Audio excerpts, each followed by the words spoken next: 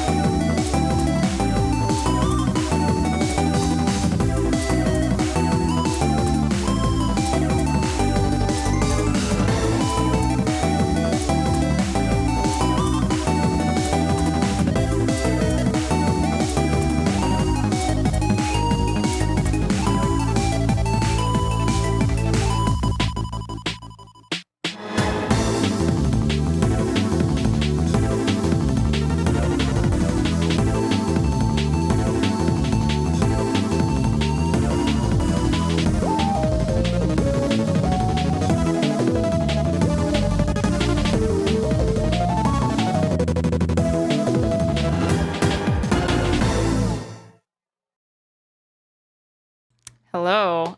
We did 28 minutes. Not that bad. Not that bad. Okay. So early, the Night Queen must have nailed down a better sleep schedule. No, try it. If you count going to sleep at 6 in the morning a good sleep schedule, then yeah, 10 of 10. All that means is that I got my ass up in time. That's it. And that I'm running on very little sleep. That's it. That's all that means. That's all it will ever mean. If you see me, never look at me and assume she's probably operating on more than 7 hours of sleep. That's never happening, which is super healthy.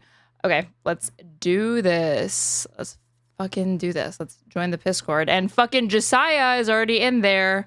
Are you a caffeine addict? No, I'm straight edge, so I don't drink caffeine. We're talking about. I understand. They were we're in a duel. I understand. I just want to make sure that we're. I just want to make sure we're understanding. Aaron, okay. I want to make sure we're going on? Operating on the same base level. We're having a heated debate about the most contentious topic of last night.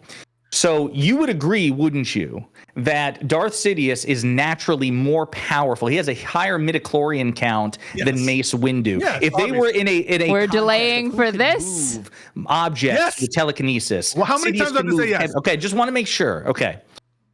However, this nerd shit. That Vapad makes Mace uniquely positioned to potentially defeat Sidious. Why are you changing how you pronounce it? You said Vapad just a few.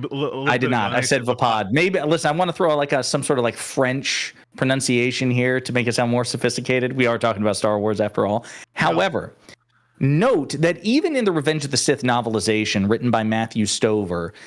In the dialogue, Windu admits that Sidious is too strong for him. He says, Anakin, he's too strong for me, while he's trying to deflect Palpatine's Force lightning back against him.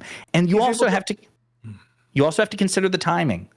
Why is it that during the course of the duel, Sidious was holding his own until Anakin crosses the threshold into the office? Why are we just automatically discounting the notion that a precognitive Darth Sidious somehow couldn't time it well? I mean, my God, given the nature of lightsaber duels. It's too risky. It's way too risky. But Palpatine in Revenge of the Sith constantly engages in risk behavior. Think about the entire opening of Revenge of the Sith, where he uses himself as bait. I don't want to do that. I want to get to my podcast. General Grievous. He's I'm being held hostage. He's being surrounded by capital ships in an all-out battle, and he's shackled to a chair simply to evaluate whether Anakin has finally surpassed his current apprentice, Count Dooku. And then, as Grievous escapes and the ship suffers, monumental structural damage, Palpatine plays games with his own life. He engages in risks to seek ultimate power. So I don't think you can discount that. Okay, so you think that Mace Windu is so easily outclassed by Sidious in that duel? That's what you actually think? I think that Palpatine, I don't know if I would grant that. I think Palpatine is sufficiently skilled that he can protract this is a meme, right? It's very serious. Protract a duel against Windu to time it so as to force Anakin's hand. Because remember, Palpatine also knew Mace was on the way. Remember, Anakin told him, he said, I'm going to alert the Jedi Council that you're Darth Sidious, and he left. So Palpatine waited there. There's nothing I can do about this, you guys. You have to endure. Revenge of the Sith novel even describes this as well, that he senses Windu approaching, and that's how he retrieves his lightsaber. He's clearly timing this. I'm asking Grok. I said, did Mace Windu genuinely beat Darth Sidious? Oh, you're deferring to Grok. Nazi Grok there. Nazi Pisco loves Grok. Okay. That makes me a fascist and pass the mustache, but I am deferring to Grok. And they're searching the web. You already have. No offense to anyone who enjoyed it. Okay, but I'm just saying, then pass it. Okay. If you guys like it, then that's good. Be right about that. He knew that Mace was coming. That he was overconfident. But I don't think that he could have known. That he could have predicted that all those different things would play out the way they did. That Anakin was coming when he did. And come on. Do you really think that he was playing Windu for a fool? And that I do. The only other reason why I do is because since the Disney buyout, they have confirmed it with more up-to-date reference material that Palpatine was dragging it out. I was much more sympathetic to your view before the Disney buyout, but since they have assumed control of continuity and have published various encyclopedia and reference guides, it's been confirmed. Changes your outlook? Yes, because these are canon sources. It's not just simply the Revenge of the Sith novelization is a good example. That's not the film. That's an adaptation of the film that also counts as canon. Right, So I'm just going to read from Grok. From Grok. This The is my Grok question. receipts. Did Mace Windu genuinely beat Darth Sidious in a duel? This is the response. Yes. Mace Windu genuinely defeated Darth Sidious, Palpatine, in their lightsaber duel during Star Wars Episode 3, Revenge of the Sith. According to the film's director and Star Wars creator George Lucas, Windu legitimately overpowered Sidious in the sword fight, disarming him and forcing him to the ground at blade point. This was not a ploy or intentional loss on Sidious's part during the duel itself. The manipulation came afterward when Sidious feigned weakness and exhaustion during his Force lightning attack to exploit Anakin Skywalker's indecision and force him to turn to the dark side. The sequence of events in the duel, as detailed in canon sources like the film and its novelization, unfolded as follows. Windu arrived with 3 other Jedi Masters, Agan Kolar, Sasi Tin, and Kit Fisto. Imagine having a name like Fisto. Okay. Yeah, To arrest Palpatine. He's a lively one at the parties. Yeah. Sidious swiftly killed the other 3 Jedi, leaving Windu to fight him one-on-one. In an intense lightsaber battle across Palpatine's office, Windu used his Vapad fighting style, which channels an opponent's darkness against them, to gain the upper hand, kicking Sidious's lightsaber away and cornering him. Sidious then resorted to Force lightning, which Windu deflected back with a lightsaber, causing Sidious's face to deform from the energy feedback. At this point, Anakin intervened. Okay, we know this. While some fan debates suggest Sidious threw the entire fight as part of his grand plan, Lucas's direct commentary clarifies that the lightsaber victory was authentic. The faking only occurred post-disarmament to manipulate Anakin. He never says that. Now, he does use the phrase in the director's commentary, overpower, but he never says legitimately. I would argue that the scene as unfolded with Palpatine disarmed, you could characterize as an overpowering, but I don't think it's mutually exclusive to the notion that Sidious was effectively throwing the fight so as to lure Anakin in. Remember, this entire thing is predicated on Anakin being forced to choose between Palpatine and Mace, because prior to this entire thing should not be happening right now. Himself to Anakin and tries to lure him over. Then Anakin actually gives him the finger, says, "Fuck you, you're a Sith Lord, I'm turning you over to the Jedi." So that didn't work. So the only way Sidious could get Anakin to the dark side was putting himself in danger, because he convinced Anakin that he was the one who had forbidden dark side knowledge to keep Padme alive. He had to literally force Windu's hand, and the only way to do that would be to put himself at a disadvantage so as to credibly convey the threat of Windu. That's what forced Anakin's hand. He intervened, he disarmed Windu, and that was the moment that Palpatine pulled him to the dark side. It's plain as day, I think, especially in light of canon sources. I'm searching Reddit. Not the Reddit search. Palpatine indeed lost against Mace. That's the number one Reddit. What, could you repeat that? I'm sorry. Casual reminder that Palpatine indeed lost against Mace Windu confirmed. Some people still believe that Sidious faked his defeat so Anakin would join him. How old is this Reddit thread, sir? How old is it? 2 years. Redditor on Redditor violence. Well, listen. That's what Reddit says. Well, I just wanted to spar with you about this because I didn't have a chance last night. See, I knew, because you've actually read a lot of the books. I knew that this would be like a fun dialogue. Can you tell me your favorite Star Wars book? So fun. I liked the ones where it's Qui-Gon and Obi-Wan as friends, or like as apprentice and master, and like Qui-Gon had a previous. I forget the name of those books.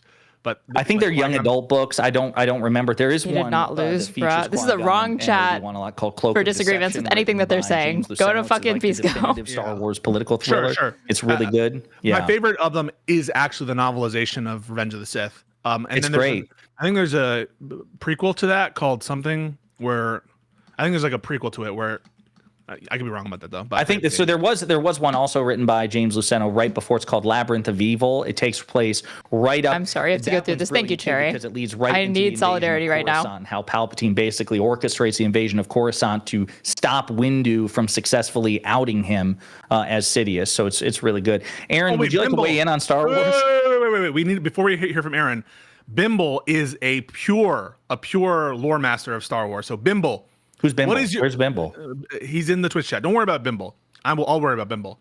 Bimble. Okay, fuck. Definitively. Did Mace Windu defeat Darth Sidious in the duel in his office? A chatterer is being prioritized over me in my own podcast. From Bimble. Because he knows this stuff. He knows this stuff like the back of his hand. I also did like this Tales of the Bounty Hunter book that came out one time where it like shows IG-88 like taking over the Death Star or something. It shows like some other individuals, but the IG-88 one's hilarious because it shows him taking over basically possessing the second Death Star and like closing the door repeatedly to troll the Emperor while he's waiting for for Luke Skywalker to arrive. The new Jedi Order series is controversial, but I actually think the last book in the series, The Unifying Force, is also a top 5 of all time, also written by James Luceno. Luceno and Stover have written 4 of my top 5 Star Wars books. Wow. Really Crazy. Wait, so we're still, putting him on the spot.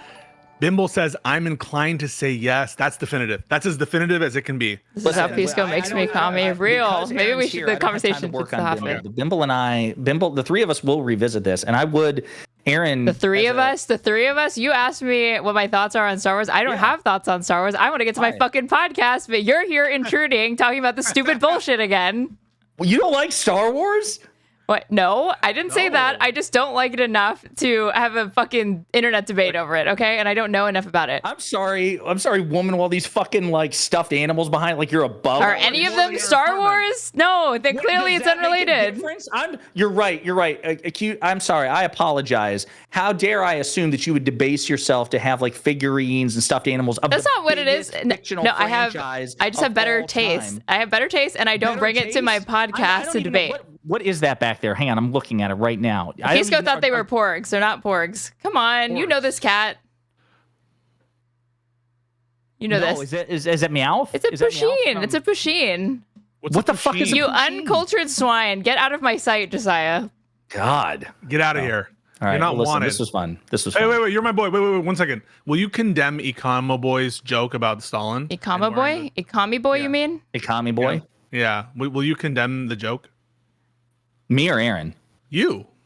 No, what joke? I thought it was hilarious. What joke was it? Whoa! Doubling down. What, you hate Ukraine? You hate Ukraine? We're talking about the outfit last night. Yeah, wearing the outfit. It's bro, that took our reaction to that was hilarious because remember he was like he wouldn't turn on his camera. I'm like, wait, are you having camera issues? Like, listen, I'm just working on some stuff back here. Yeah. We went live. I didn't think twice of it. Yeah, he was like, I'm having camera stuff. He's like, go live. I'm having camera stuff. I'm like, oh, okay. No, because he's like, I think he was. I thought the point was like he was making fun of people who have been calling him a communist. Like, yes, yeah, obviously. Right. So no, that's so funny as hell. Yeah. All right. You're doubling down. This is on the record. Thank you, Josiah. Hey, love you, dog. And listen, hope your channel's doing all right. It's okay. Why wouldn't it? What does that mean? It's doing very well. It's doing very well. I'm very proud of you.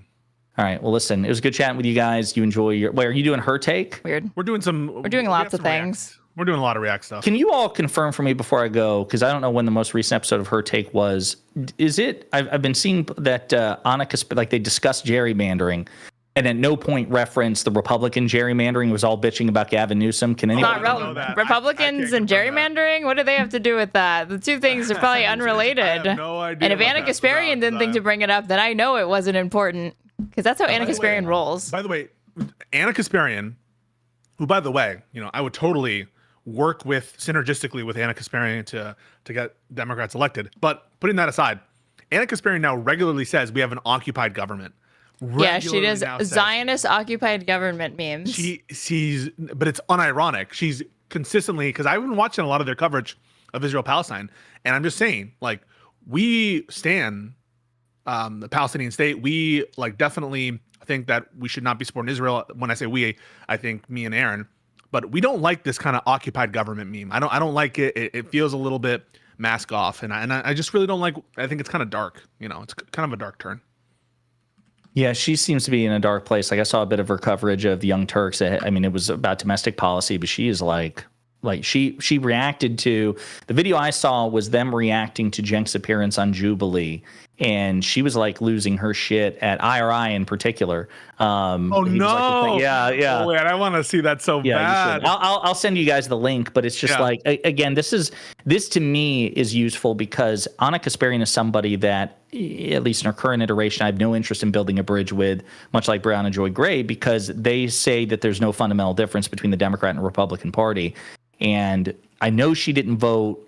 Aaron, you might have to correct me on this one. She voted for Trump, or she voted third party, or she didn't. I don't think she voted because she said Joe Biden is a disgrace. I will never vote for him. But then Joe Biden stepped aside, so I don't know what happened after that. I really feel like if you believe that of Biden, it doesn't make sense that you would think his second in command is that much different. I am almost certain that I saw her on a right-wing podcast confirm after the election that she either didn't vote or she voted for Trump, one of the two. Maybe I don't think if she voted for Trump, I feel like I would know that. I don't think that she voted. I think she voted third party. I don't think she's that. But she'll be like, oh, but I'm in California, so it's not going to matter anyway. Yeah. Cenk did vote. As frustrating as Cenk is, and I don't know if Kamala. He voted for Kamala, and even during and he that, advocated for voting for Kamala. Yeah, he advocated for it. Yeah, so and I respect him for that. Yeah, yeah. So she's really unhinged in this conversation. You know what drives me crazy from her? Her fucking simping for the Teamsters president. What's his name? Oh, Sean O'Brien. Sean O'Brien. She's like, Sean O'Brien just fucking blew the lid off of all these people. She was like slobbering all over him for his RNC speech, and it was like, dude, are you? This is it. This is ridiculous that Sean O'Brien is trying to cozy up to fucking MAGA instead of the Dems. That's ridiculous to me. He's the worst. They doubled down on it. I remember when because we talked about this a bit last night on Live and Learn. Yeah, we did. O'Brien backed Lori Chavez de Remmer, the former Republican congresswoman who's now labor secretary, for that position. And Anna and Cenk both, but especially Anna, were like cheerleading, like, this is how it's done. You know, they kind of hugged Trump, and now they're getting concessions from Trump. Yeah. And then Chavez de Remmer gets in front of the Senate, and she has to basically disavow the PRO Act, which was the very thing that Cenk and Anna were cheerleading about her in the first place. And then the cope afterwards, because it was the one time I've never been able to get them to respond to me on Twitter ever. Well, maybe one time, I think.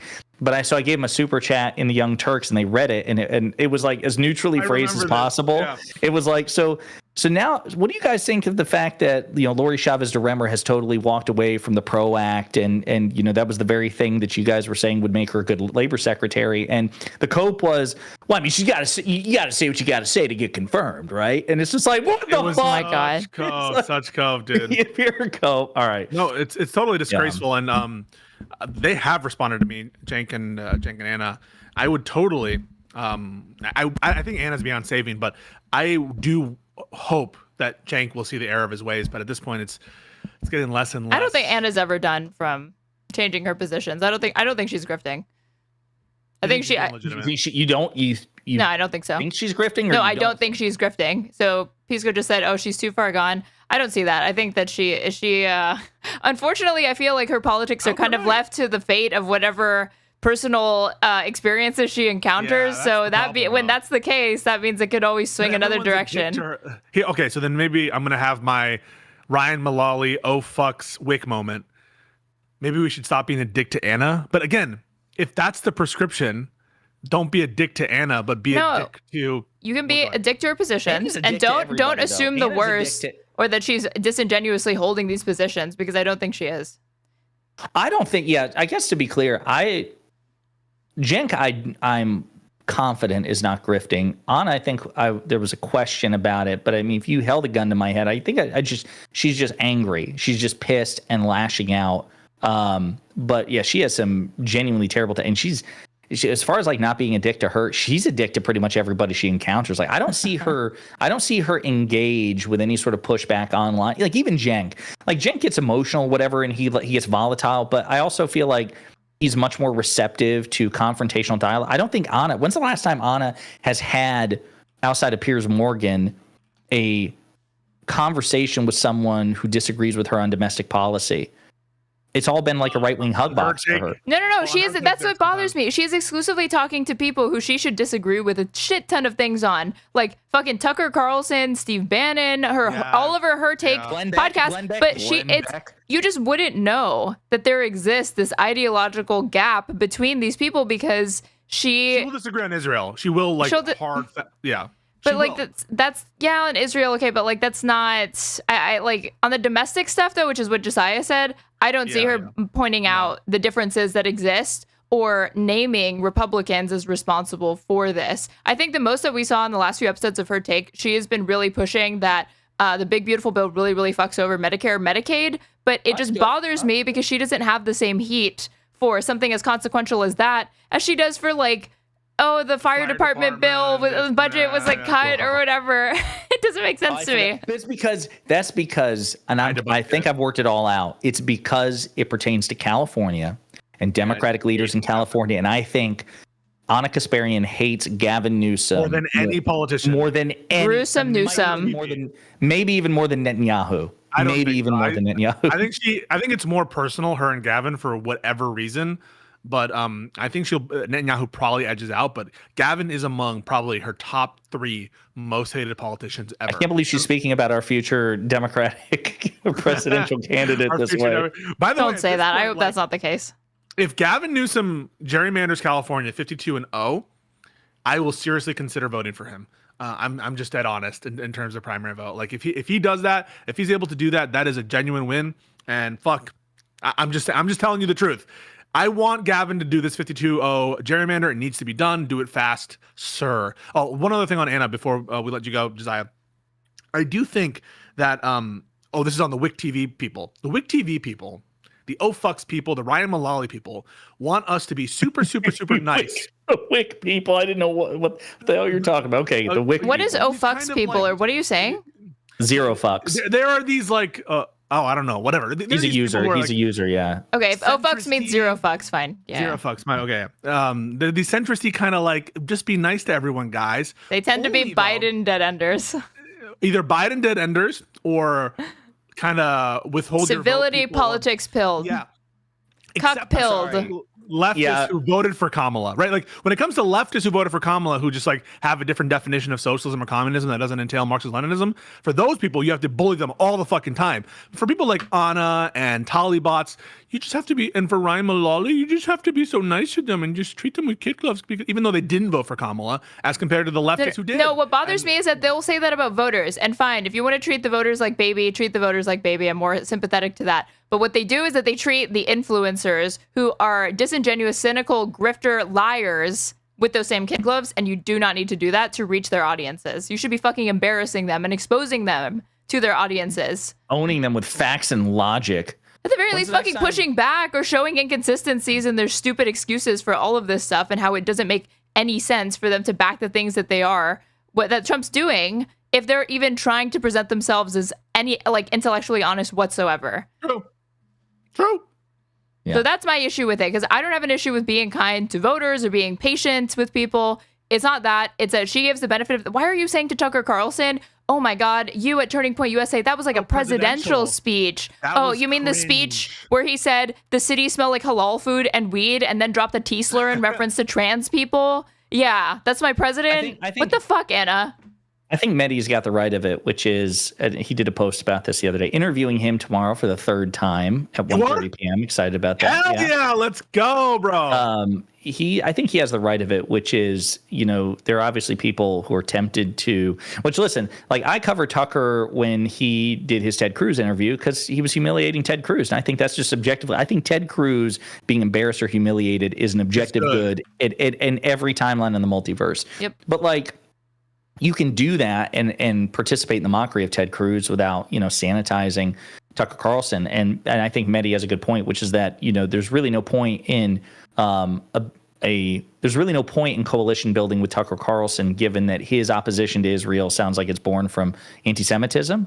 And he had a really good write-up, and I think it was also on Zateo as well about that. And there's just too much credulity given to Carlson by and Marjorie Taylor Greene and Marjorie Taylor Greene. That was the other one too. She doesn't take a penny of AIPAC money, and if you're a Republican not taking any AIPAC money, that's like you're just an anti-Semite at that point. There is no reason if you're a Republican in this country to not take it. That is how committed you are. Or she knows that because of her previous comments that she's made, or like the posts that people interpreted as like the Jewish space laser shit, she knows that it would cause a fucking, like her base, it would constantly follow her around that she took money from these groups. Yeah. So I think, but I'll say, I don't think Thomas Massie is an anti-Semite, and to my knowledge, he doesn't take any money from AIPAC, J Street, or any pro-Israel lobby. So that's why I said 99%, 1% fine, Thomas Massie. That just means he's genuinely stupid because he's a Republican. So Republicans are stupid, sorry. Massie and Rand Paul, I think, is and both representatives of my former state, Kentucky. I just think that they're the closest thing to a principled, consistent, principled, yeah.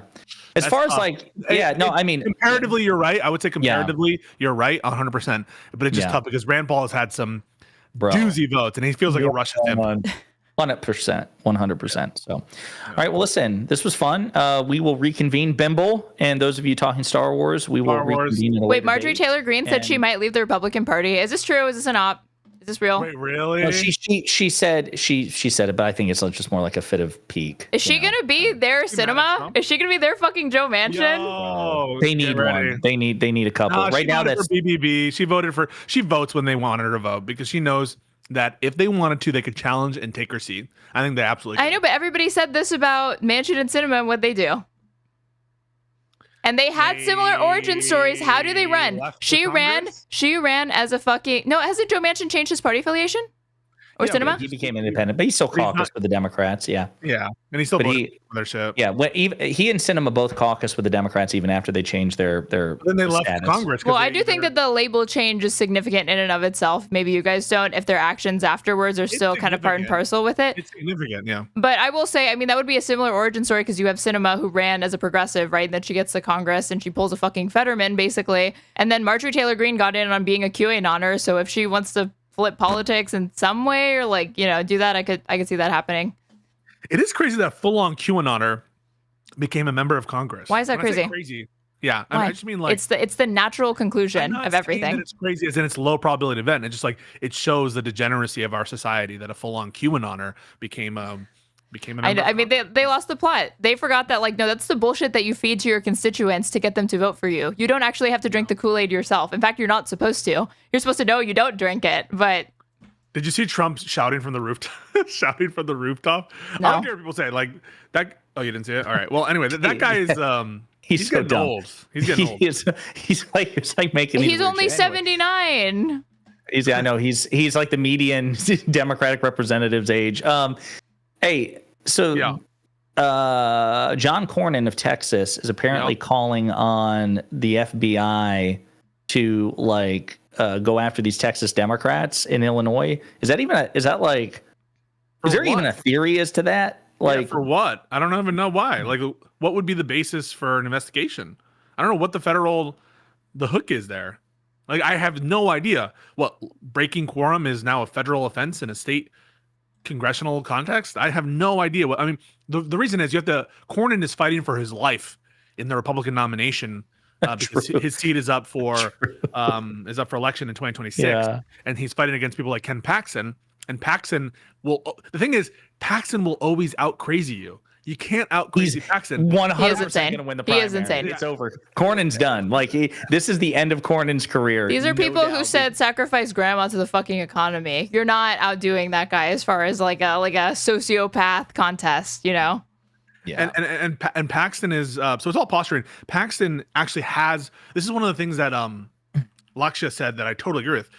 That he actually has power to do a thing right now independently, whereas a senator is a little bit more limited. They have some power, they have some pull for sure. Senators have some of that, and certainly more than representatives. But a state official like an attorney general or a governor, they can actually act like an executive in the place where they reside.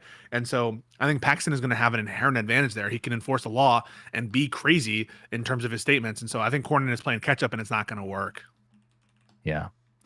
No, I agree, and that means Texas is in play, baby. And we got Roy Cooper in North Carolina. Listen. Oh my God, the cope. You don't think that we? No. Okay, you don't think it's possible?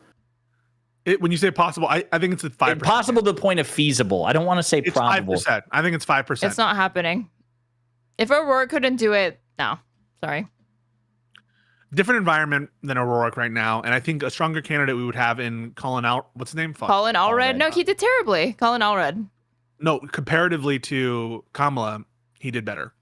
And also, I think he's a stronger candidate. If you had an election year like the one that in 2018, I think Allred wins. So you both are extremely confident that Cornyn will be the next, not Cornyn, Paxton will be the next 95% senator. 95%. I think there's a good chance. Damn. He's been angling this for a while. I've not lived in. You lived in Texas. I don't know. There's something. I don't know. Cameron, Econoboy seems pretty. Econoboy thought there was going to be Brexit this presidential year. True. Okay, Econoboy was calling that maybe Florida was in play. All right, that's true. You're right. And between him and Hutch being like, guys, I've seen the polling this week, and Trump's you're right. He may have had that Castro hat strapped a little too tightly to his head. I don't know, but all right. The Democrat, the generic ballots, they're looking good for Democrats. It's so stupid. It's like always a generic Democrat always polls really well, and then you put a name in there, and it fucking drops. I still think we're favored to win. Wait, you cut out. You cut out big time, Aaron. Aaron, you're still muted. There we go. Can't hear you. No, can't hear you. No. There you go. There we go. All right. Yeah. All right. Well, I'm out. Later, Josiah. Yeah. You guys have a nice day. Bye. You have a nice day. Oh my God. I thought he'd never leave. I know, right? Who let him in? Whose fault is that? Wait, can you share your screen? What are you going to show us? We got lots of stuff to go over, but first of all, let's work backwards. Okay, give me your thoughts on how Matan, Tim Pool, Alex Stein, Vice, what's his name? Gavin McInnes? Gavin McInnes. How'd that go? Yeah. How do you think about it? Yeah, I really liked it.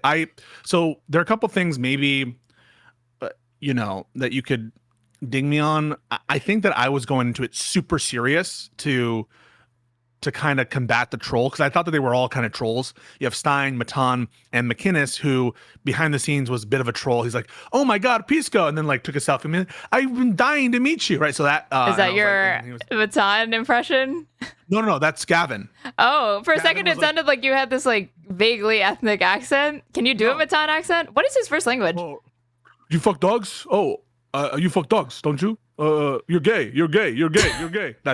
That's my Matan impression. Okay, that's your impression, but how come all you could manage was to keep the stick firmly up your ass? Why didn't you pull it out and have fun with him? I don't get it. No, because I'm. Yes, you came off like a stick in the mud.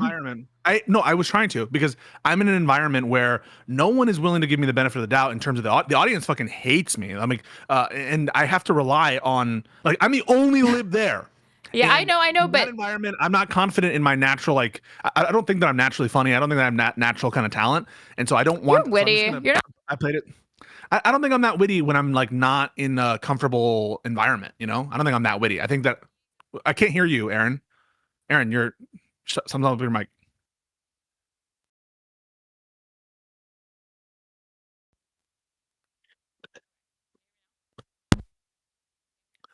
why is this happening? This never happens. We're gonna fix this tech issue stuff, you guys. Hold on. Oh wait, can you guys hear me? Test, test, test. Can you guys hear me? Yeah, I can hear you. Okay. Okay. There we go. There we go. Okay. You're like, oh, I'm struggling in these environments. It's like, yeah, because you're going in and you're telling yourself, oh, it's serious. Like I gotta keep my focus, but like you're not factoring in the environment, because this is not a really like serious sit down debate. You're outside. You've got a crowd full of fucking hogs that are like screaming and baying and hooting at you guys. Outside, it's inside a bar. You can't see everybody. It's just lights blinding me. I can't even see. Okay, anyone. well, the point is that it's clearly a casual environment. It's like a 4v1. I don't envy you in that position. But that being said, I don't know that you should just kind of have this fatalistic approach of like, the audience hates me anyway, so I may as well fucking lean into that. Why not try to loosen up a little bit? So basically, I think that trying to like lean into, yeah, fuck dogs, if it's like if and do like a little joke on that and like, yeah, I fuck it because it's a poodle. I think that's no, you should have been like, no, I don't, but maybe Donald Trump does, because that's in the Epstein files and he doesn't want to fucking release. Let's talk about that. I don't like. I don't know if I trust myself to make that land. I think I just wanted to play it super straight, given. Super straight. So you hate trans people. So you want to play it super straight and appeal to these transphobes because that's who you're trying to get in with, okay? Everybody says you're trying to get in with the MLs, with the communists. Pisco just exposed right now that he is trying to get in with the right. Okay, you're witty. I don't consider myself super witty. I think that when we're on a show, just like having an exchange, you and I, like I feel a lot more loose. But in that environment, this guy's like an actual like professional troll, and I'm not going to play his game and then lose. Like I don't want to like come off as in that way. And so you being so scared and averse to it, you lose anyway. I made a strategic decision not to address anything that wasn't with respect to the debate. And that's what I did. And you can say that, you would have felt more comfortable. I'm like, what would you have done in that situation? I think that it's kind of like similar to a whatever podcast situation. I was going to say, I've done that, and I made the mistake of doubling, tripling, quadrupling down, not reading the room, and I got my ass kicked off. I can live or whatever, but I do think that's not how I'd handle it now. And like next time I went back or whatever, I didn't handle it that way.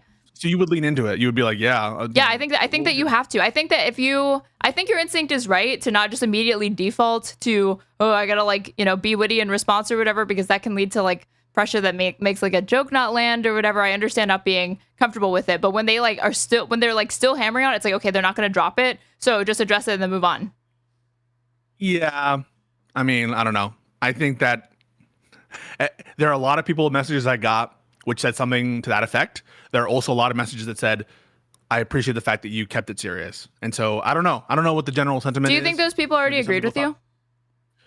It's possible. It's possible. But I think that there's a nice contrast there between people who, and you could say that the whole show is built as a debate show. And Alex Stein, for better or worse, he is like a more serious MC. And of all the people there, Alex Stein is always like the least crazy right-wing person there. And oh God, that's saying something. With Will Chamberlain and with this guy, Good Logic, those two, those were serious discussions. And so I'm coming into this not under the impression that it's going to be a complete shit show troll fest, that there's one troll there that I want to, neutralize him. And he became a non-factor in the debate afterwards. He just kept repeating his same shtick. And so I was treating it like I was treating the Will Chamberlain thing and trying to focus on the issues. I mean, that's what worked for me before. You can say you don't agree with it, but I know that some people agree with you. I'm not saying that those people are wrong. In that moment, seeing what Matan was doing behind the scenes and what Gavin was doing it, I felt outnumbered. And what I wanted to do was just neutralize the memes and just play it as straight as possible. No. That's what I did. Okay, I'm focusing on the criticisms first, but I want to say I think you wiped the floor with these people. I think obviously the facts are on your side. They don't have anything to say in response to it, so there's your flowers, right? It's none of that. It's just wondering, like, you have to go in, like, what's your goal? And it's like, do you want to rally the troops? And you're not going to reach this audience. You're definitely not going to reach people on the panel, but you can absolutely fucking destroy them and prove to your own audience or people that like, hey, yeah, I'm not going to put up with bullshit from MAGA. I'm not going to try to play their games whatsoever. I'm going to hold the line. This is how and this is how I'm going to present the liberal side and arguments or whatever and show that they're unserious or fucking clowns. That's one way of looking at it. That's one approach. I think it's your approach. But I also wonder, like, if you do want to try to reach people, I might unwind a little bit. I think you have a point there. I think people have a good point. I have maybe too much of a stick up my ass, and I get that. I think that I'm trying to calibrate a little bit because I think my best appearance on Tim Pool was probably that Good Logic appearance. I think I did that very well, and I played it off a little bit more looser, a little bit more funny, a little bit more nice. But it's a controlled environment, and he's not a troll. Yeah, exactly. So that makes it easier. That makes it easier. So maybe I would, and I think I perform better in those environments than on the live stage. And the live stage, you guys can't really hear it, but it is. I come across maybe a little bit more shrill, but it's because it's super loud there, and the mics don't necessarily pick it up. Everyone is like yelling at me like 80% of the time when I'm talking. And so you have to put that into perspective, that it seems like I'm being super shrill and repeating myself and all that stuff. But when you're on that stage, it's a very different environment than when you're in a podcast studio. And so I would definitely, I think, loosen up if it's in a one-on-one podcast. And I think that shows in my previous, even when I was doing the New York studio stuff, when I was brought in afterwards, after the interviews, I think I loosened up a little bit. I think I was providing jokes and stuff, but it's a lot easier, and I feel more comfortable doing that when it's like a one-on-one with the cameras right there, as opposed to in front of an audience. And then, like, I'm not a comedian. I don't feel comfortable like telling jokes. My timing is fucking shit.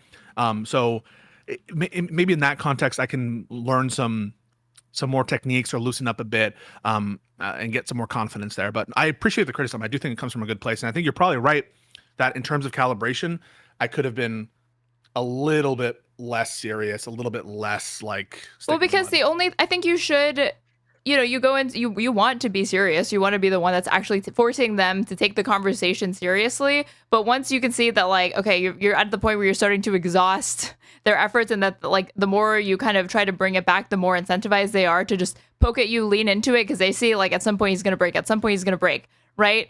But I think if you can like take the wind out of their sails, if you kind of like, okay, you play along for 2 seconds and then like right back to it, because then that shows the audience like, hey, it wasn't for me. being unwilling to joke back with them or be chill. But we did that, and I'm trying to move it back to the thing that we're here to talk about, and they just like don't want to do it. And then it's then I think people can see, oh no, he's not just being like a stick in the mud. It genuinely is. These people just like they have to go there because they don't have anything else. Yeah, and for what it's worth, no, I hear you. For what it's worth, Tim, and I don't think that we should necessarily take Tim's advice on what's appropriate. Tim thought that I did the right approach, given what he knew about Matan. But that said, I hear what you're saying. I think you have a point. I think people got frustrated with the jokes as well, even given what I did. But I think that there's maybe some opportunities to win some people over in the audience who maybe wanted someone who's a little bit less serious. But wait, I have a viewer that wrote an entire doc saying what you did wrong. Are you open to hearing them out for a few minutes? Sure. Okay, they'll join in a bit. Okay. But wow, that was really loud. Was that a notification for you or for me? What? Okay, I guess it was for me or whatever. Okay, I got a subscription. Thank you, Ponscom Pod, for the subscription. Okay, what else is fucking? Let me share my screen. Oh shit, let me look at it. Quick thoughts on Bill Kristol. I don't know. I mean, I think he was like the neocon writer for New York Times for a while, and I like that he's anti-Trump. But I don't really know that much about him. Did you see this? Clinton subpoenaed. Everyone else's headline for this is the Clintons have been subpoenaed, but for the New York Times, I've noticed that they just kept it to this. And it's in this article somewhere, I suppose. No, I don't think it's suspect. I think it's part and parcel for the New York Times to not just present the most juicy little tidbit or whatever, because that's not the only part of this story that's relevant, but every other media outlet. Hospital was bombed. Oh, for when it comes to Israel Palestine, I expect nothing less than that sort of shit. But with this, I was actually not that surprised that that's how they chose to report on it. House Oversight Committee issues subpoenas for Epstein files. The committee's Republican chairman requested that the docs from the Justice Department and former government officials be delivered by August 19th. So this was earlier today. To the DOJ Justice Department for its files related to Jeffrey Epstein, disgraced financier. We know all of that. The committee also sent subpoenas to 10 former Democratic and Republican government officials. It said it was seeking to depose in relation to Mr. Epstein and Ms. Maxwell, who was serving a 20-year sentence for sex trafficking and other crimes. Where does it say that the Clintons are in this? Okay. So 3 Republicans broke from Mr. Trump to back the subpoena for the Epstein files, but they also expanded the request to include subpoenas for prominent figures who held their positions during the lengthy investigation into Mr. Epstein and have frequently been targets of the president. They included former President Bill Clinton, who was acquainted with Mr. Epstein, and Hillary Clinton, the former Secretary of State who ran for president against Mr. Trump in 2016. So are you surprised by this? That, okay, they're willing to go along with it, but that they're gonna, they have to... it says they subpoenaed 10 people. Wouldn't be surprised if it's 5 Democrats, 5 Republicans. Yeah, I'm not surprised by it at all. They're trying anything to twist the narrative and to make it all about Democrats and their connections to Epstein.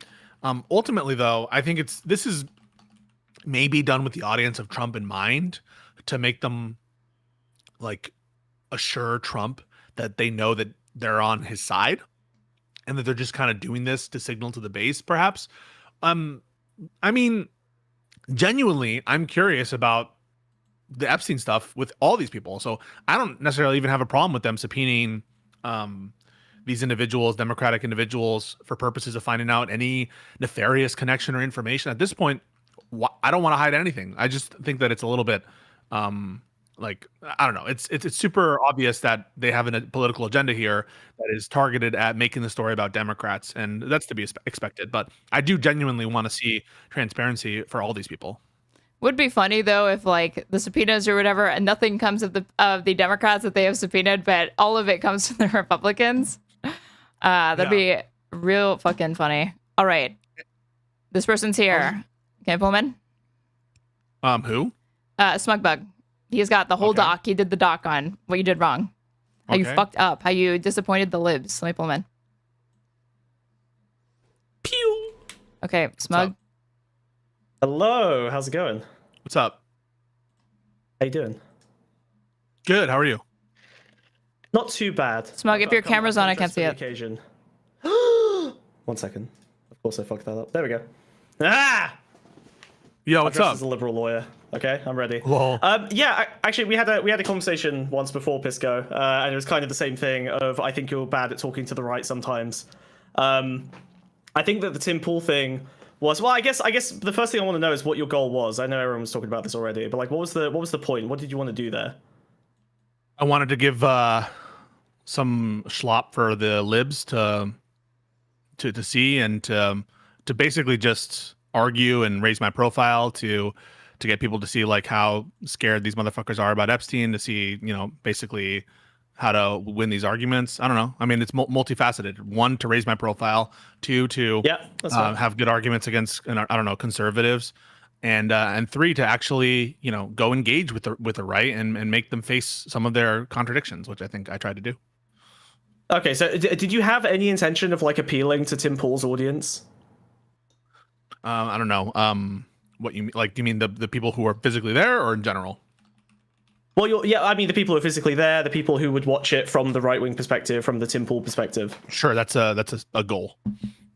Okay, all right, fair enough. And I get that you have to like work with multiple goals, so there might be like something that you do that only serves one and doesn't serve the other. So I'm not saying you'd have to be like perfectly consistent the entire time. Do you think that conservatives have like a higher or a lower bar for being internally consistent than like liberal values generally? I'm not sure. I don't know. Okay, all right. You don't know whether liberals are more inconsistent in their like internally held views than a conservative is. You think conservatives are roughly equivalent? My intuition is that liberals are strive to be more internally consistent, but that comes. I'm biased because I am a liberal, but sure. I think that I don't have any proof behind it. I'm just saying that's my intuition, but that's fair enough. That's fine. He's lawyering. That's totally okay. So like I think the original debate conversation was the statement was something like. Wait, you just said I'm lawyering. I just thought I don't understand. What do you mean when you say I'm lawyering? Sorry, I mean you're not committing one way or the other, which is fair enough. You don't have the information. I'm just being honest. I don't have evidence to show that that's fair. In general, are more consistent, but my intuition is they probably care more about it because my intuition is libs are more educated, and my intuition is also educated people want to be more consistent, but I don't know that. Okay, but you don't think there's anything about the liberal worldview that would like lend to you towards being more consistent in terms of the beliefs you hold? Intrinsically, no, why would it? I mean, you could be a totally consistent Nazi. You could be a totally consistent racist. If what you're talking about is to hold an ideology without any contradiction, I don't understand. I don't know that they are. I mean, consistency is something separate from like whether we agree with it. Okay, that's fair enough. So the reason I asked that question is because I think that if you believe that your ideology has like fewer internal contradictions, is that first of all, actually, do you think that your ideology, your version of liberalism, has fewer internal contradictions than like most other people's ideological framework? I hope. Yeah. I don't know. Yes. Okay. I mean, yeah. I feel like Erin probably believes that about her ideology. The reason I bring that up is because if you think that your ideology has fewer internal contradictions than the opposing ideology, which, you know, for this case, we could just be like that room full of Tim Pool idiots and Alex Stein and whoever else, then I think that you could look at that as like a potential way to attack them on their own basis. Like, you don't have to attack them through liberal values. You can still enter their frame without carrying all of the baggage of the, you know, liberal signals that they don't really care about. You don't think I did that with respect to the Epstein stuff? Isn't applying my framework. I'm applying the Epstein frame, stuff is their framework. They care about Epstein, much more than I do. I agree. I think that's a really good line of attack. I think the Epstein stuff makes a lot of sense to attack the right on. But I was talking about the Tim Pool deportation stuff, right? Because you went in on that debate about what was the name of the guy who got deported? I don't actually know the specific details. That's it, yeah. And you know whether the Trump administration should bring him back to the country, whether the deportation was the previous debate, not the most recent one. But yeah, I did do that. But that because there was a debate specifically about that with a lawyer specifically arguing the opposite. So that the second conversation in the Tim Pool was specifically a conversation about Kilmar. That's the whole debate was about Kilmar. The third one, I didn't really focus that much on Kilmar. That's fair enough. I'm talking about the Kilmar debate because I think that's where it was interesting. Oh, the second debate. Like, okay. Yeah, sorry. Yeah, I'm not as familiar with the most recent debate. But the reason I think that you kind of walked into a bit of a trap is because, and I think you know this, right? Like, they don't care about just or unjust. Like, the first part of that statement is completely worthless to MAGA because they don't believe in like a liberal construction of justice or injustice, right? They've like dismissed the whole framework of like how governance works, how legality and legalism works. Like, they don't really care about any of these systems of justice. So I think by like trying to appeal to a justice that every single person in that room other than you basically has abandoned, you kind of ended up falling into a bunch of traps where it seemed like you were just in group singling, right? You were showing, well, this is a whole group of people that have abandoned basic premises of like, you know, the value of a legal system, the value of a justice system. Which is one of the goals, for sure. But I think that it basically immediately turned the entire room against you in a way that made it impossible for you to achieve the other goal. And I think there's a way to thread the needle where you don't have to give up so much appeal to the right in order to successfully in-group signal to your own liberals about how bad Help they me are. with that, because without changing the topic of the debate, topic of the debate, which was about Kilmar, tell me how I approach that conversation from their framework in a way that's going to appeal to them without coming across as a fucking like cucked little pussy. That's a really good point. I think that's fair. So I think in that debate, you do a couple of good things, right? In service of like the in-group signaling. You say something along the lines of like, if you have a problem with illegal immigration on the basis of its illegality, you should have a problem with illegal deportation. And I think using the illegal immigrant frame as like an idea, because that's something they claim to hate, right? They claim to hate the fact that these immigrants are illegal. So if they want to care about an illegal immigrant, they have to care about legalism in some respect, right? They have to have some care for it. Until you've basically forced them to drop the mask, you check the audience and they all say they're basically fine with breaking the law if it is in pursuit of a higher justice beyond like a legal framework. So I think from that moment onwards, and I know this might suck for a lawyer, but in that situation, I think legality should just not be a feature of your argumentation, like at all. They've literally abandoned every basic principle. And I think if you were to listen to a kind of normie Trumper, a normie MAGA, and they were to kind of explain to you where they're coming from, they live in a world, they've been taught that the legal system, the justice system is not really justice for them. They don't really believe that government can actually help them. They don't believe that they're going to get anything back from their taxes or from from their vote, or they're completely disillusioned with the framework. So the problem is that right at that moment, I think, is when you basically say, well, you guys just want Trump to be a king or a tyrannical fascist or whatever. Yeah, I did say that. I think that you did say that, yeah. And I think that was probably a mistake, because there is a fairly reasonable, plausible position you can hold in between those two things, which is that you can believe that the current system of liberal legal structures doesn't serve you without wanting an unaccountable dictator. What they feel, I think, is they believe that he has this like temporary democratic mandate to do authoritarian things to break down a system that doesn't serve them anymore. And many in the crowd agreed that I think they would want this as a temporary thing. They don't actually want him God King for life. They want him to be given sledgehammer powers to like destroy everything that isn't serving their purposes, so it can be rebuilt in a way that does serve their purposes. So I think that's how they feel about their views. But when you don't allow space for their worldview to have this sort of plausible foundation, it's impossible for you to appeal to them, because either they agree with the current legal framework or they agree that Trump is a king, God King, emperor, fascist. And there's no real in between, which is where they're actually sitting. Yeah, help me out, because I don't think there's a world in which I am convincing on the spot members of the crowd with whom I'm debating. But maybe as this middle position, help me out. So someone comes up and says, so they say, I support the Constitution. This is an exchange that actually happened. I said, okay, you say you support the Constitution. If the Constitution says that the due process clause requires that these people get some amount of hearing, would you follow it? And then he's like, blah, blah, blah. And I'm like, yes or no? And he's like, no, I wouldn't follow it. So he just said he cares about the Constitution. Hits it with a yes or no. Also doesn't care about the Constitution. So you're going to have to help me out there. How do I, in that situation, as just an example, if you don't like that situation, if you say that's not a good example, we can move to a different one. I kind of remember most of it. Example. Yeah. So how would you approach that? When a MAGA person comes up to you and says, I support the Constitution, what is the first thought you have? Is the first thought that you have that this is a person who lives and dies by the Constitution? You personally, Pisco. Do you believe that instantly? No, I'm proven otherwise. I guess I'm gonna be honest with you. Like when this person says to me, "I support the Constitution," the minute I hear that, I'm like, thank you for the bit, salty squid he stream. has expressed a value to me. I am now going to present him with an inconsistency, a potential inconsistency in which I will get him to have to deal or reckon with or find some kind of way to explain that inconsistency. And so I'm not really thinking about I'm not really that interested, or and maybe I should be, maybe that's your critique or something, in like, oh, when he says he loves the Constitution, he means something totally incomprehensible to me. Like I don't understand what it would mean to love and respect the Constitution, but also not care what it says or not apply it in some circumstance. And maybe he has a rationale for that, but I literally ask him, how do you explain that? I think. So just help me out there. I mean, when I hear I love the Constitution, the next thought in my head is, okay, there's an express value. Now let me present something and have him deal with it.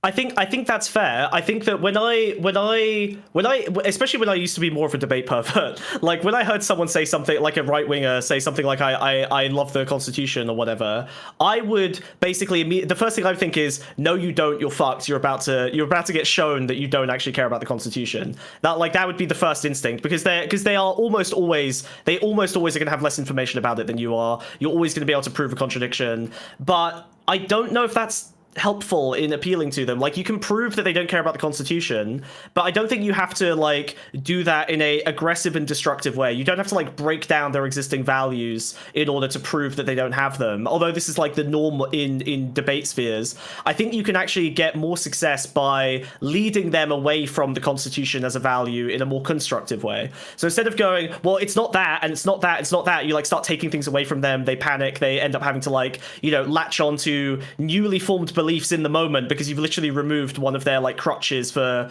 understanding their own ideology.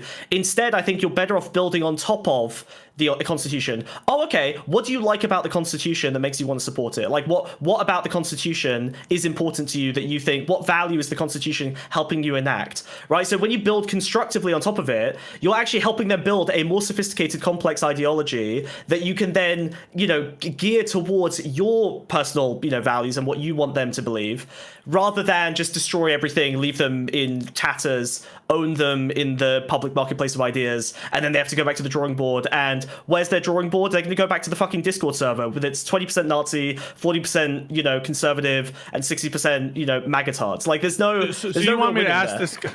Hang on, Aaron. I'm going to send you a clip of this guy so that we can actually show it on screen. But I do want to I want to ask.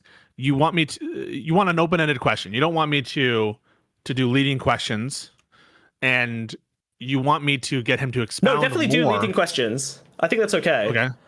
You want me to expound? Yeah. Go. What I'm sorry, thanks. What I'm suggesting is that you already know when someone says you've won this debate a million times. You don't need to prove to anyone that you're smarter than them on the Constitution, right? Like, everyone knows that. But what I think is valuable is you can use that knowledge to figure out, what does this person actually believe that they are describing through I support the Constitution, right? Like, what you're trying to find their actual values and then give them something that's more compatible with their value set than what they're claiming. Now, in the short term, it might feel like, well, am I not just helping make their conservative worldview more sophisticated and nuanced and whatever, and kind of almost giving them tools to be more effective? And I would answer yes, but those are also the very same tools you need to understand that your worldview isn't actually compatible with your value set and will help you move away. I think that because all of the conflict between the right wing and the left, and we've seen years of like debate culture now online, hasn't really changed very much other than cement everyone's positions and kind of destroy discourses, like the ability to have meaningful discourse. It's just performance, and you can't even capture much of anyone's audience anymore. I think that is more valuable, as helping people understand their value sets in the context of like a better ideological framework, which in your case would be liberalism or whatever you would name your ideology, right? It would be helping to get people towards your side of the aisle by giving them the tools they need to better understand their own value set. I think I'm trying to understand. Let's apply it in practice in this example. So, Straighterade, can you play this with volume on it actually?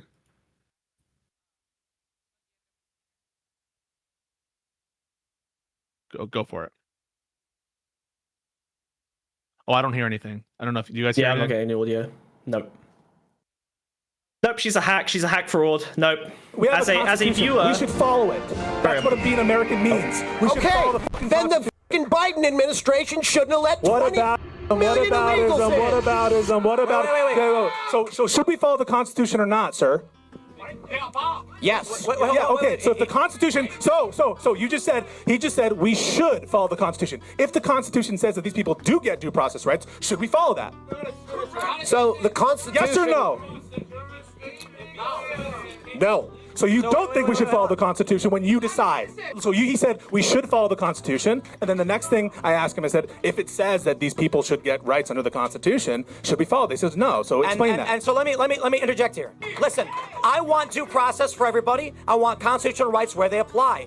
I am scared and confused right now because Aaron, we have an share this video with the untenable stream as well? situation with immigration caused by Democrats. I don't know what to do. So when you come out and say we are now shackled to a system that will kill our country, I say I don't know that anyone will accept that. The enemy is within. The people who are destroying this country, are the bootlicking shills. The bootlicking shills who just trust the government. Listen, look, we have a constitution. So pause it right there. So help me out with that specific clips, because I like that clip. I think it shows like what I care about. Keep in mind that while I'm saying all this shit, that people are yelling at me from you can't really hear right now. Yeah, but talk to me through it. Well, I'm not going to underestimate how well you performed, particularly in a like hostile real world space. Mm-hmm. For sure. I mean, on the one hand, you made this mentally ill guy look very stupid, which is, great, I guess, for like the in-group signaling side. He's clearly not okay. But I think I don't know, I watched that and I'm like kind of 50-50 because and this is because I'm not, like I think if I was a liberal, I'd be like, hell yeah, brother, like you fucking killed it. But like I'm looking at this and I'm like, well, Tim Pool doesn't make the worst case, which is that if you're shackled to a constitution that's no longer serving the people, even if you support it, like I feel like you would make similar arguments in favor of like against originalists, right? In favor of amendments to the constitution. Like, why is America, like tied to this document that it was written fucking hundreds of years ago and is not necessarily fit for purpose in all aspects, and I understand was intended to be modified regularly, like. This is but you're getting the merits of anti-originalist. I'm sorry, but I hear you taking an actual merits position here. I'm kind of asking, like, assume as given that I do care about the Constitution and its amendment procedures, right? So I'm not opposed to amending the Constitution, and maybe that's what needs to happen. The question is like, do we respect it at the moment while it's in force? But that's kind of a merits discussion. I'm like wondering how how you would approach this differently without changing my position. Yeah. 100%. What I would do is I would immediately wedge Tim Pool and that guest, right? I would make Tim Pool attack that guest because Tim Pool has just given a different take to the guest. The guest is not really hasn't really thought about it all that clearly and is just hardline pro-constitution, except where it does things he doesn't like. Tim Pool, on the other hand, is talking about being more flexible. We're shackled to this thing that's holding us back. So force Tim Pool to come into conflict with the guest. You address Tim Pool and you say, well, hold on, you don't agree with him. You're saying that you want something that's more flexible so that you can do the things you need to do in this country in order to make it better, and he's saying we should just stick to the Constitution and not think about anything else. So which is it, Tim? Which one do you care about? And I definitely try to do that in this debate. And especially in the first debate, I tried to play him off his other guest. I mean, you saw though right there. Actually, I did see it. Yeah, I thought that those are the best moments is when you wedge the conservatives against each other, which I think is good. They're big tent, which makes them vulnerable to wedging. Yeah. So there's a comment in the chat right now, which I'm curious what your thoughts are. So like the Medhi Hasan approach, which is just to crush everyone or to try to crush everybody and just be yourself all the time and just be ruthless. What's wrong? Why is that not the approach that I should take? Why should I try to be anything other than completely ruthless in all moments? Because I think that has I think we're seeing one of the end stages, or rather I think that ruthlessness, that sort of debate discourse, first of all, it can only exist in a liberal frame, right? Liberalism allows for, one of the good things about liberalism is that it allows for this sort of discourse of ideas that come into contact with each other. Essentially we use some vague approximation of market forces to determine what ideas are valuable based on them kind of meeting each other in ideological combat, and then we decide on the best thing, and then we institute the ideal whatever thing that has come out of that forging of ideas, right? But we now live in a system, or particularly America is in a system now where your main government is very authoritarian, very right-wing, doesn't really hold very many liberal values. The Democrat Party has kind of collapsed pretty significantly, and the kinds of people who are coming up like Mamdani and like sort of the left that's been poised to try and start to influence the Democrat Party in the same way that MAGA influenced the Republican Party, they don't hold the same liberal values as the Liberal Party either. So you're kind of appealing to now what I would argue is probably the proven weakest segment of American politics. The far right is winning. The far left is doing better than it has been for a while, despite a lot of suppression by both sides. And the Democrats are mostly spending their time, or at least Democrat discourse people, as you've noticed, are spending a lot of time attacking communists rather than attacking the actual authoritarian right-wing government that's in place currently. So I think that probably the ruthlessness has not really helped with this. It doesn't work in this modern framework, and even then, I think it's probably part of what led to this modern framework, because it just meant that everyone became ideological warriors. It feels like you're suggesting I should just not care about it. I should just not care about the values that I have, and that I should adopt a more apathetic ideology towards this liberal based framework that I have championed. I mean, it just sounds like what you're saying is abandon that. Definitely not. I think sorry. Okay. This is maybe this is the hard sell, but you and me have had this conversation before, and I just said a similar thing, which is, I think that if you truly have those values and you want them enacted in the world, you're probably going to be a bit more tactical about how you apply them. You don't have to signal boost that you are a specific kind of liberal every time you have a conversation with someone. You can appeal to them through their framework and get them towards your liberal values without constantly saying, I'm a liberal, I'm a lawyer, I'm a, whatever. I'm like a debate guy. I'm ultra consistent. I think consistency is a little bit of a trap. I think you can afford to, be different things to different people, to kind of code switch between different environments. I think Medhi Hasan's approach. Yeah. Okay. So you think Medhi's doing a good job? Well, this is the thing. I think that Medhi did a great job in the Jubilee debate, because that's the only thing that you can do in that situation. Is I think the most valuable thing that Medhi did there was demonstrate to a slightly wider, slightly more mainstream population that fascism is kind of a norm in America. It's a real thing to reckon with. It's not been exaggerated and overblown by the left, as many people say. This is fascists are now in mainstream discourse pretty regularly, in a way that wasn't true even just a few years ago. I think that's the most valuable thing that Medhi Hasan did, was all the looking at camera shocked, liberal shock going, well, I guess he's fairly left wing, but the sort of lib shock. He's kind of saying the same shit that I am. I understand he's way more polished than me. He's better than me in these contexts. I've always said that Medhi, even if I find myself to be more consistent, I think Medhi, the way he packages it, is way more compelling, and I look up to Medhi in that respect. So totally agree there. But at base, right, he's doing the same thing that I'm trying to do, which is to find contradictions and flaws in the way that people are reasoning, and to be consistent. And when challenged, he is trying to apply some kind of consistent framework and explain why he's not, for example, he's not committed to certain positions given a starting set of assumptions. So help me explain if you think that, or first, who do you think is doing the best incarnation of what you're talking about, whatever it is that you're talking about? Oh God. Whatever name I'm about to put out, I want to be clear that I don't think anyone's doing a great job. Honestly, and I hate to say it because I disagree with so many of his positions, I do think Hasan being good looking and fashionable and forcing left-wing discourse into the mainstream and making it so that you need to know his talking points in order to date cute girls in America, in leftist places.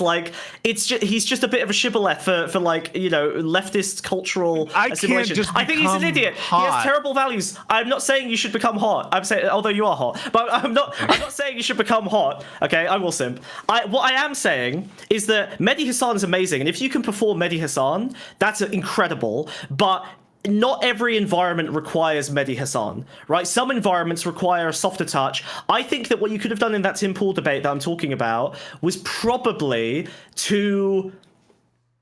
I think wedge them against each other. I think you missed an opportunity. One of the big things that I noticed was with Alex Stein. Like I with my limited view of the debate sphere, I know Alex Stein to be a completely insane, evil idiot, deranged troll. He's right? actually really, really nice behind the scenes. I'm just being honest. I bet he is. He's really, really nice. But I'm just telling you my interactions. I think. Yeah, when he's not harassing AOC on the steps of the Capitol, he's a decent dude.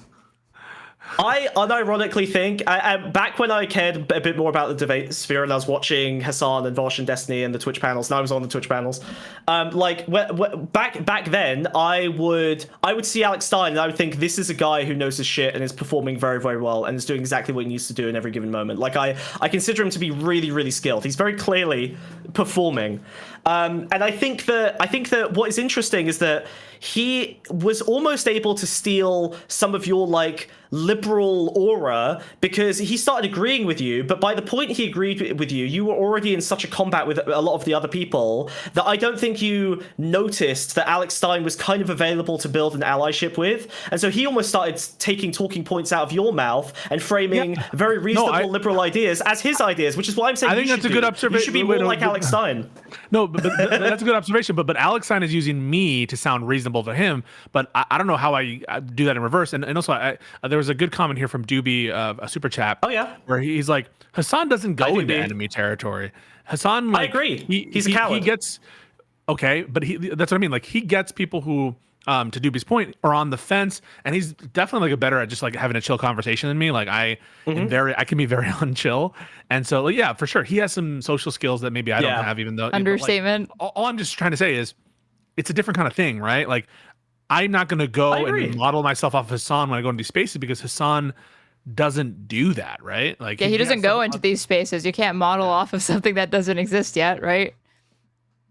But yeah, I agree. I totally agree. But what you asked me who I think is doing it well, and when you said doing it well, I didn't mean like I guess you meant like is like a very good debate guy. But what I'm saying is that the debate guy format doesn't work in the same way anymore. Not only has like liberalism kind of lost its hold on the mainstream in America, so you're just gonna have to do things that appeal to the far left and MAGA, or just only appeal to liberals.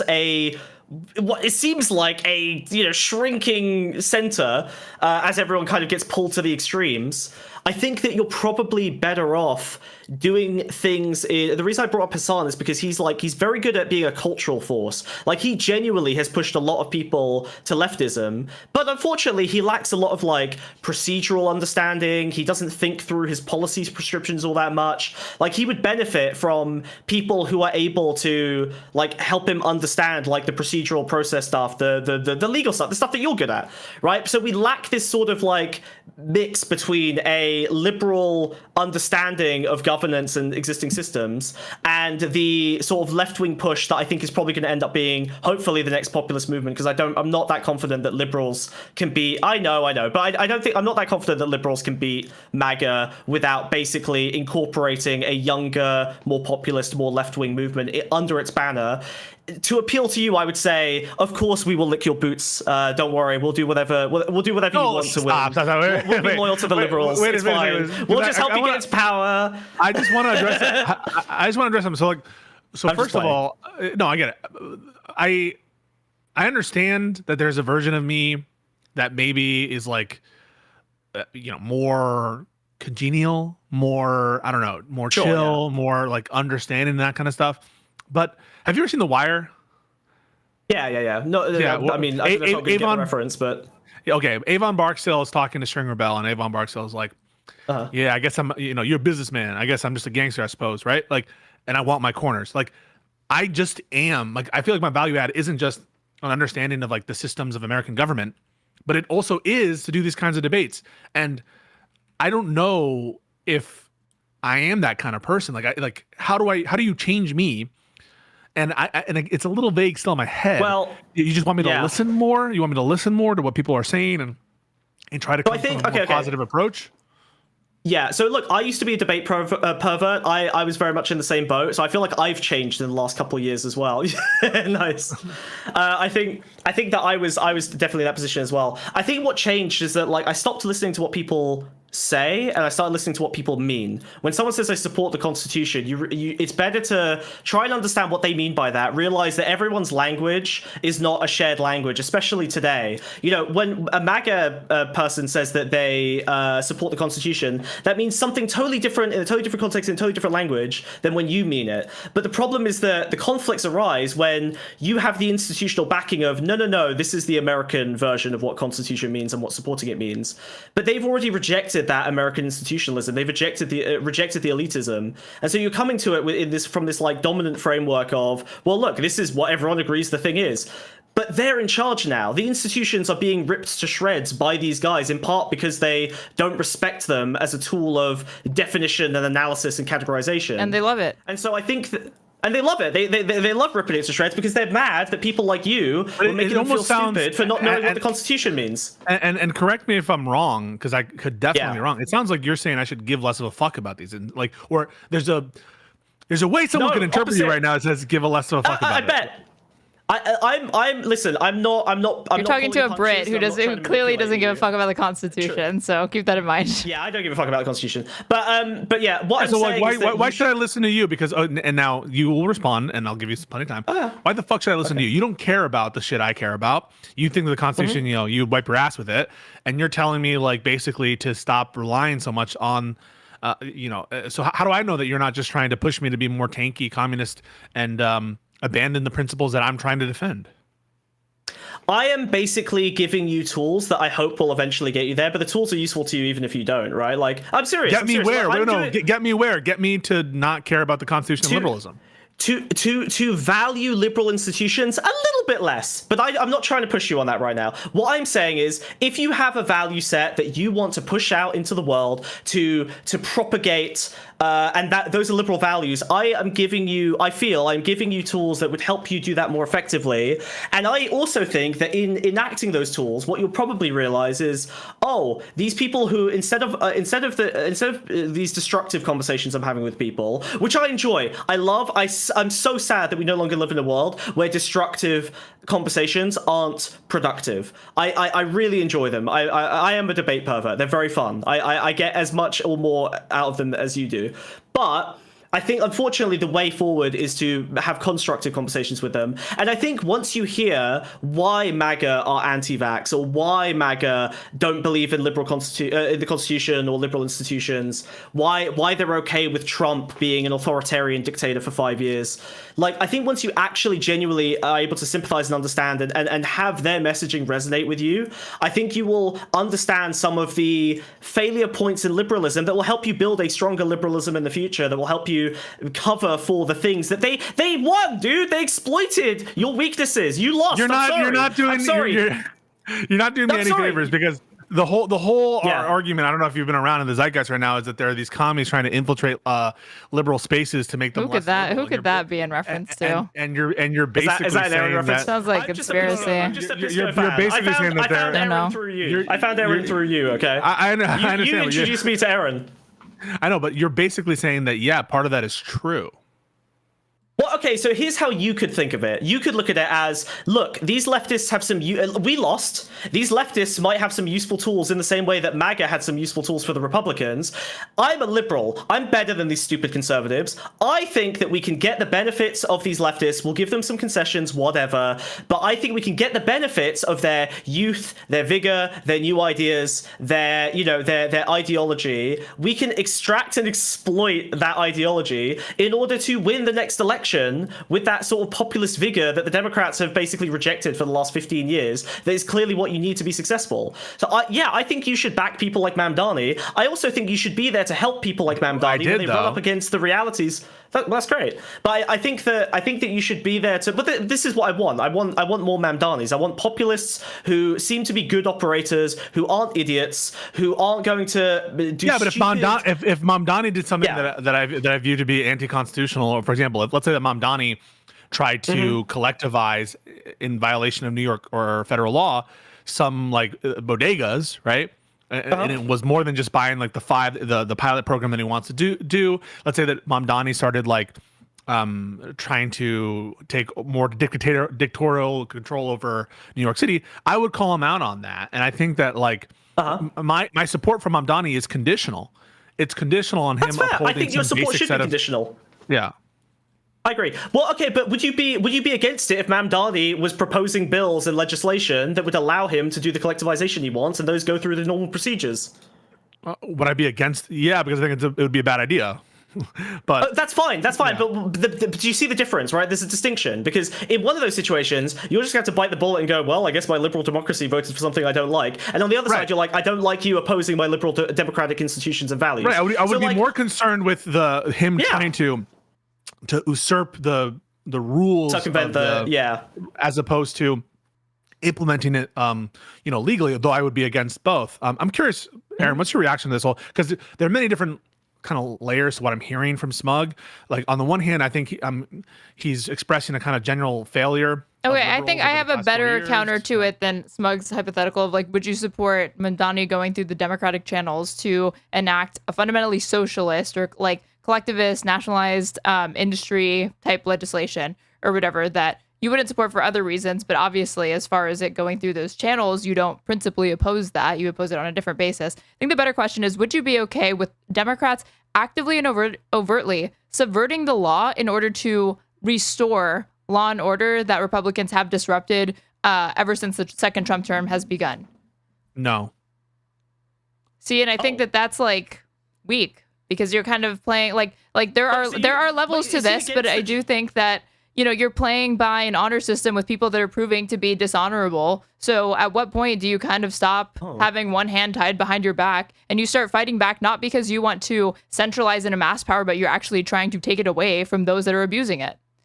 So I'll answer that. So I'm not saying that we should play completely honorably in that sense. So for example, I'm in favor of like based gerrymander plays. I'm in favor of expanding the court. I'm in favor of getting rid of the filibuster to suit Democrats. I'm in favor of a bunch of what people would consider quote unquote plain dirty. I'm in favor of getting rid of the electoral college. So, but I view those all as like being legal, constitutional things that are in keeping with the principles, and just there's some norms that have already been broken by Republicans that I think that Democrats need to fight fire with fire. Sorry, norms. So, for example, keeping with the principles and norms. Whose principles and norms? I'm saying that there were violations of norms. For example, when the Republicans did these crazy gerrymanders of Wisconsin, or when they denied hearings for Merrick Garland for Supreme Court, or when they're playing around with the filibuster and making carve-outs when it suits them. Okay, see, would you have supported Obama just appointing Merrick Garland and telling him get on the court? Because there were constitutional arguments for that. Yes. Okay. I would. See? Okay. As long as you support stuff like that. I don't know, but that is something where I think that there is a constitutional argument for that, and it's waiver, a legal principle of waiver, where I would be in favor of it. But if he did something that I took to be illegal, unconstitutional, I would not support it. Right? I did not support Joe Biden closing down the border in contravention, I think, of the Immigration Nationality Act. I wouldn't support illegal collectivization. I wouldn't support, Biden trying to do a coup of Trump after Trump won the election under the rules and regulations. So, yeah, I would support things that I consider like based and strong and like maybe even potentially radical for Democrats to do, but not if it violates some kind of fundamental principle of constitutional order or legality. Okay, but those principles, those fundamentals can. Sorry, Aaron, go ahead. Well, I was going to ask. Would you be okay with the future Democratic administration prosecuting Trump in violation of the SCOTUS ruling on presidential immunity? Prosecuting him on things that are clearly within his core executive authorities? I don't know. I think the purpose of this covered by the immunity, right? Would I be against prosecuting Trump for things that have now been carved out as exceptions within the immunity ruling that previously wouldn't have been? Yes, I would be against it. I would not. I would be in favor ultimately of having a court that would overturn that decision. But absent some non-trivial reason for overturning the law, I think that we should not prosecute Trump for things that are within his core executive power. We should just try to work within until there's such time as that there's Supreme Court majority or a way to implement that kind of reform separately. But as it currently stands, no, I would not be in favor of prosecuting him if for any other reason that it would be futile, right? It's futile to prosecute him for things where the Supreme Court's just going to say, you're not allowed to do that. And then obviously I wouldn't be in favor of violating, of just ignoring the Supreme Court. Okay. Right. Yeah. So. Okay, but I think this makes sense. Yeah. But there is one important distinction, which is that, like, I think I'm talking about things that we can do in the real world, and changing laws and following the procedures required to get to a state where you would be happy with that happening legally, right? Whereas I think because America has gone so bogged down in its like internal process and loopholes and trying to get like basic stuff done procedurally, I feel like a lot of these conversations kind of end up being more about what we can do under the current framework without changing the framework, if that makes sense. So like, everything that you've said is illegal, is unconstitutional. Could maybe this is just me lacking knowledge, but like you could make an amendment to like change a lot of the Constitution to make something constitutional. Okay, so any of these unconstitutional things that you may not be a fan of today could be things you would be okay with in the future if they were amended, and that's kind of the point, for example, right? I would be okay. I would be okay with amending the Constitution to get rid of this presidential immunity. I would be okay with amending the Constitution to, maybe to give the New York mayor some additional authorities in the context of the New York Constitution. I might be okay with amending the Constitution to allow for, I don't know, some of these democratic strats with respect to the Electoral College. Certainly getting rid of the Electoral College. I would be in favor of even just a signaling constitutional amendment this will never pass to be so you don't support the Constitution either. That's not true. Well, I mean, if you're willing to amend it, then like, how different is your position to theirs, right? They want to change things. They say they support the Constitution, but then they're willing to change things about it. Yeah, but they do it extrajudicially and in flagrant violation of the processes. They don't use the legal channels, and Pisco is exclusively talking about utilizing the powers that are vested within the Constitution that set out how you go about changing it in a democratic way that does not subvert the law. Because like you said at the beginning of this, you said that you were correct that like the Constitution has provisions within it where the framers intended for it to be amended and changed later, which is why they explicitly explain how you do that. Explicitly explained. But yeah. All right, you have 2 minutes. Wrap it up. Okay, but this is why I think that you kind of attacking them from like an originalist frame, right? The idea that they don't support the Constitution because they want to change things that the Constitution does, like them talking about immigration being a problem. You don't have to change the rules of the Constitution to deal with immigration. You have to change the Constitution to give them whatever powers they would want in order to deal with immigration from their perspective. So it's not unconstitutional to want the Constitution to allow them increased powers to deal with immigration. If they want to get rid of but it is against the Constitution to say right now, prior to amending the due process clause to make it not apply to undocumented people, which query whether that would be a huge problem, because then you could just accuse someone of being undocumented and thereby get rid and all it would take is the government saying you are undocumented, and I guess then there's no due process to see if you get due process. Well, so there's even a problem conceptually in saying, or potentially conceptually in saying, no due process for illegal immigrants if you need due process to even find out whether you get due process. You get me? So but take that assumption, right? Yeah. They're not advocating for passing an amendment to make a carve out for due process for illegal immigrants. They're in favor of interpreting the Constitution, either ignoring the due process clause or interpreting the due process clause so as not to apply in this bizarre interpretation that it has not been. Do you see how a lot of normies would read you as caring more about proceduralism than caring about the actual things that you materially change in the world, right? That's why I think they end up a bit frustrated with you, is because you say, well, that would break the rules of the Constitution, that would break by clause whatever be, and they freak out and they're like, well, I just want to fix the problems in my country. Why are you talking to me about the video game? And also, you're saying even if you follow the rules, you're still going to oppose it. So at that point, they're like, well, what the fuck? Yeah. I'm just going to break the rules so I can change it if that's how it's going to be. But hang on a second. So if there's a collectivization initiative, in general, I guess it would depend. Like if it's health insurance, I'm fine with single payer. If it's healthcare, I even, don't necessarily, I think there's a lot of market failures that make some of these industries fit for collectivization, or fit for government control or whatever. And so I don't have a problem in principle with some kind of like government system that runs some shit. But yeah, on the merits of any policy, sometimes I'll have both a substantive and a procedural problem with it. The problem when you guys say things like you care more about proceduralism than the substance. Well, you lead with the proceduralism.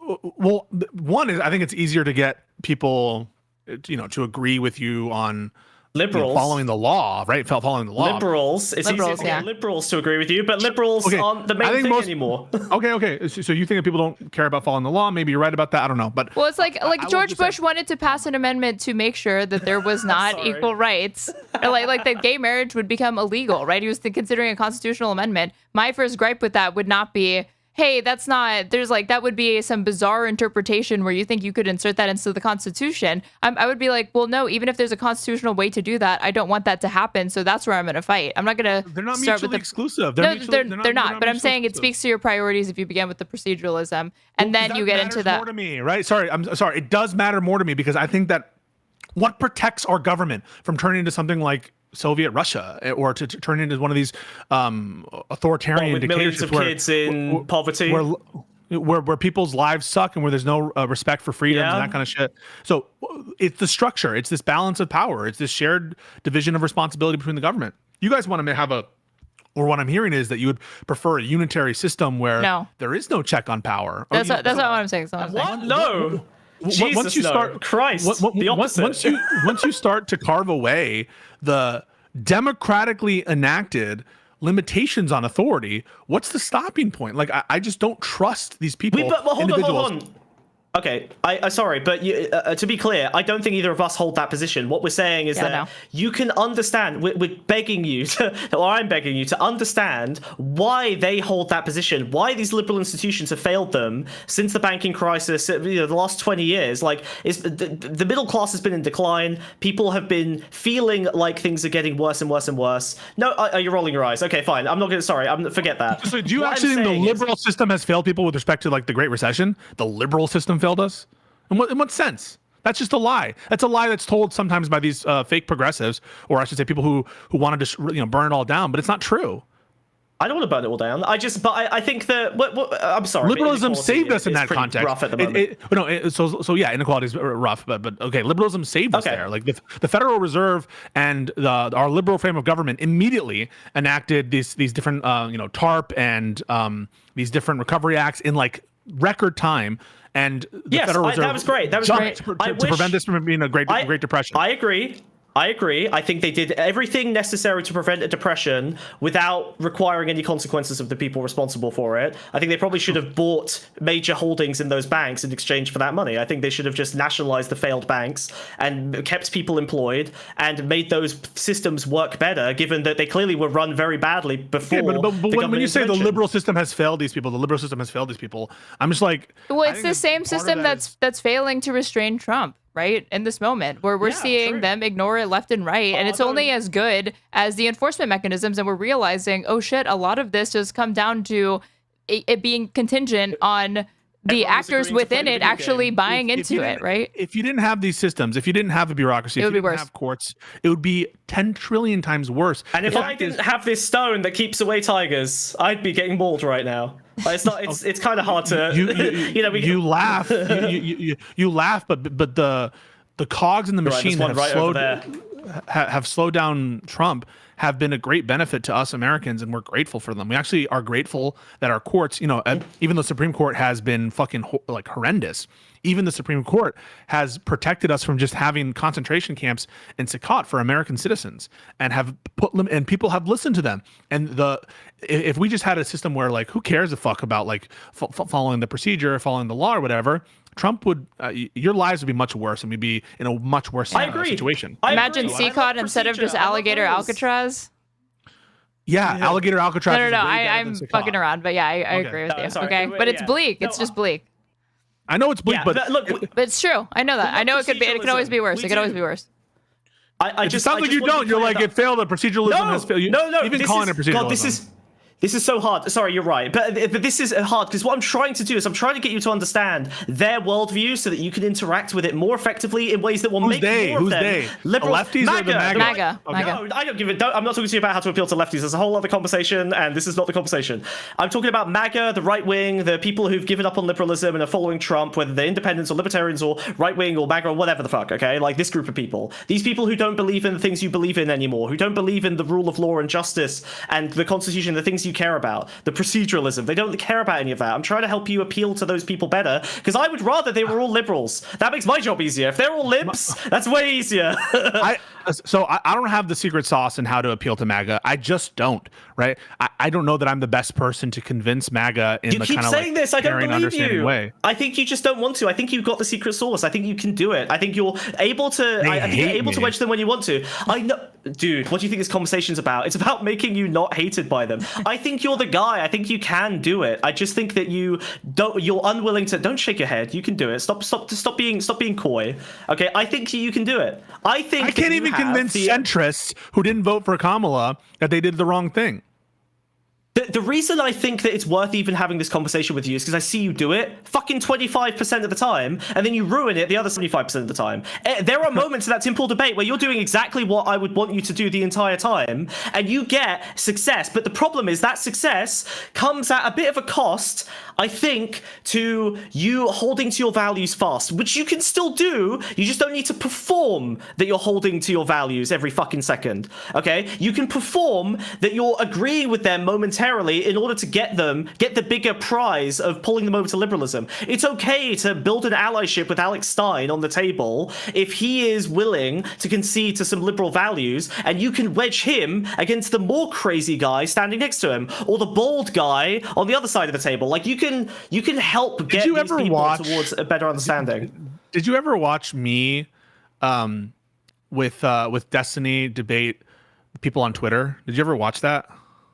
It is literally, honestly, it's the thing that most triggered me into adopting this worldview I have today. It was watching you guys do this. So you have seen it, right? This doesn't work. You made me realize this does not work, and this is no. Because I think that you have your read on that thing wrong. Like we would bring in like these old grandmas and these other people and be super nice and be like, hey, so what do you think about this? Maybe I didn't see the ones with you. I mostly saw Destiny tell people that they were insane retards every time that they. Okay, we would get frustrated after a while, but the truth, like there were some of these where we started off super duper nice. It was good cop, bad cop. Okay, so and let me tell you, some of these people, I'm not saying all of them are unreachable, but it's kind of this whole thing where, have you ever heard that like, in order to be cured of your addiction, you have to like want to be cured. I almost can't. Thank you for the raid. Lisa's learning. If you've adopted it kind of as a. Why would I want to be cured by a smug prick? You're making it an additional emotional cost for me to have to concede to you. So you want to be like Dr. Kane, who like therapy? I can't do therapy on stream. I'm not good at it. It's not therapy. It's not therapy. Listen, me and you, dude, we're the fucking same. I'm a debate pervert. I want to crush people. It's fun. It's really hard. I have values that I want to destroy people over. I have to hold back and pull punches. I get it. But like, fuck, man. I think that those Twitter conversations were literally the thing that made me think. They're the reason I called in the first time.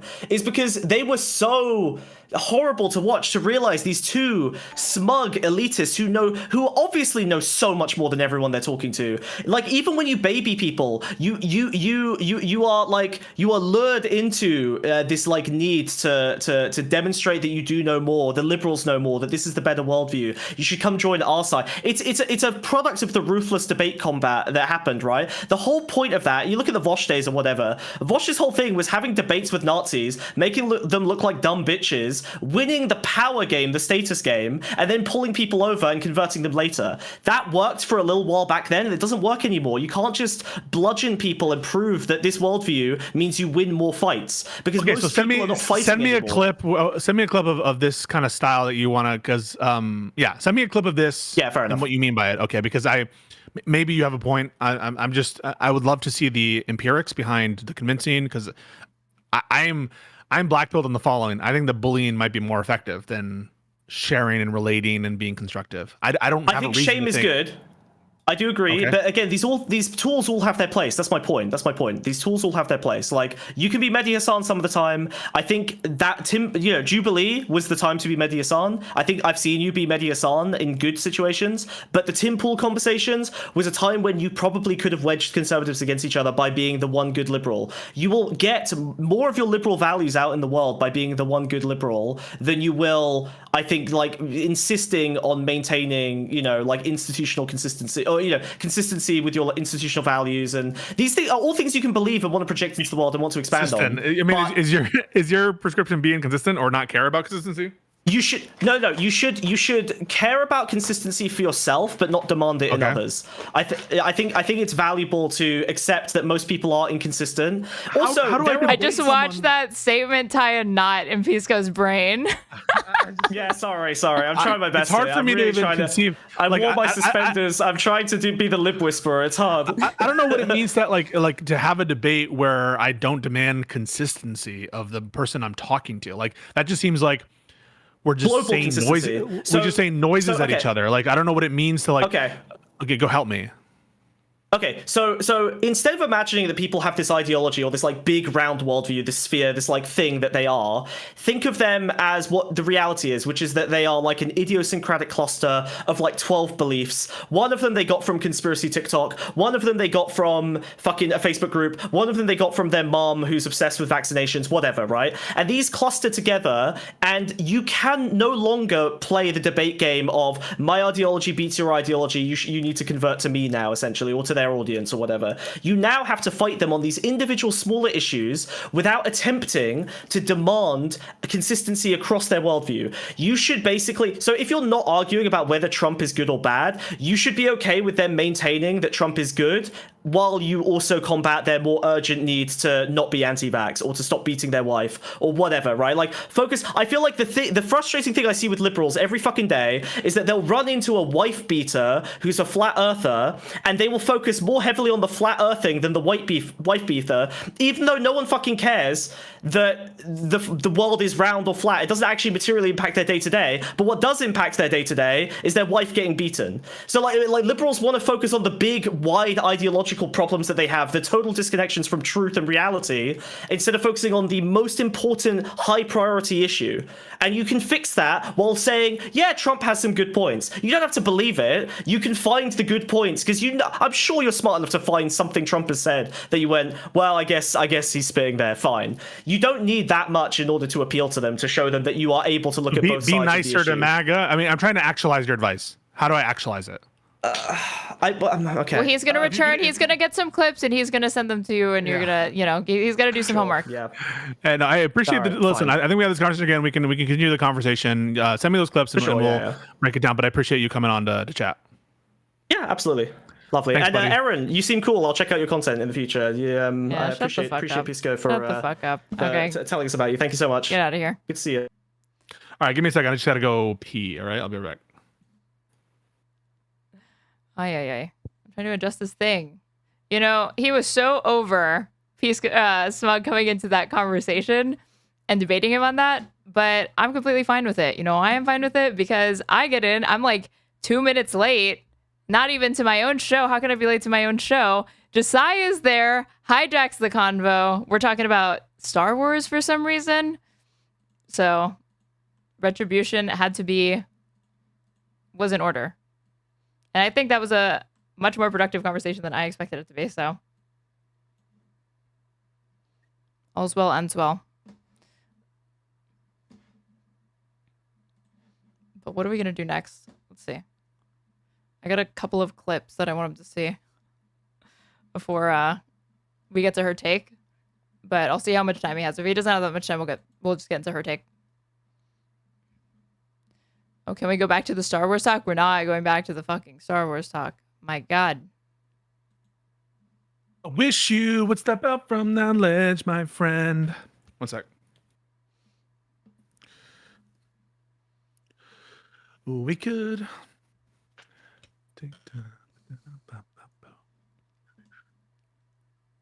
Yo, back. How we doing? I was just saying that that was divine retribution because I'm like 2 seconds late. Josiah's in there hijacking the fucking podcast. talking about Star Wars of all things, not even politics, this is your version of Star Wars. Because I said that you were so over that conversation when it started, but by the end, I think you were willing to hear him out. Yeah, but like, do you agree with that? I agree with parts of it. I agree with parts of it. Because you're a commie. What? Oh, is that why? It couldn't just be that there's an honest disagreement between two people. It has to be an ideological prior. I also think that you're too black-pilled on your own ability to change people's minds because you're like, what good did it give me? I can't even convince centrist voters. Stop looking at it this way. How often is your mind changed overnight or after just a single argument? You know, it's a Bayesian. It's very slowly you update your position as you come into more data, and you are planting one seed in somebody's mind that's gonna. What are the empirics that show that like being very nice and thoughtful and accepting? He was not arguing for civility politics because that would be like cucked bullshit virtue signal. He was actually arguing against that for one. He was arguing for but to accept contradictions in my interlocutor, that I should not worry about contradictions. Not accept them, that there may be more fruitful lines of disagreement to pursue, and it doesn't always have to be ruthlessly pointing out every single contradiction if it means that you can ultimately reach a more productive point in the conversation and demonstrate that they're wrong in a way that isn't just so like glaring, if that makes sense. Okay, I would love to see examples of it. Yeah, fair enough. And he's gonna get that for you. All right. How much time do you have? I have time. I'm chilling. Okay, cool. There's a couple of other things that I want to get your reaction on. So, Nelk Boys, the 30-year-old boys that they are. Did they have some? They had Egyptian uncle. Oh, the comedian. Bassem, yeah. And he went on. He absolutely scolded them for having. What is it, fucking Bibi on, so. Oh, let's see it. We should have grilled him 50,000, 100,000 times harder, but something we can't get back, and we'll probably always regret Of course, that, but I know you can't get back this like trip in Israel, but I'm just telling you, this was like part of a much bigger propaganda effort, right? And a country that spends $150 million on its image, they are covering something. They when they spread all of these propaganda, it's like, we're not starving people in Gaza. You understand that this conversation has been happening for 2 years. First of all, I'm not absolving you from your trip. You guys are not little kids. You are fucking 30 years old, right? People in your age have families and they have a career, and you need to stop. I'm just saying this because you're my little brothers, but you're not. He's telling them to their face, you guys may be called the Nelk Boys, but you are not actually, in fact, boys. You are adult, grown men that are indistinguishable at times from 13-year-old boys, but you're not that fucking stupid and you're being insanely irresponsible. Right? You need to stop infantilizing yourself. It's like, we're just stupid people doing stupid stuff. You're 30 years old and you need to be aware of what's happening in the world, and that your reach and your platforms mean something. And it affects people. And I think the biggest reason why people were so upset for you, not because you brought someone and you didn't contest him, that it is the talking point that he used is the same talking points that have been used for 2 years to kill thousands of people, right? So, I mean, and part of the reason why people were so angry is that, forget, even if you don't know anything about the conflict, there was like a total lack of critical thinking. I mean, I largely agree with this. Sorry guys for the volume. I put Aaron down and I put the overall volume up, so that should help. It's really quiet on my end too. The Twitter videos are always there. I don't know why, you guys. Yeah, I don't know what that is. Sorry about that, guys. But also, Doobie says, one of my heroes is Daryl Davis. We used to have monthly phone calls discussing his stories and strategies for winning over people who hate him. Vibes voters need the Daryl Davis treatment, in my opinion. I don't know. Is this the guy who converts previous clan members, maybe, and he's in like TED Talks talking about this? Yeah, maybe. But thank you for that, the super chat, Doobie. So, I totally agree that people infantilize certain creators as though they're children. Like this Nelk Boys thing, they're like, oh, blah, da, da, da, da. Like, it's just a little Nelk boy. They're so harmless. And they kind of do similar things, honestly, there's a certain class of creator that have these sort of, Aiden Ross is another one where people infantilize him, but he's even younger. But like, there's absolutely no reason people should be infantilizing Nelk Boys. They should know better. They absolutely should know better. And if you're in your 30s and you don't realize that you're being used, or you No, do they realize know, and but you they think that just you're- don't care. Their just don't give a fuck. job and their paycheck is contingent upon them pretending like they don't understand. So you can't Right. reason them out of that. You just have to make it so socially unacceptable for them to have this guest on and less financially viable that they just don't do it again. Yeah, and I think that I think Rogan, it's come out. I don't know if this is true, Aaron. Maybe you can fact check me. That Rogan was offered an opportunity to interview Netanyahu, and he rejected it. Right? Is that true? Let's see. I saw that somewhere. So maybe just Google that. But Rogan is a very irresponsible platformer, in my opinion, if we're talking about like platforming and that kind of stuff. And to be clear, to tie it, I don't know if there's an elephant in the room in this. I do think that there's a notion of quote unquote irresponsible platforming that I'm willing to accept. And I just don't think that that happened with us in like the Vanguard or any of the situations that we were talking about in the last few weeks. But I do accept that there is a notion of irresponsible platforming where you're not pushing back enough. And if Rogan doesn't feel comfortable doing it, the Nelk Boys, I think, certainly should not have felt comfortable. So this was reported on July 25th of this year. Bibi's son claims Joe Rogan refused to have his father on his show. Years of anti-Semitic propaganda. Yair, I think that's how you say his name, Netanyahu, 33, took aim at the popular podcaster after Rogan gushed over scandal-ridden Hunter Biden, arguing he could be president. Great wake-up call for conservatives to remember Joe Rogan is not a conservative, Netanyahu's son wrote in a post on X. He gave platforms to every single neo-Nazi anti-Semite on this platform, but he refused to have my father on his show because he knows that he doesn't stand a chance against him, and all those years of anti-Semitic propaganda will go to waste. Why doesn't Netanyahu actually take an interview with someone like Medhi Hasan? If his arguments are so good, why doesn't he actually have an interview with someone who's going to challenge him on the substance? Because he doesn't take those interviews. He doesn't take these kinds of really challenging interviews where also he's being push. The idea that because he was like praising Hunter Biden's performance, it sounds like it was over the Channel 5 interview with Andrew Callahan, that's indicative of Joe Rogan's partisan tendencies or the ideological balance of his show. So completely crazy. off base. You could only think that Trump. if that's what you saw. That's the only thing that you saw. Even then, did you see any other part of that podcast? It is unbelievable to me. When he just had this episode, he had on this like guy who's like former CIA. His audience fucking hates him. I don't know why he keeps having him on. Every single comment underneath any clip of this is, why does Joe Rogan keep having this fucking fed on? Why does he keep asking him about stuff related to the deep state? Like, you can't trust anything that he says. They talk about the Epstein thing. You know how many times they mentioned Trump in that whole episode?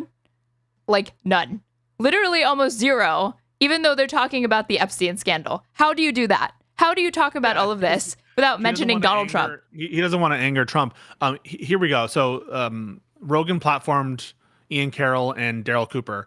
Why not have Netanyahu on to clarify misconceptions about Israel? I think that we all have an issue with his kind of like Bambi platforming of Daryl Cooper at all, right? Like we think that's bad, right? We think it's bad to have him on and let him lie about World War II and say these kinds of like debunked historical kind of Pat Buchanan style arguments about World War II and not push back. So I think that the solution isn't keep doing irresponsible shit on all sides. I think it would be like, stop doing irresponsible shit. That's what the Nelk Boys did, actually. What that person said is that after Bibi went on, they get the backlash. Who's the counterbalance that they bring on? Nick fucking Fuentes. Which is even worse. Right? Even worse. And It's you could see even worse. the inverse of that. Well, wait, Nick Fuentes is not worse than Bibi, but that's not the correct counterbalance, you know? No. What I'm saying is it's even worse to... to think that you're going to correct by doing something like that, right? Yeah, right. But having Netanyahu on and like having a podcast with him, that's bad. Having him on and then not having Nick Fuentes on as the counterweight is even worse. You're not helping him. You're making things much, much worse. You're pretending as though the counterbalance to being against Israel's actions is literal Nazism. Is literal fucking Christian nationalism, Nazism style Nick Fuentesism. Like, that can't be the correct play. And it made things much worse. And then I think did they have Sneeko on, or they had Hasan on, right?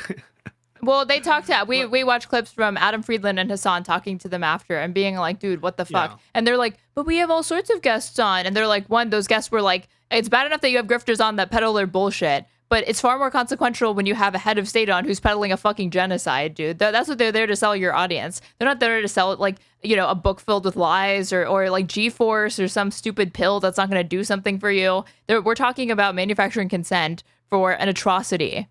and you're complicit in that now, and you enabled it. Here's a question. Do you think Adam Friedland, I think he was asked this, would Adam Friedland have taken the interview? I think he would have. I think he would have, yeah.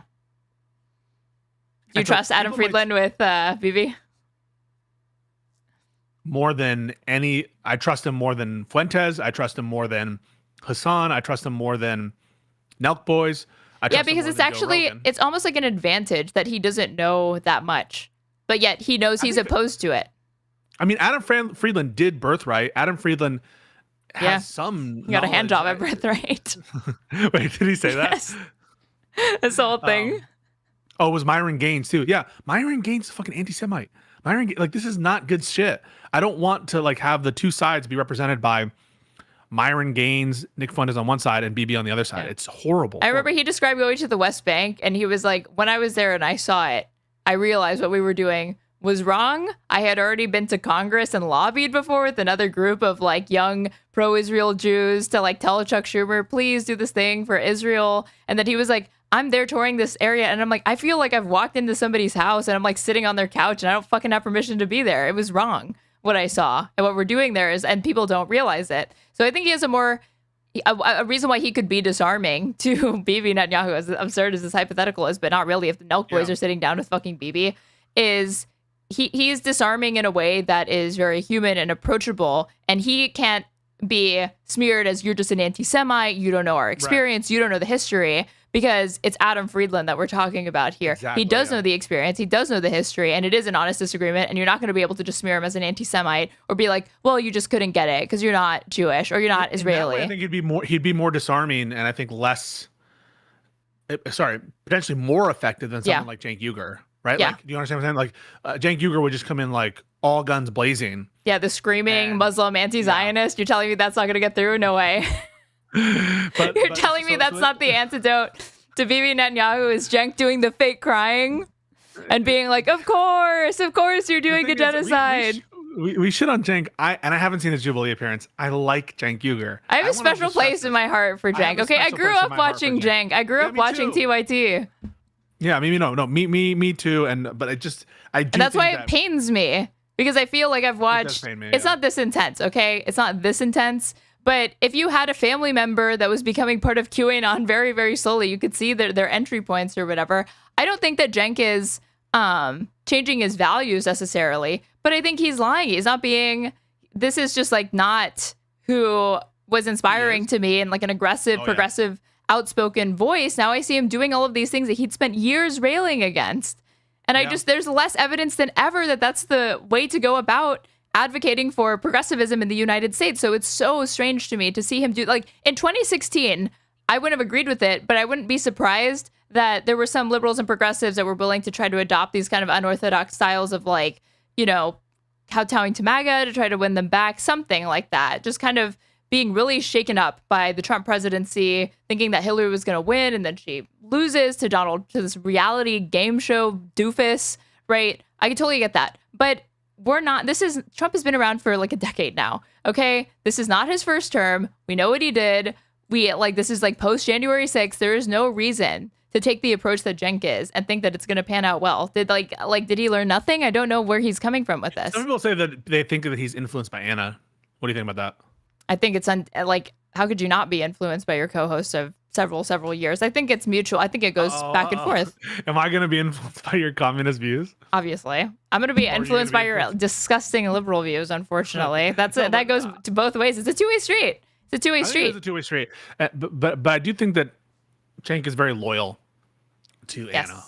And I think that shows. And I think that's good. It's good to be loyal, right? But I don't think it should ever come at the expense of being honest and just kind of covering for them just for the sake of covering for them. Like, I do hope that even though that there is loyalty, right, and there's no shortage of that there are red lines where it would be like, no, this really is like a deal breaker. There really have to be. And I think that Anna is honestly walking close to them with Tucker, with Glenn Beck. The thing is, Cenk did that as well with Charlie Kirk. Did you see Marc Lamont Hill absolutely embarrass him over that? Holy shit. Yes. No, that was great. And Marc Lamont Hill brought up my tweet. Marc Lamont Hill brought up my tweet. No, he didn't. Really? Yes, he did. Yes, he did. If you go to the Marc Lamont Hill. Okay, I'm going to search this up. So put Marc Lamont Hill versus Cenk, and then Control F Nazi. And that's when they say Nazi, they're talking about you? Is that how you know that? Yeah, because, Well, no, because I have the Nazi tweet. You have the Nazi tweet? Is this a little bit of the good anti-Semitism you're talking about? Stop. I have the tweet where I quote Cenk calling Trump a Nazi. So okay, Control F, awesome. Nazi. So 21 times. Let's see. You called Trump a Nazi? Let's see, maybe here. Yeah. Enough. No, I have no interest. Right. So I guess that's where I get confused. I saw this from 2022 where you called Trump a Nazi. Did you expect that? No, I wasn't. Breaking at Cenk Uygur tweeted out that Trump was a Nazi in 2023. He also made a video about it. He now denies it, lie, and wants to unify with what he said was a Nazi. Explain yourself. Banger tweet from my host over here. Yeah. The day after Christmas, right back to business. You're posting this on Boxing Day. Your main concern is not actually playing like your new Switch or spending time with your family. No, it's like right back to holding Cenk accountable. Priorities. 'Tis the fucking season. 'Tis the season for tweets. No, but that he brought up because Cenk was like, I called him a fascist, not a Nazi. But no, dude, you called him a Nazi. It's on camera, and you also tweeted it, bro. You tweeted it, yeah. Did he delete this after?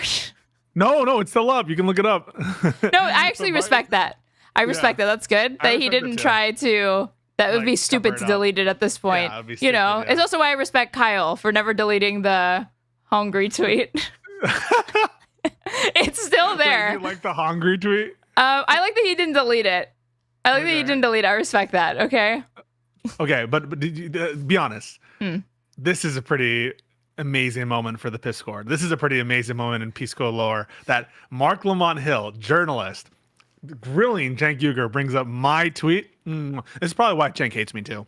I have it on authority. Why? Because you point out the things that he fucking said. Did you see during Jubilee? This guy is bringing up the union busting shit that he did at TYT. And Cenk, here we go with the personal attacks. It's like, bro, that's not a personal attack. That's what you did. Yeah, well, listen, I want to forgive Cenk for everything. I do. And maybe that's a flaw in me. That's a flaw in me. But I do want to forgive Cenk. I want Cenk to be part of the fold here. No. And no. I don't believe in forgive and forget. I believe in resent and remember. However, they can always change. They can always change and come back.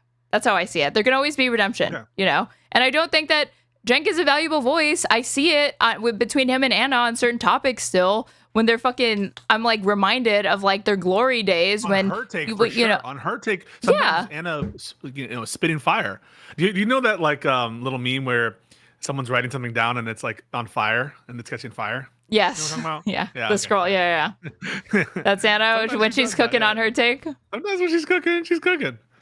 So look at that. You need to talk to like one of these people. I mean, the Cenk debate would be amazing. I would love to talk to him. And I would be, I think, I'd try to be constructive, but I would also push. We'll try to do it. I think we're going to try to get him on. So you wouldn't just bully him? I wouldn't just bully him. No. Okay, so why not? What's the difference between Cenk and a communist?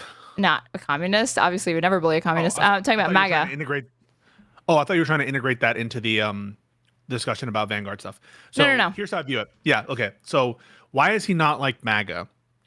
Because I think fundamentally, Cenk is not a cultist, a MAGA cultist. I think he's someone who is potentially, I think it's the ego thing, if anything, that would get in the way of like acknowledging some truth. And it's not so much ideologically. And I think that at bottom, if you can get him in a calm state, he can be reasonable. I think he can be. I think he can try to see your point of view.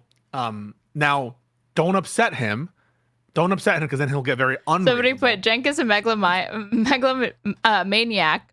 So it's not hard to distract him if you make it about him. But you're saying you wouldn't want to do that. I would just say like, because the personal attacks do derail the conversation. Because once that guy on Jubilee did that, they didn't resume a productive conversation, like back and forth. Yeah, So I would definitely at some point press him for sure. But I would try to open up by leaving it open to be like, Cenk, talk to me about how your vision has succeeded, how it's failed, and like leave it open. At a certain point of the conversation, I'm going to press him on this optimism tweet and seeing if he's backing down on that on any front. But I think I would try to start to have a constructive conversation, and I would eventually press him for sure. I wouldn't like necessarily. I wouldn't apologize for my conduct and sort of calling out TYT. But I mean, he would never do that, and he's bold. Yeah. He says what he fucking wants, so I don't think that there's any need to do that. But Yeah. I mean, in this conversation, Marc was eminently fucking reasonable. And He was I just think there were so many different points where they're no longer arguing about the factual underlying case or like anything. It's like, no, but we can't call it what it is because that would be unproductive. And if I thought Marc did a great job here. Yeah, you're right. yeah, he does. And if you're consistent on that you're willing to kind of talk around certain things or whatever because you don't want to get hung up on semantics, it's just about the substance, right? Then fine. But one, Cenk is definitely not consistent on that. And two, there are times where, I'm sorry, but the semantics are indicative of the substance. Like they're inextricably linked and there is no disentangling them. Like last night I'm reacting to Medhi Hasan debate, the founder of J Street, I believe, which is a pro-Israel nonprofit. It's kind of the answer. It's like a challenge to AIPAC. Because AIPAC's stated mission is that like they're just going to basically back Israel uncritically, no matter what they do. They're more like liberal Zionists as opposed to full on, right? Yeah, that's how they present themselves. I still think that they're way too far right, but that aside, he makes this entire point that he was like, they were going back and forth on like, Medhi's like, so why don't you call it a genocide? And he didn't actually disagree with any of the underlying facts of calling it a genocide. He just said, oh, but it's not like, that can hurt people's feelings, or it can be it's like emotionally charged. And Medhi was like, I think you'd understand if I was saying that like the Holocaust was bad, it was a massacre, it was an atrocity, I do anything but call it a genocide, you would understand that even if I go on to like describe it in all of the same ways factually, that there is something there that is you would call me a Holocaust revisionist or potentially a denier for not saying it's a genocide. And I felt like the interlocutor took advantage of the fact that it's like, but that's settled and there's historical.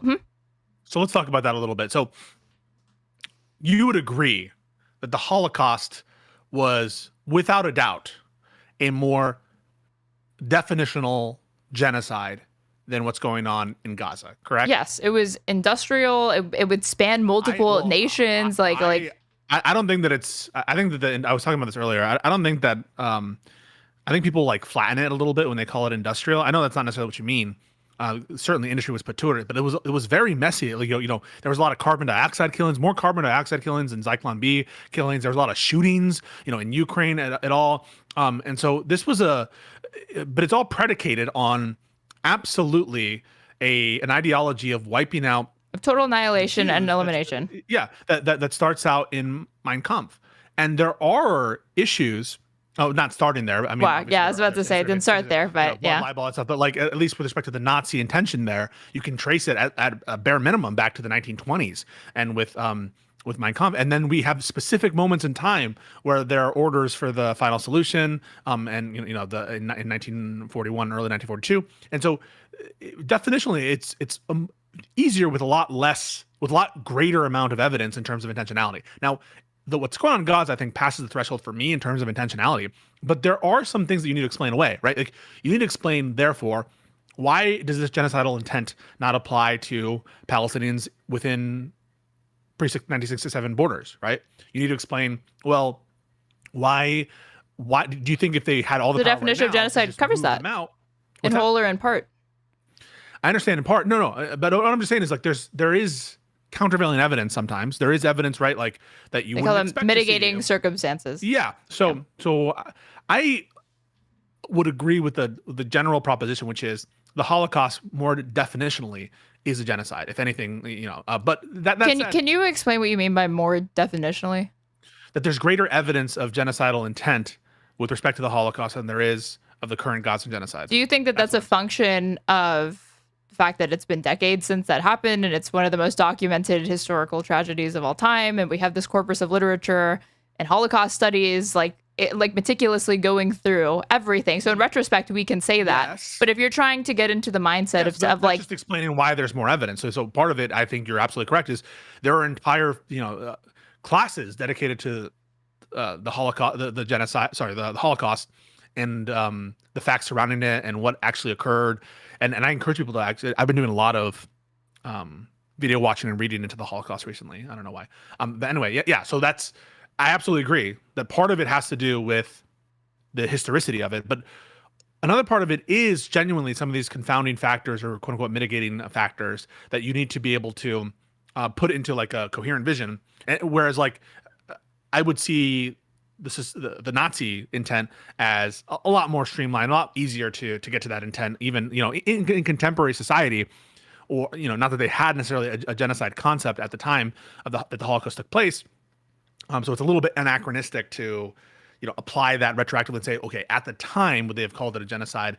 But all I'm trying to say is, no, but the Holocaust deniers and revisionists, at this point, there really are the deniers are revisionists effectively, because you would be fucking foolish to attempt to deny it. So they revised under like death counts. They bring up things like, did you know Auschwitz had a pool? Like these types of things, right? To sow doubt and point to things that are like, oh, maybe this is not as bad as it thought, because like if it really is as bad as people say, that wouldn't even exist or whatever. Even though that really, like, that's the entry point to like atrocity denial or whatever. Like I remember one refrain from Holocaust revisionists is like, oh, how could this have been a gas chamber? Because they had cut vents or whatever to be able to like they were just showers, like that kind of stuff, right? And you see it now with the Pallywood stuff. Do you know what I'm talking about? No. These videos of these accounts that like go and find like either old videos from Palestinians to make it seem like, see, everything that you see in the media is a lie. They don't show you this. They're living in fucking paradise. And they're pointing to some areas of Gaza. Either, again, they're using old footage, so it's not now, or they're showing highly manipulated footage to give the impression that people there are well fed, that they're not under siege, that they're not starving, that they have access to their basic needs. And it's all a big lie. I hear you. Listen, for me, I think the genocidal intent is there. And I think that there's, from what I gather of the evidence, that has been supplied. And I do take to heart a lot of the statements of the ministers and the actions. And I think that's the best explanation for what's going on. But I'm just trying to basically lay out a position that I can understand why people treat as more concrete something, and there could be good explanations why it's considered more concrete as a genocide, having to do with like historicity, the fact that there's a historical catalog to look at, the fact that it's been percolating for this amount of time, the fact that now there's a lot of taboos against questioning some of these underpinnings, which aren't the same in the Gaza situation. So I understand that. I'm just trying to lay out, like, if someone says, I'm not sure about the Gazan genocide, I'm a lot less willing to get that than the Holocaust. Obviously, because again, the Holocaust happened decades ago. So at this point, if somebody is being skeptical or denying the Holocaust or whatever, it's not insane for that to already just be a red flag, because it's like, that's a standard part of American curriculum. So how could you not know that? Or like, what is leading you to think that this is a lie, right? It probably is like indicative of some sort of conspiracism or bigotry or something that is more nefarious than. You can't take the same negative inference, I think, from. No, but you know what Medhi Hasan does? He brings up that the United States, the arguments that are being made, like, oh, well, it's still being adjudicated in the ICJ and we still have to wait for more evidence, that the United States didn't hesitate to call the Uygur genocide a genocide, or the like Bosnian genocide a genocide, even though we didn't wait for those to go through the court. So he's saying that this hesitation is something that is really selectively deployed and applied. You are not required. Yeah. So to be clear, there was never any Supreme Court ruling that characterized Jan 6 as an insurrection. So, oh my God, what's the purple thing? There have been court rulings that have acknowledged Jan 6 as an insurrection. But even if there weren't, right, I would still call Jan 6 definitionally an insurrection, because I know the definition of insurrection. I know that it's the historical definition of insurrection in the American context. And you shouldn't have to wait for a judicial outcome to apply that lens and apply that framework to the ongoing situation. To do so would be like, I just think like, even to have the proceeding in front of the court in the first place, someone is going to need to make the argument that it fits the kind of definitional the framework of genocide. And so you shouldn't have to like wait for these outcomes, and it would be hypocritical to do so given America's position, if you're like taking the State Department view, given America's position in previous genocides. Yeah, this is a really good convo between the two of them. Yeah, sure. Why don't you play it? Here, let me see. Let me get to the moment that I'm talking about, where he's starting to say that we are getting to the point in the conversation where prioritizing, you know, being pragmatic around it and like talking around it is starting to become is not just like something that you can do parallel to activism, but is actually impeding people's ability to be frank and speak honestly about what is going on right now, if they're constantly having to couch their language to appease people in a way. And then he was saying that we don't do this, like, you know, when people are arguing in favor of Ukraine, you know, there is not this demand to, well, you need to think about the Russians, or yeah, like we kind of don't demand this sort of symmetry of narratives in other conflicts, but for this we do, and it actually arrests conversation instead of facilitating it. Well, Aaron, can you address that for a second? So do you make it a sticking point to like label the Russian invasion and actions in Ukraine as a Ukrainian genocide? No.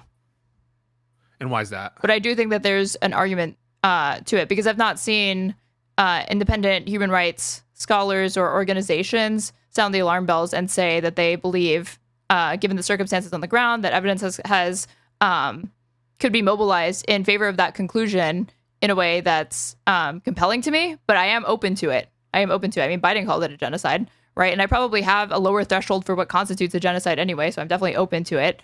Yeah, I would think about that a little bit more, because we have statements from like Russia being like Ukraine doesn't exist, and it would be the same kind of like, I think, attitude that for Palestine, like they're trying to deny the existence of Ukraine as its own thing, that these people are, you know, they don't have a national identity, and they're employing like mass killing tactics to achieve that aim. And so I would just encourage you, and maybe we can both think critically about what, if anything, is the same between those two examples and what is different. But I think you would agree with the notion that the insistence on labeling the Gazan genocide a genocide is certainly not the same as the insistence in Ukraine-Russia situation. And so what is the reason for that disparity, you know? I think that we have far more evidence to suggest that what is occurring now is genocidal in intent and action. Ukraine? Yeah. Okay. I think it might have to do with the relative... you're going to hate me. No, I'm not. I think that there is something to the fact that America supports Ukraine. And obviously, any country that America supports can't be genocided or something. I don't know. Like, there's at least from some people on the left.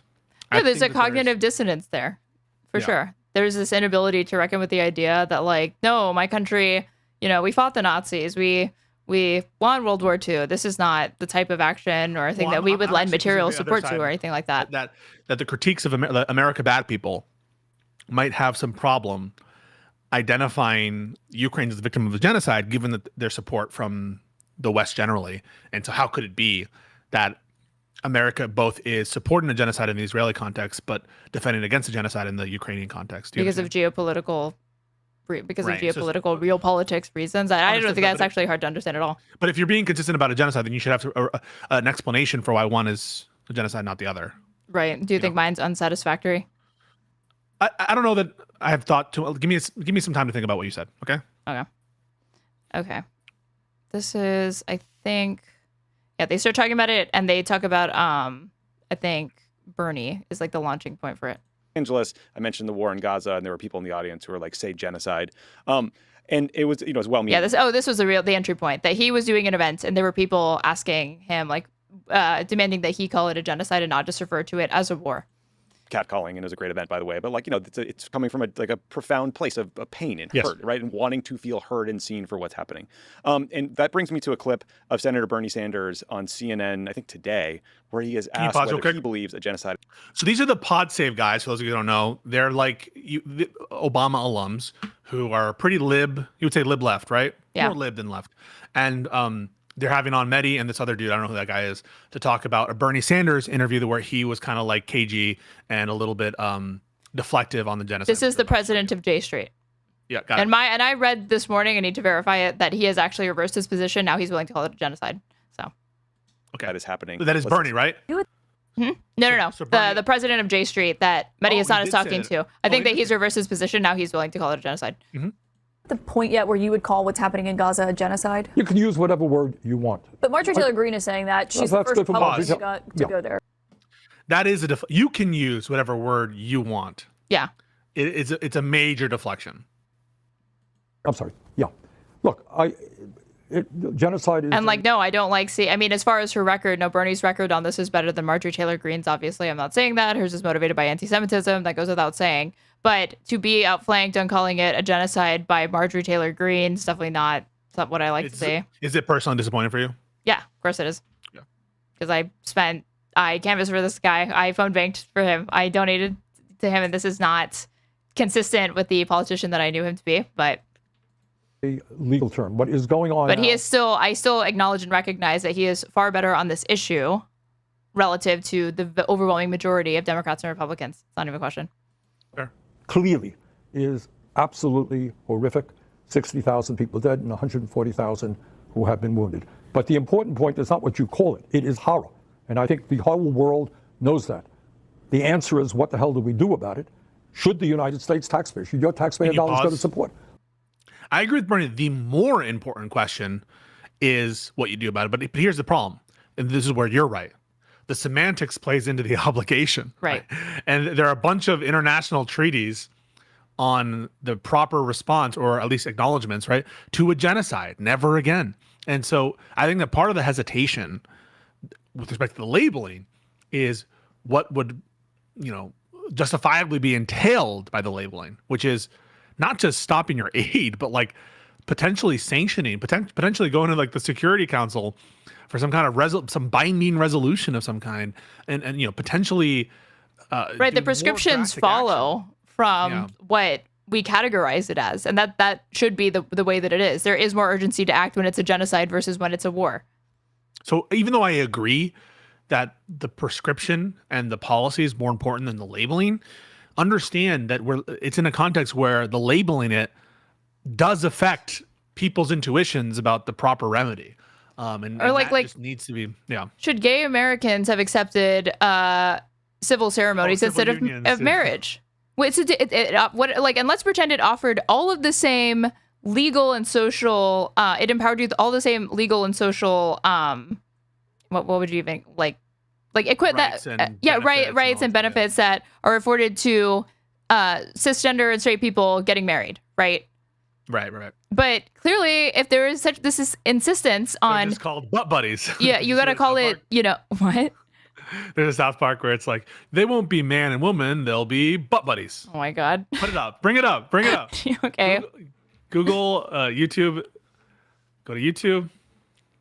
Type in butt buddies South Park. Okay. Necessary detour. Yeah, this is necessary. This is very important. South Park. Butt buddies. Okay. I think that this is what Bernie's the one going up here being like, why's it got to be a genocide? Why can't it be something else? Yeah. Any other thing? That's how you see it. Well, what's in a name?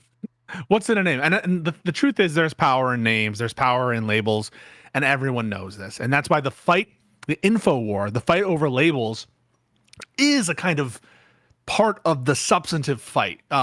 What is it? What is the term? The medium is the message, where the context of what we're talking about is almost as important as the thing we're talking about. And this is, I think, ultimately a lesson that Joe Biden, when I talk up what the Vanguard was saying in the context of our discussion on Live and Learn, it isn't that I agree with them on the micro point, but just on the general proposition that the type of messaging is almost as important as the underlying policies for getting your ultimate victory. And here, a little different, but I'm just trying to say that the fight for the messaging, the fight for the info war right now is maybe as important in terms of getting the result that we want.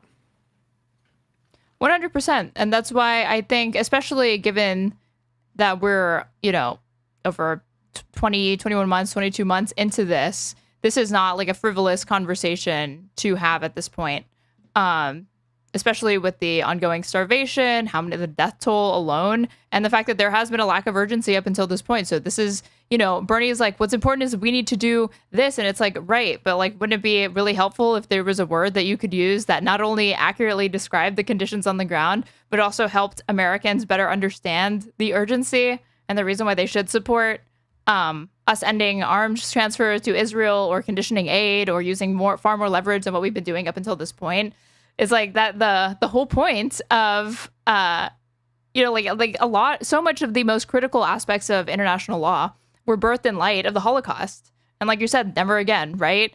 And so to fulfill that promise, are we really just not going to take advantage of the fact that, again, these genocide was codified and defined in light of the Nazi Holocaust.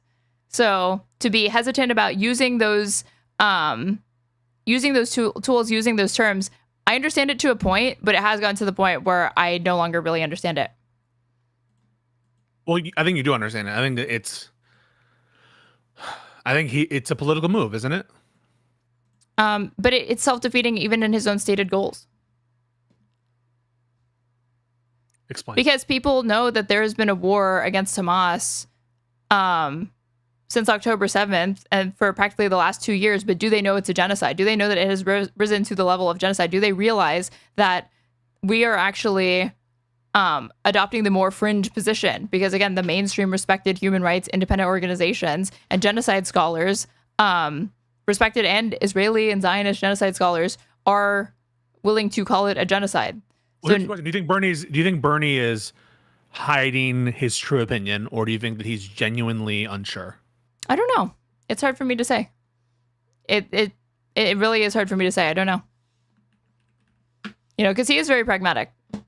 So in that respect, Here's a question from the real Dr. Cube. Can you ask Aaron, spelled with 2 A's, Aaron, whether she would be okay given a scenario where it's not called a genocide, but that actually brings people together to more quickly solve the problem? I think the answer that Aaron would give is, this is me predicting, you can tell me if I'm wrong. She would say, of course she would be in favor of that, but she just doesn't think that she thinks it's the opposite, right? That banding together around a label is more likely to bring some kind of settlement that she would agree with. But right. Yeah, I think that you would sacrifice the wording and labeling to save lives, but you just don't have that same intuition about what's more effective. Right. And it's hard for me to see, especially at this point in time in this context, that is the more effective thing to do. I'm actually seeing evidence to the contrary, because I just don't think enough has been done up until this point. This kind of careful, safe, couched approach has been what's been used up until this point, and it's still led to here. So I think something needs to change, and this is the time to do it. And I do then think that there is less harm in kind of prematurely, even though it's not premature at this point, calling it a genocide, right? And introducing that into the mainstream discourse, which Bernie Sanders has the ability to do as a politician that is popular, well-known, and in good standing with the Democratic base and independents. I do think this is the time to do that. Well, here's a question from Hatch's YouTube. Clinton wavered between, quote, genocide and acts of genocide regarding Rwanda. U.S. ultimately didn't intervene until most of the killing was over. Yeah. Do you think that this indecision was due to the lack of clear words? Maybe part of it. Because it sounds highly reductive to put it that way, but like we said, people's understandings of these things follow from how it's understood and communicated to them, and how what images are evoked in their minds when things are described. Again, a war is always going to be less urgent than a genocide. So if it's understood and reiterated frequently for months and months and months or years on end that it's simply a war and war is hell, right? Then how are you supposed to and then it's only called a genocide at the end, right? One, you're now having to ask people to challenge their previous notions and understanding of this event. But two, how are you supposed to mobilize support when you've spent far more time, or how are you supposed to catch up to that when you've spent far more time insisting that it's something that it was not? Yeah, I don't know.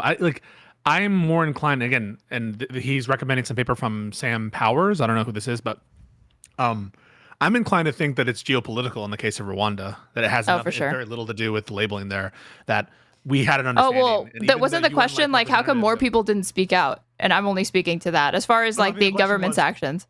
Clinton was he wavered between calling it a genocide and genocidal acts, and it was kind of maybe a little bit muddled in terms of the actual labeling.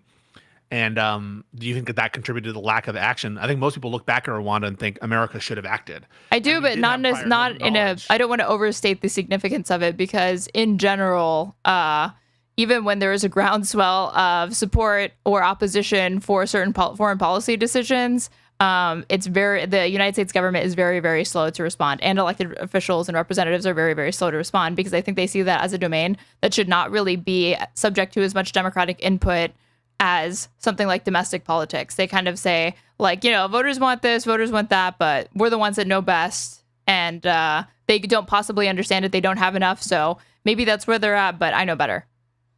And not that this is relevant to the labeling conversation, but it's also the slow response is also to the Holocaust itself. Like they had intelligence reports that this was going on, at least some aspect of it was going on, and the Allies did not bomb Auschwitz, the trains leading to Auschwitz or any of these facilities or anything like that. And so there's a great deal of criticism about the Allied response being not good enough with that. So there's another question here that says, do you have a problem? What are your feelings in terms of the usage of the word genocide versus ethnic cleansing in this situation?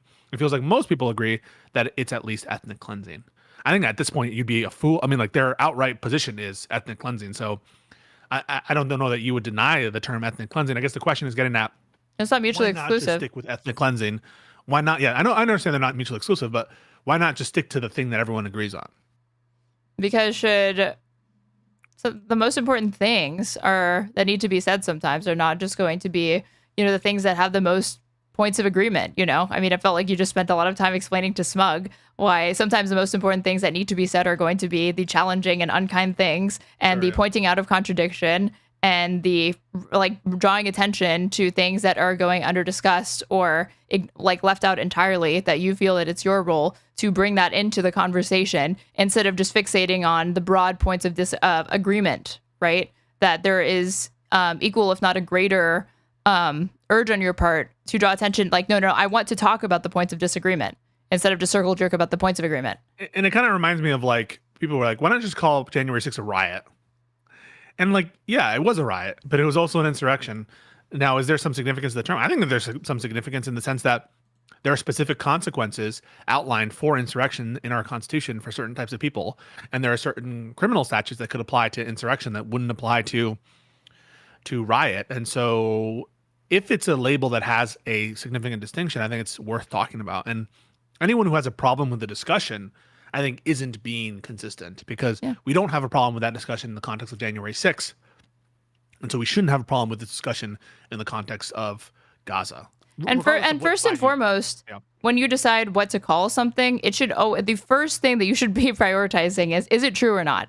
And then from there, you can get into the pragmatic conversation about when do you use it, how do you use it, selective usage. I'm here for that conversation, but it feels like there's a skipping of the first principle, and we're skipping right just to the pragmatic of okay, whatever about the truth. Let's just talk about what's pragmatic. And it's well, I don't think we should. I think we need to address the first part, right? Yeah, sure. Yep. A government that is doing it. That is the most important issue. So, Medhi, if the International Court of Justice determines that Israel has committed genocide, that will have enormous legal implications for Israeli officials and in the United States as well. I think for when people like us, all three of us, choose which words we use. I mean, I think in some sense, obviously, there's no legal meaning to what you and I say, but there is a moral takeaway and an urgency. Can you pause real quick? When you use a word. Mm-hmm. If the ICJ, Aaron, this is to you, says not a genocide, well, you'll just say I disagree with the ICJ, right? Yep. Okay. Because I didn't arrive at that conclusion because of the ICJ. I already thought that before. They had South Africa even brought that case against them. Genocide that is different. I mean, the ICJ could say, for whatever reason, the Holocaust was actually not a genocide. And I would just disagree with the ICJ at that point, you know? The Supreme Court overturned Roe v. Wade, and that didn't mean that I don't think that there's arguments to be made that, you actually do have a constitutional right to privacy, depending on how you interpret the Constitution. But I'm just prepping people Aaron's opinion isn't tied to the ICJ determination. Yeah. And most people's aren't. Most people's are. That's what Medhi points out, that when you were calling it, we didn't have this sort of robust public debate over whether the Uyghur genocide is or is not a genocide. It was called that, and that was not something that was challenged or whatever. You see it now here, but saying the word war like I did earlier. But I also think about, how do the words I use impact, let's say, a 60-year-old progressive Jewish woman who lives in New York, who has supported Israel her whole life, is horrified by what's happening, but doesn't want to feel like, like the word genocide is painful for her given the legacy of the Holocaust. How do you think about the language you use, how that impacts our ability to build the biggest, most inclusive coalition to big political change? It's a great question. Bernie Sanders, classic Bernie there. He says the right thing and the wrong thing at the same time. Okay. Here's an accusation potentially of bad faith on your part. I don't think it's bad faith because I think you'll be able to navigate it. But you do cite all these quote neutral organizations that have called it a genocide, and you're like, I will appeal to them. So you would, if their ICJ came out and said it's a genocide, they already misunderstood my you'd position. be waving it around, wouldn't you? Wouldn't you be waving it around? One, I don't appeal to their consensus. I appeal to what that consensus is based on, and that consensus is based on evidence. So they have extensive human rights documents and reports detailing exactly why they have arrived at that conclusion. It was not something that they arrived at and then post hoc rationalized. It was something that they came to after they interfaced with evidence and gathered evidence. And so to me, them calling it that is not simply them adopting a label for the sake of adopting a label. That's less of a position that they did it, right?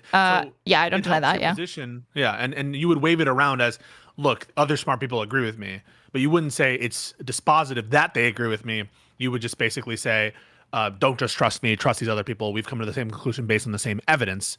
And the ICJ coming to an opposite conclusion would just be like, okay, well, that you guys have this one, but ultimately it's just about the facts. So it just, would you say it's a cherry on top? It's not like your whole argument? I mean, it's or like a feather in your cap. How I'd say it's more accurate to say feather in my cap, but I'm willing to be. I don't think me being transparent or caveating that with like, okay, even the ICJ was willing to rule that it was a genocide, and I would be forthcoming and say, but I also, my opinion on whether it is or is not a genocide was not contingent upon that decision, so it could have gone the other way, and just know I would still be arguing the same position, regardless, based on the evidence that I have. That I would present. Why isn't this like trust the experts on like vaccines? In what way is it different? So, because if someone might say to you, well, vaccines are safe because I trust the experts. I trust the experts that it's safe.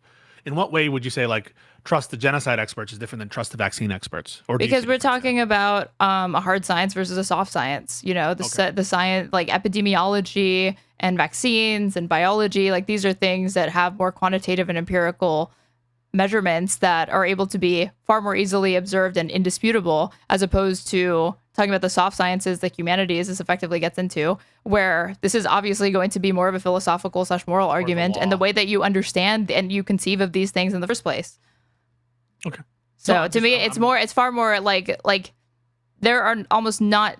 How do you even begin to dispute a fact like the field of epidemiology, or that the Earth is flat instead of round? You know, like where do you even start? But when it comes to like genocide scholars or whatever, like there you can find a range of opinions of respected genocide scholars that disagree. You know, ultimately the most important conclusions are about human intention, which is a lot harder to suss out directly than, say, for example, the efficacy of a vaccine, right?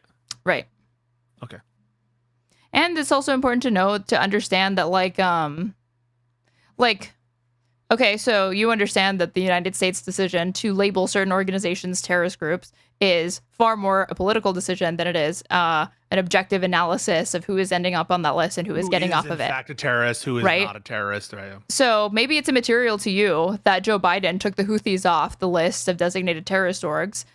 Maybe would you still call them a terrorist even though he did that? A terrorist org even though they did that? Or do you defer to the determination of terrorism wouldn't depend on the government's assessment to that fact. I would say when the Houthis, they're specifically not a foreign terrorist organization as defined by statute based on the president's ascertainment or pronouncement or whatever. But yeah, whether or not Biden calls people, I mean, I think the Jan 6ers, those who committed violence or used the threat of violence, domestic are terrorists. And so, so.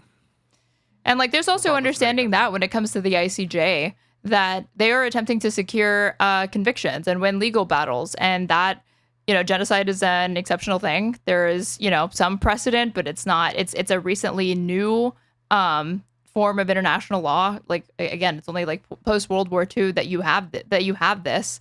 So it is limited, and that's a good and bad thing, obviously. but like, how do I put this into words? It's like, I'll continue and I'll get back to this. He's right. Okay. That we need to focus on the crimes and the language isn't the priority. On the other hand, kind of dismissing it as just a legal term is just not true. We know that we use genocide all the time in contexts where there hasn't been a legal determination. The United States government has recognized the Rohingya genocide, has recognized the genocide in Xinjiang of the Uyghurs. We did not wait for the International Court of Justice on either of those issues. And by the way, by the time the ICJ ruled, I think any definition of genocide that includes the Uyghur genocide, find me a way to distinguish meaningfully the Uyghur genocide from the Gazan genocide. Like, really, I'm struggling to have a through line that would characterize, if it's true that, and I'm taking Medhi's representation, I actually don't know if the United States designated the Uyghur genocide as a genocide, or if it's some kind of modifier like cultural genocide or something. Mm-hmm. But can anyone give a reason why that would be a genocide and this wouldn't be a genocide? I remember the point that I was going to make, that like they're trying to secure convictions and that they can be more conservative in rendering judgments or the certain charges that they bring forth, in the same way that when they have these high profile instances of, you know, cops shooting unarmed individuals, that they don't always reach for the most, it's not intuitive what charges they reach for, because they reach for the charges that they believe can stick based on the evidence, you know. You mean the ICC people? The ICC, the ICJ is privy to those sorts of decisions, and that's factoring in, you know, kind of like realpolitik type decision that is impacting their ability, or like the way that is going to be adjudicated, in the same way that, like with these cases with like George Zimmerman and stuff like that, like there were instances where people were overcharged and they got off because of the way that they went about trying to secure a higher conviction. And even though in the court of public opinion, people may have been more willing to accept that, when you actually looked at the evidence that could be presented and argued in a court of law, it just wasn't going to hold up to scrutiny. And so those weren't the charges that should have been pursued. And there ends up being a miscarriage of justice in attempting to be reach the maximum of what you believe would be justice in this instance. And it can be self-defeating. There's a comment here, Aaron, and you might maybe have a better command of the history here, which I actually don't think is true. It says Uyghurs didn't attack Chinese people and cause a war. I mean, maybe they didn't cause a war. And the commenter goes on and says they didn't do attacks or do terror attacks. I'm pretty sure that there have been instances of terrorism by Uyghur Muslims in China. Yes. I think that is true. And I'm not sure, I can't right now, like, cite them all to you, but I'm pretty sure that that's one of the stated rationales for the Chinese policy, is to stop like Islamic extremism among the Uyghurs. But you got I have two rebuttals to that. Go for it. Can you find me an international law where it says that if a nation is attacked, they can do a genocide in defense? For one, you're not going to be able to find that. The whole point of genocide is that there is no precursor to it that could ever justify it, even if there is technically a pretext, or if there's a cause of action that brought about the circumstances in which it transpired, for one. And for two, there can be a violation or an attack on one party, and it does not mean that the opposing party is just in how they reciprocate or the way that they go about that. Okay, I'm punched in the face. Like, am I able to? Can I just shoot somebody in the face in response? But the question isn't whether it's just. The question is, can something definitionally be a genocide, notwithstanding the fact that it was like provoked? And I think the answer is it can be a genocide, yes, even if it were, quote, provoked. I don't know that there's any contradiction there. Yeah, I don't think that there is. I mean, I get what they're saying is like, oh, this never would have happened had Hamas not attacked on October 7th. And I mean, you could run a counterfactual like that. Maybe it wouldn't have, maybe it would have, but like it did, right? Oh, that's a question. Like, if October 7th never happened, but this exact same conduct right? Imagine October 7th never happened, and exact same conduct from Israel, right? So this is a hypothetical, all right? Would that dispositively change your mind about whether it was a genocide, people in the chat? And it's the same war rationales. It's like Hamas is a constant threat. You know, we have this document that shows that they're planning more terrorist attacks, and we don't want to wait around for more terrorist attacks, and so we're going to take the moment right now to disarm Hamas. I almost said Hassan. Like, in that context, would that help you in terms of coming to the determination that it wasn't a genocide? And if the answer is, or that it was a genocide, if the answer is you would consider it a genocide, but for October 7th, then I'm like, like I That's don't bizarre know to that me. An instigating act can like remove the definitional label of genocide if you just keep all the same conduct and intent the same, you know?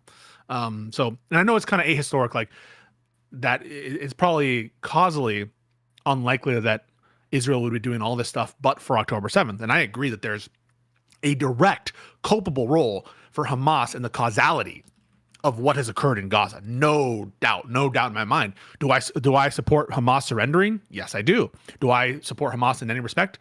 No, I don't. But I'm just like, I don't think that whether it's a genocide should turn on October 7th. Maybe it's more evidence that their intent is not genocidal, the fact that October 7th is there, but it can't be dispositive. Do you know who Byron David Smith is? I've heard that name. Is he a comedian who was for Joe Rogan? No, he's a killer. He's an American convicted murderer. So close, really close what there. Brian Koberger. No, Byron. He killed two people by the name of Kaylee and Nicholas. I can't think of their last names.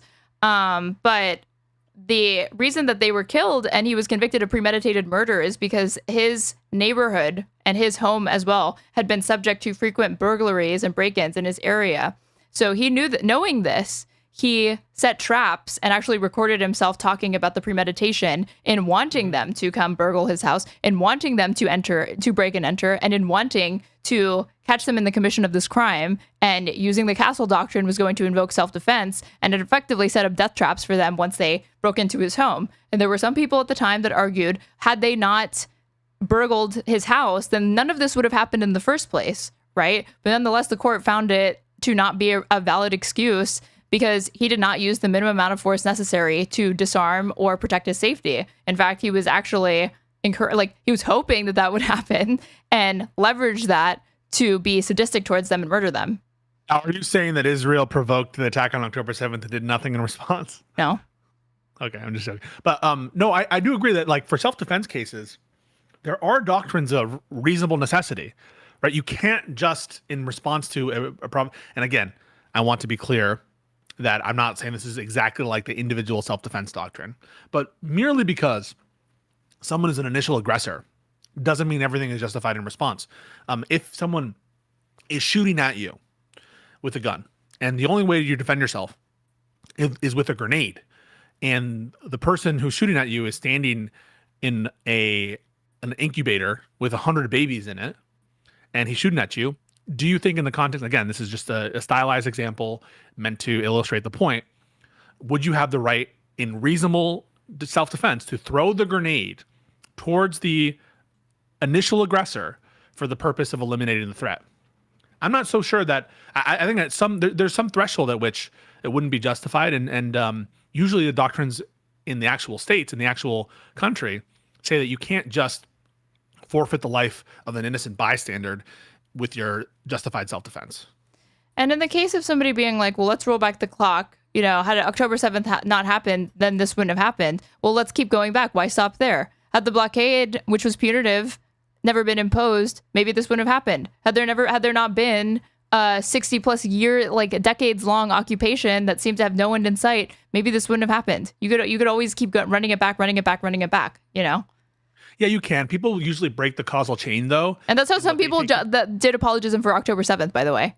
Like, oh, if Israel had just never done this, then October 7th doesn't happen. And the same thing is happening now. Oh, well, if October 7th never happened, then we wouldn't have done the genocide. But where does that leave you, Yeah, I understand. People usually use the volitional, quote unquote, intentional acts of individuals to break that causal chain, right? So even if it's true that there's a direct causal connection in the blockade and October 7th, people will cut off the causal chain at a point of some kind of malicious intentional act and will say, well, that might have a causal relationship, but we're not going to attribute that causality or we're not going to let that overcome the kind of malicious intentional act by the aggressor or something. So I'm just throwing a bunch of stuff. I don't know if any of this is interesting to you people, but I do want to hear out Medhi and what he has to say about Bernie's comments.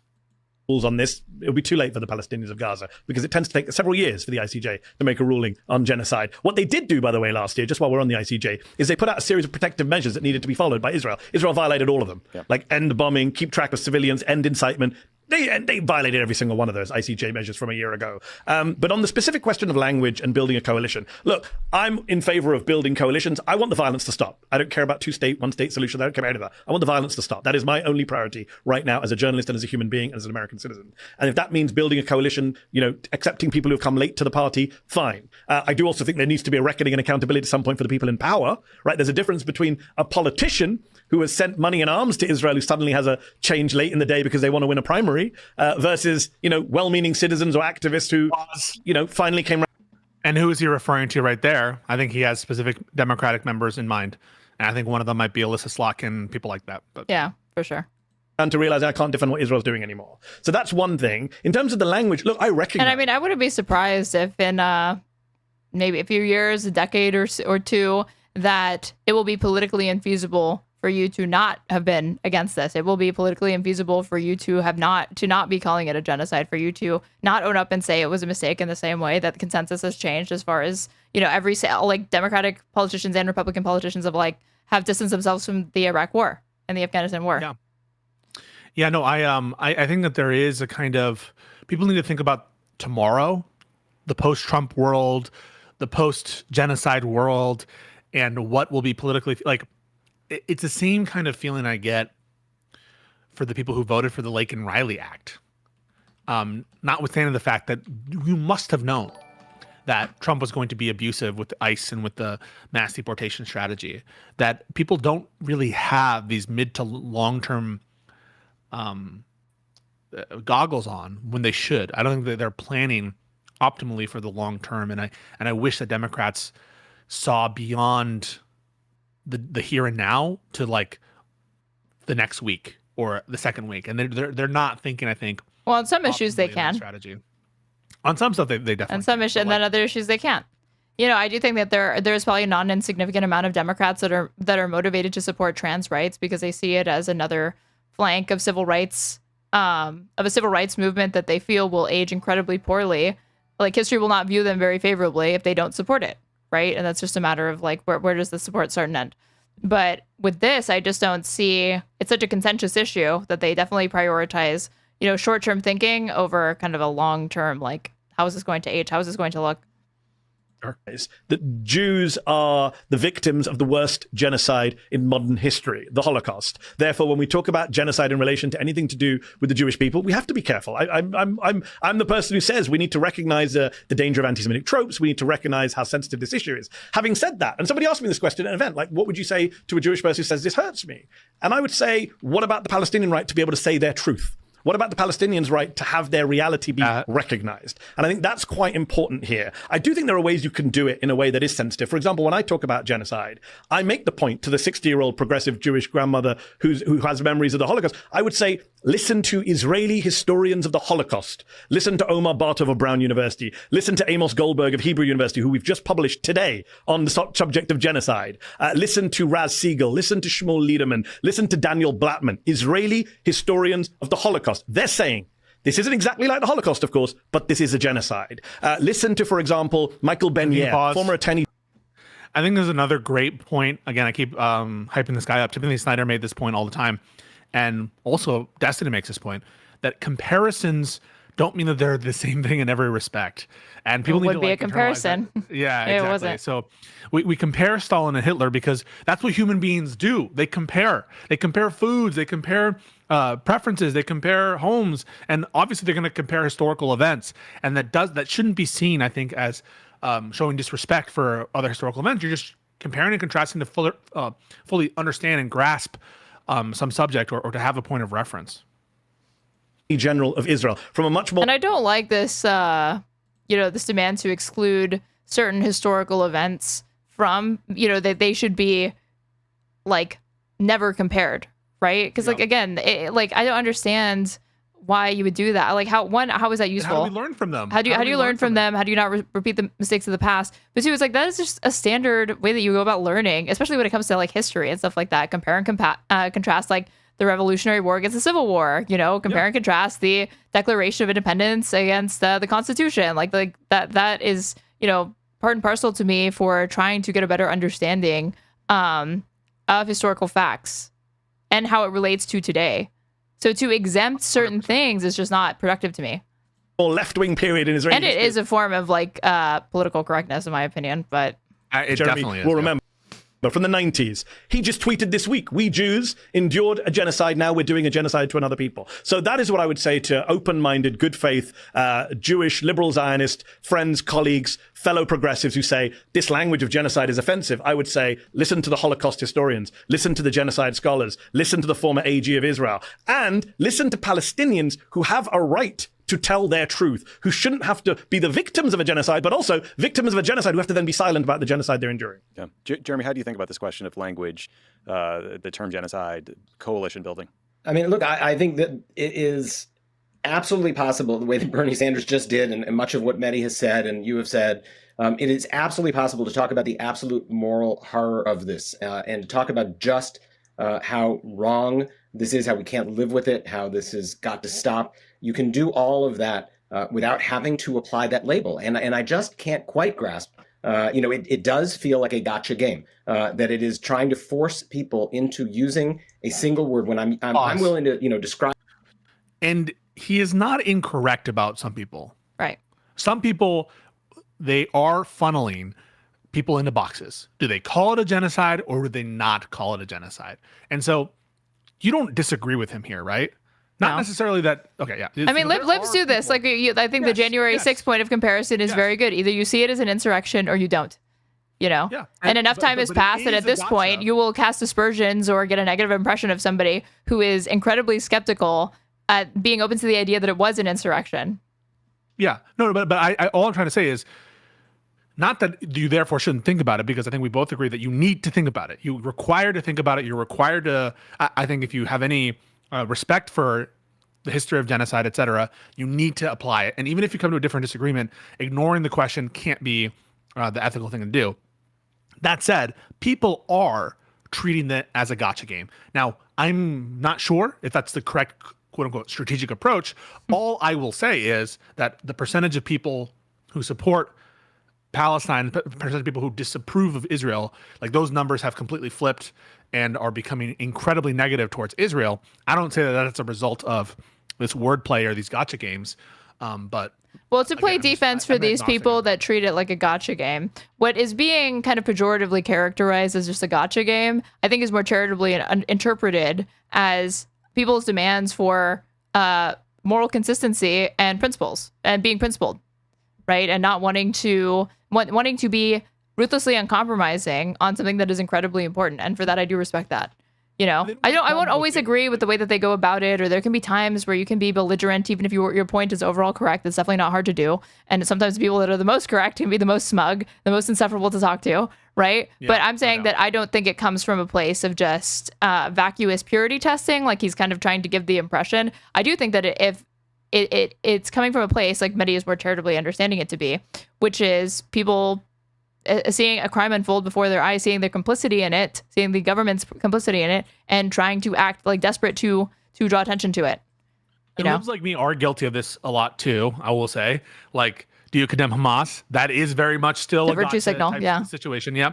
And so I don't have a problem with getting an actual answer of, do you condemn Hamas? And if so, why not? I think that's a perfectly valid thing to ask. But we're not above, and I think it's not necessarily bad to demand clarity on these answers. But let's acknowledge that it is a bit of a purity test. It is a bit of a gotcha game. But you should be, or I don't know. I think that I'm going to be flexible in those conversations to not just. I do think the pro-Israel side is far more likely to engage in this sort of like virtue signals, right? Yeah. They want the Israel has a right to affirm that Israel has a right to exist as a Jewish state. Affirm that it's the only democracy in the Middle East. Affirm that there's no apartheid. Affirm that Hamas is a terrorist organization. Condemn them, please. Like all of these sort of performative enunciations before you're allowed to speak about Palestinian dignity and humanity. And you just don't see the inverse of that happen. Could you imagine if we said to Israeli Jews that before they were allowed to mourn victims of October 7th, but first you need to condemn Bibi Netanyahu and Ben Gvir and Smotrich. And you need to condemn the occupation, and you need to do this. We don't put these sorts of parameters on the conversations that Israeli Jews or Zionists want to have. Why do we do it with the genocide thing? Yeah, so why do we do it? Why do we put up with it? And I don't like to feed into it, honestly. Why would you put it up? So why would you do it for genocide conversation? I'm guessing you're saying you wouldn't harp on it. as much.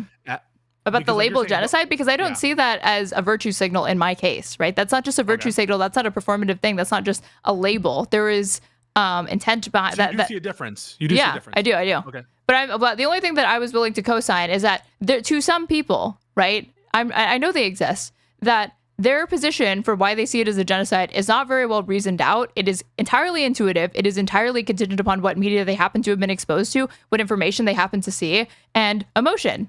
I totally understand that, and I know that, and I know that their demand for purity is not always something that is actually, based on their empirical understanding or analysis of what they feel, like Israel's actions, and they feel that they constitute genocide. I totally know that. But do I think that that's the majority, and do I think that that's an important thing to harp on? Because regardless of whether they're being genuine or if they're being disingenuous, the more important thing to interrogate is, are the underlying facts of the matter, do they support the claim that it's a genocide, right? Instead of focusing on the motivations of the people that are asking you to call it a genocide or whatever, because then I do really feel like we're getting off the point. But I agree, but I just want to say that, like, both sides do it. Both the you and the liberal surrender hands. Yeah. Both sides. You can play it, but I'll be right back. Anyway, and admit in any way that this is an absolutely inhuman, awful situation that I want nothing to do with, but I don't want to use that term to describe it. Why? Right? And to me, Medhi's like Anton Chigurh here from No Country for Old Men. Why not? He's like not gonna let off this point, and they continue to debate it back and forth, I think, till the end of the conversation, pretty much. He's like, no, you have to choose heads or tails. Older than the 60-year-old grandmother. I object to your 60-year-old grandmother thing.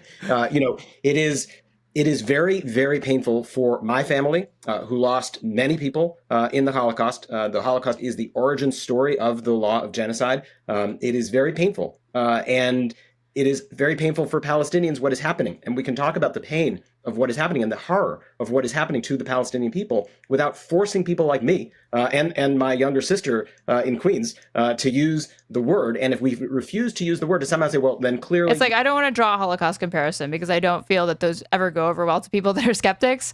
Okay. I'll draw one with, again, Russia and Ukraine. Like, why do we need to call it an invasion and occupation? Why can't we just talk about all of the underlying facts, right? Why can't it just be referred to in kind of these more sterile, neutral, objective terms that are, favorable to Russia? But like, why can't we just talk about it this way? Why are we going to get hung up on, is it an invasion? Are they an aggressor? Who's like, we can just talk about the underlying facts of the matter. And it's like, well, can we? Can we? You don't have morals, then clearly you are not welcome in our space. This notion that somebody who may support the right of the Jewish people to have a state of their own isn't welcome in progressive spaces. This notion that somehow, that Zionists are not welcome, people who don't use the word genocide aren't welcome, we're going to be booed if we don't use that word. I just ask people who are looking to actually save lives, who are looking to make peace, who are looking to find solutions, to realize that we can be stronger together if we are not forcing each other to use these words. Just to be clear, neither me nor Tomi have said any of those things. You're talking about someone else. No, I'm talking in general. We've not said any of that stuff. I've not said any of that. I would never force you to use a word. That it does happen in progressive. It does happen, but it does happen. But that's. You just made this point. My point is sorry, I missed the start of what you said.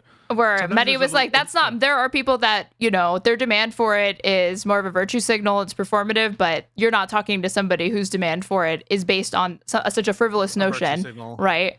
And he's like, okay, but you acknowledge that it happens, right? And I was saying that's where your mind went to. You wanted me to acknowledge that, yes, there are people that do it performatively, but this exists, and this is certainly not unique to this. No, I don't think it's unique. I'm not saying that it's unique. I just want, because people are demanding it for the specific purpose of this kind of categorization, and I'm not even necessarily saying they're wrong to do it. I just do want an acknowledgement, and you did give it, and it is correct, and it does happen on both sides. That's all I'm saying. You're just saying both sides. Sometimes when you speak, the first part of what you say gets. I'm saying you're just saying both sides. Yeah, both sides. We will get a surrender hands emote at some point. My point is about truth. Like, I think language should be truthful. It shouldn't just be about whether you offend or not offend people. And I think, just to go back to your point, you said about forcing you to use a word. I would never want to force you to use a word, and I hope vice versa. But it works both ways. When you say that somebody says to you to force you to do a genocide you don't want to, fine. But the people who do use the word genocide are accused of doing blood libels. They're accused of being anti-Semites. You would accept, would you not? Right, of course. But exactly. But you would accept that when I say Israel is committing a genocide, you don't agree with me. I phrase both sides, but I know you'll get mad at me. But both sides do that. But shit! On this both sides is appropriate. But my point being, why are you laughing? No, I'm just saying I am this man. I told you. I fucking told you. And Medhi would have clocked your ass if this were you in this conversation, and that was the point that you felt was prudent to bring up in that moment. Because now it's my turn. Do you acknowledge that there are people that similarly, in response to the people that are calling it a genocide, accuse those people of saying you're an anti-Semite, you're doing a blood libel against Israel and against Jews? Yes, obviously, yes. Easy, no problem. Yeah. Was that fun for you? Did you have a virtue signal? I don't know. Yeah, you win on that. No, I think it is absolutely true. And that's not weakness. It's just acknowledging reality. It's acknowledging reality. Why is your water thing so big? Why is this a sticking point every single fucking week? It's a Stanley. That's the size. That's the size of there. It's a standard size. There's even bigger Stanleys than this, and this is not the biggest one. Okay. You just couldn't understand because all you know is a medium from Dunkin' Donuts. Okay. It's a large. This is a large. Show the large. Okay. No, show it. You're just embarrassed. Okay. Mogged. Look at this. Absolutely fucking pathetic. Okay. Not even a comparison. You guys can decide for yourself who is probably more hydrated. Okay. Is there her take? Yes, there's her take. There's her take. Amazing. But really quick, one more thing. PBD, Tomi Lahren, they talked about Israel really briefly, and it dovetails Israel. From this. More Israel, okay? More Israel. Their reaction, no. This is more about free speech because they make insane claims about what you should and should not be allowed to do as it comes to like demonstrations and political protests. Don't you love that? This opening song? Killer, right? What's your point? The future looks bright. My handshake is better than anything I ever signed. Right here. Okay, Harvard's $50 million settlement with Trump. This is the part that I wanted us to see. Okay, yeah, let's do it. Wait, Harvard settled? Yeah, apparently. Isn't that just like awesome, great news? Don't you just love to hear it? I hate it. Reportedly willing to surrender in war with Trump admin, even if it costs $500 million. Rob, I think you got a video on this one if you want to pull it up to go to it. This is an interesting story. Rob, is this him talking about it? Yes, sir. Okay, go for it. Harvard is reportedly willing to settle with you for $500 million. Is that enough? Oh, they put 50 million. This is 500 million potentially. Jesus fucking Christ, dude. Well, it's a lot of money. We're negotiating with Harvard now. They would like to settle, so we'll see what happens. Like it's the rational thing for them to do potentially for them to settle, but it is going to be a casualty of open expression and protest and all of that. They should not be settling. I hate it. It's giving a precedent that the president of the United States can just push private actors around to extract essentially ideological bribes and sometimes even monetary payments in response to unprecedented assaults on free speech. It is a horrible precedent. I fucking hate it. And I do condemn it. I condemn people who, this is coming from somebody who I understand the realities of litigation. This is a high risk situation, but I just think that there's something more at stake here than your endowment. There's something more at stake than, your ability to optimize your research, than your ability to even like practice law. And I understand I'm asking a lot of private actors, but the soul of the country is at stake here. We can't let this stand. We can't let like the executive branch run roughshod over all of our freedoms. It's fucked up. So I know I'm not blind. I'm asking a lot of these private actors, but I just think they have an obligation to this country that nourished them for hundreds of years, for them to like abandon those principles because of the litigation realities. I don't support it. I just can't support it. And I'm not saying that Harvard did settle. I'm just, I guess there's some reporting about it, but so I hope that they didn't settle. I'm not saying that they absolutely did settle. That's all I'm saying. So you're asking them to hurt their bottom line. Yes, I am. For democracy, yes. for the Republicans. It sounds like you got a couple of criticisms of capitalism there. What do you mean? Just think on that one, okay? Don't hurt your brain. Don't hurt your brain. I'm not gonna like let you sprain your brain, okay? I'm more committed to liberal principles in the republic than I am to capitalism. We love to hear it. We love to see it. A pretty fast answer, but let me read the one sentence here. Negotiations are ongoing, with Harvard reluctant to pay the federal government directly, and the potential deal may include a settlement in the current court dispute over funding cuts exceeding $2 billion. And I keep in mind, Columbia University already paid $200 million. Yep. There's a couple other schools. Brown, I think, is going through a $50 million deal with the administration.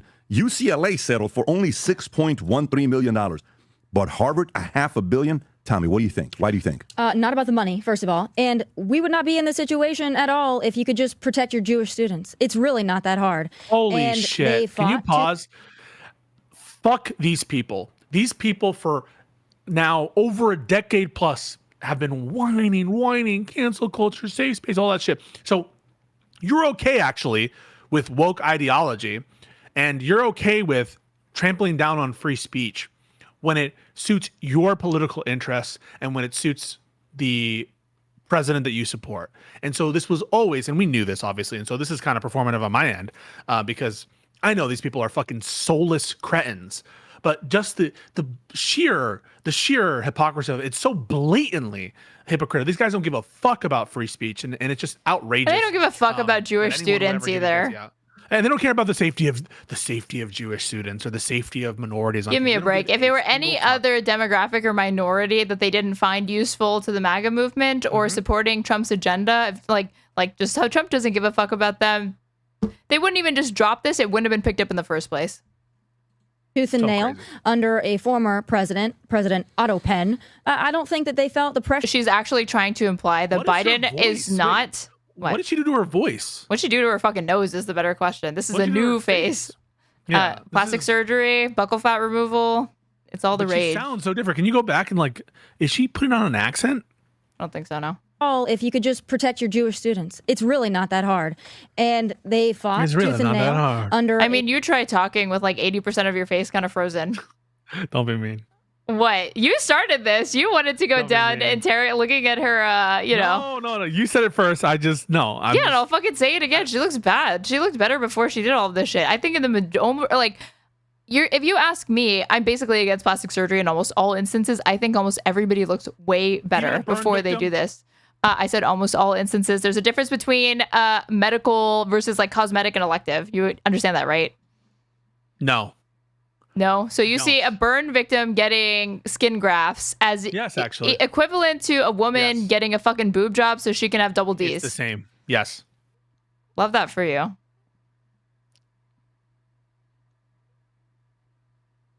Any more thoughts on this? No. Okay. A former President Otto Penn. I don't think that they felt the pressure and the heat. President Trump comes into office. He says, but she's trying to act like, Biden wasn't exerting enough pressures on colleges or wasn't enough of an ideologically committed Zionist. Joe Biden, are you kidding? And Joe Biden, who was talking shit about the protesters. Joe Biden, who supported them, whose fucking press secretary compared them to Charlottesville protesters, neo-Nazis, by the way. I'm not going to deal with this anymore. I'm going to hold your feet to the fire. It's not about the money. It's not about the settlement. It's about the message that this sends to the Ivy League schools. You will not. I mean, she's not wrong. It isn't about the money, and it's not about the settlement, and the message is just fucking dangerous in this case, but she loves it. You want to know how I got these scars? My father was a drinker and a fiend. I never thought the day would come where I just yearn for the karaoke. And not your impressions. If that means, we built this city on rock and you know what? Maybe I spoke too soon. Go back to doing a Heath Ledger impression. Okay, wait. So it is about sending a message, and I just hate that we don't have a unified position among the Democrats. It feels like they are kind of sleeping at the wheel on this kind of shit sometimes. They're starting to wake up on Epstein, but I wish we were more unified as a Democratic caucus against this kind of free speech to the extent that it impacts these, the protests with respect to Israel. You know why they're not. You know why they're fucking not. So many of them are fucking bought by AIPAC. Yeah, AIPAC. I'm not saying that. And I'm saying it. I'm saying a lot of them are bought by AIPAC, and they have ideological disagreements with these protesters, and it's clouding their ability to see it first and foremost as an attack on free speech because they don't agree with the claims being made. But that is indicative of how much more important it is. It's that much more important to stand up for it because it's unpopular speech. You know, it's easy to fight for free speech when it's popular. The hard part comes in. Are you willing to defend neo-Nazis fucking marching in the street? Are you willing to defend global entry privileges? Yes. Yes, in fact, sir, I am willing to defend that. And what, 2 seconds ago, you were doing the liberal surrender hands. Now you're doing the fucking Giga Chad. Give me a break. Give me a break. To the death, I'm willing to fight for Hassan. Give me a break. You thought I was playing with anti-Semitism when I said we know why they're not willing to be as outspoken on this issues. Giga Chad. I am that. Yeah. Well, I know why. I mean, I saw Schumer's statement on Mahmoud Khalil was abysmal. Okay. It was abysmal. Why are we doing? Why do we need to say that the college should investigate them? And I don't agree with what they say. It should be no qualifiers. It's not okay. Condemnation. Yep. And if anybody tried to say, "Oh, so you endorse it," call that out as a bad faith smear and an attempt to deflect from the president's actions and make the conversation about the speech when it's not about the speech. It is about overreach from the government. Yes, I do defend Mahmoud Khalil's right to free speech. Yes, I do support it, even if he is equivocal on Hamas. Yes, I do support it, even if he outright stated, which there's no proof of, that he supports Hamas. Yes, I would still support it. Yes, I am that guy. Be allowed to bully and harass Jewish students. They will not be kept from their classes that they're paying for. They will not be intimidated. Not about the money. It's about the message. But I think the fact that President Trump has held strong on this, it's pretty incredible. And I saw UCLA also settled with some students. Look. What, liberal surrender hands? Yeah. What would you? Well, she's not a liberal, so what would you call this? The MAGA surrender hands? Conservative MAGA. Well, I don't know. Trump sycophant hands. And she has a tattoo, which is very where on her wrist. Enhance that image. Let's enhance. Now my audience can't see it, but XI. I don't know. It looks like Roman numerals. 11 semicolon. It looks like XL, honestly. Enhance that image. Let's see. Can you really not see it? I don't know that I can zoom in anymore. Yeah, that's computer enhanced. XI, it looks like. 11 semicolon. Maybe that's like a verse of some kind of gospel. XI for Xi Jinping. Because they keep calling this man Hitler and a Nazi, but I can't think of many other world leaders that have stood up for Jewish students and Jewish people quite like this current president. Yeah, I mean, the question I got is, why is Harvard half, Columbia 200, Brown 50, and UCLA 6.1? It's almost as if UCLA is being seen like, dude, you're a nobody, just pay 6.1. Or were they easier to deal with, Tom? What do you know about the story? Well, UCLA's suit came from a group that didn't get federal support. So this was an I believe that's correct. What'd you say? What'd you say? I said, what did you say? You're the one whispering, talking to yourself. Oh, I said these guys are disgusting bitches. Like, they're like, oh, I wonder if UCLA, like the rights deprivation of UCLA and the students of UCLA, that's because they're less tiered ranked, and so they're focusing on like this little catty bullshit as opposed to the fundamental rights deprivation. Independent group that came and said, hey, you know, this anti-Zionist stuff and the things you were doing on here with the settlement. And so UCLA is making a fast settlement with an independent group. Now, if that settlement gets the attention of the White House, which I imagine it would, there could be a federal round to this fight. This shit, right? So they're totally okay with the White House going and fucking being the hall monitor of speech on campus, as opposed to like, okay, there was some woke cancel culture that kind of was around in these different universities, and the universities staked out their own position on it without influence from the White House.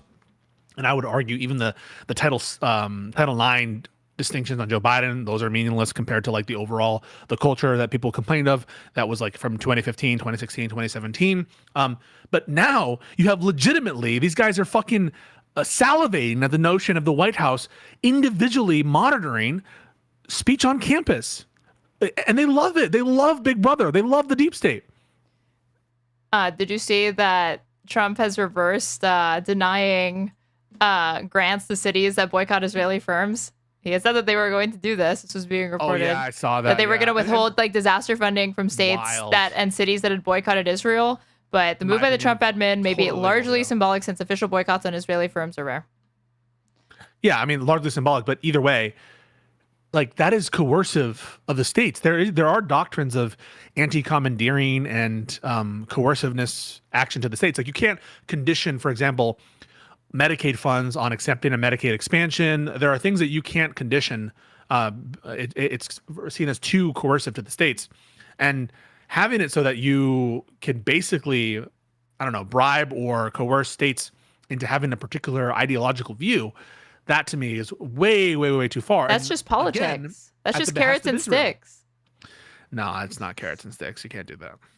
And they don't care about my states' rights anymore, right? They don't care about my states' rights. They never did. They never did. To anybody who wasn't already abundantly aware of that, the abortion debate should have made that very, very obvious. As soon as they had the opportunity, they saw just even the possibility of that federal abortion ban. They were fucking gunning for it. They still are. They haven't dropped that. They don't care about states' rights. But you know what's really interesting about this? There are 7,000 undergrad students at Harvard. I think it's 7,089. And number one. Number two, the tuition at Harvard's about $86,000 all in, dorm tuition, the whole bit. But with the financial aid that goes out there, it comes out to $55,000 a student. What is 7,000 students times $55,000? Don't do this to Vinny, bro. $385 million. My gosh, Vinny, that's correct. How the hell? So they could have taken They could have taken the $500 million and just told all their students, guess what? We're sorry about what happened. Nobody pays tuition this year. So We're it is sorry about about what happened. We're sorry that you heard voices that you disagreed with On a college campus. Yes, if there are specific cases of harassment Or those should be intimidation. prosecuted or intimidation, those should be prosecuted by local law enforcement, and there should be disciplinary action from the college. But what are we apologizing for, actually? Do you think that the schools wanted this harassment to occur? Thank you for Is that what we subscribing, actually Lost believe? Is there evidence of that? resubscribe. What do you want them to? And so now what? No tuition because you heard some shit you didn't like, or because there were instances of genuine harassment that they should have been prosecuted anyway and they should have gone after it anyway? Why do we need this like mea culpa? Like, do you think this shit didn't happen to minority students on different campuses in different instances, or quote unquote rape culture? I hate this shit so much. And these people are total bootlickers. They're acting like, yeah, this is like, again, even if it were a class action, it still wouldn't apply to the entire student body. Yeah, wild. Not By the way, about the many of these money, but protesters are, especially in Colombia, there was a huge group of Jewish students in favor of the protests. And that does not detract from the instances of anti-Semitism that did occur, and which I condemn completely, and people ought to condemn completely. And the schools, Like what incident? definitely suspended people. They suspended people. They issued disciplinary action, and What you're gonna have to incident? provide. What's that? What incident are you talking about? They suspended people for. Hang on a second. I'm getting a call. One second. Oh shit. What's it? He's a busy man. Well, this is a good time to say that if you are watching me on Twitch, you should go ahead and follow me if you haven't already, or subscribe to me. You can get access to emotes and an ad-free experience, as well as on YouTube. Subscribe to me or like the stream if you haven't already. That goes for Pisco's audience.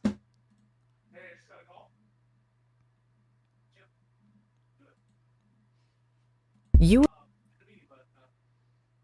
Nails.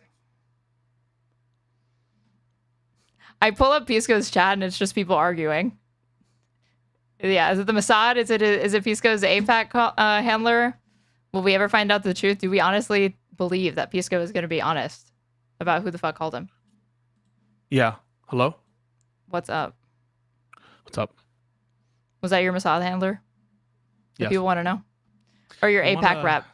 I just want to be respectful and just say that we have no evidence whatsoever that these schools are, doing everything they can to keep Jewish students safe. And so if it's the case that, the government sees that there's a problem in enforcement, I think that it's acceptable for, I'm just being mean, but like, honestly, the whole school thing has black-pilled me to the notion that Democrats are going to be unified in response to some of the most pernicious of these threats, so long as there's a nexus to Israel, unfortunately. Well, I asked you for an anti-Semitic incident. You did not get it. What happened? They blocked specifically access for people who they've perceived as Jewish to use a certain walkway. Okay, There was okay. a video of it. Yep. we need to take a look at what really the scope of money also is here. It's also the public embarrassment, because to the average person, holy crap, $500 million? They don't know that Harvard's got like a $53 billion endowment right now. I think it's crossed over 53. The average person doesn't know that. But the headline is... I got askers in chat saying, proof. Was it blocked for only Jewish students or for anybody else as well? Trump beat Harvard. Harvard paid up. And that is, I think, the strong message here. I mean, they're just praising him for being a fucking tyrant, like a literal gangster, basically. Just like the trade, one at a time he's getting them. And now the Ivy League, one at a time he's getting them. Right. Like, they don't even care about the cause. I feel like when people celebrate like fucking Dark Brandon shit, they at least support the cause that are getting behind the president because of what he's doing, not just for the sake of symbolically like, oh yay, my team got a win. And I'm going to find out, and Tommy, I want to come to you, Rob. Can you find out what the endowment is for UCLA, Harvard, Columbia, and what it is for Brown? Go ahead, Tommy. You wanted to say something. Yeah, I do. Because I think not only is this a message being sent, I think the message for especially young Jewish students and their family, this is also an incredibly strong message. A settlement's great, an acknowledgement is great, but I'll tell you, a lot of these young Jewish students, they're not going to the Ivy League in the Northeast anymore. I'll tell you where they're going. They're going to Tennessee. They're going to Alabama. They're going to Mississippi. They're going to Florida. They're going to SEC schools and some others because they don't want to be harassed and they want to go to school and they don't want to have protests on their campus. They don't want another encampment when these nerds are too socially awkward and unaware to actually enjoy college. They'd rather be out protesting and waving Hamas flags. They want to go to Alabama. They want to rush a fraternity or a sorority. They want to have a college experience. So it's they want to do Bama Rush. Take a lot more from Harvard and the rest of these Ivy Leagues than just a settlement or even just an apology. They're going to have to change the culture on campus because you're going to see people fleeing to better schools with more attractive people with a better schools than Harvard, like Alabama. Better college experience, and that happens in the South. I want to go back to college now. Are we already seeing after that? that speech? Are we seeing that? Yes, we are. And I'll tell you where we're seeing it. And help me out. Is this whole episode just them being like fucking kind of weird and untoward towards her because pretty conservative woman in the building? I'm pulling something out of the hard drive here with Alabama. There was a protest that was happening on campus in Alabama. But the crowd of basically fraternity brothers holding beers. North Carolina. North Carolina? Yeah. Where they came out there, and the crowd of ACC, SEC, it's no big deal. The crowd of students that didn't want any of this crap was quickly larger than the protesters, and the campus police formed a line that was basically preventing the students from enforcing physical response to the protest.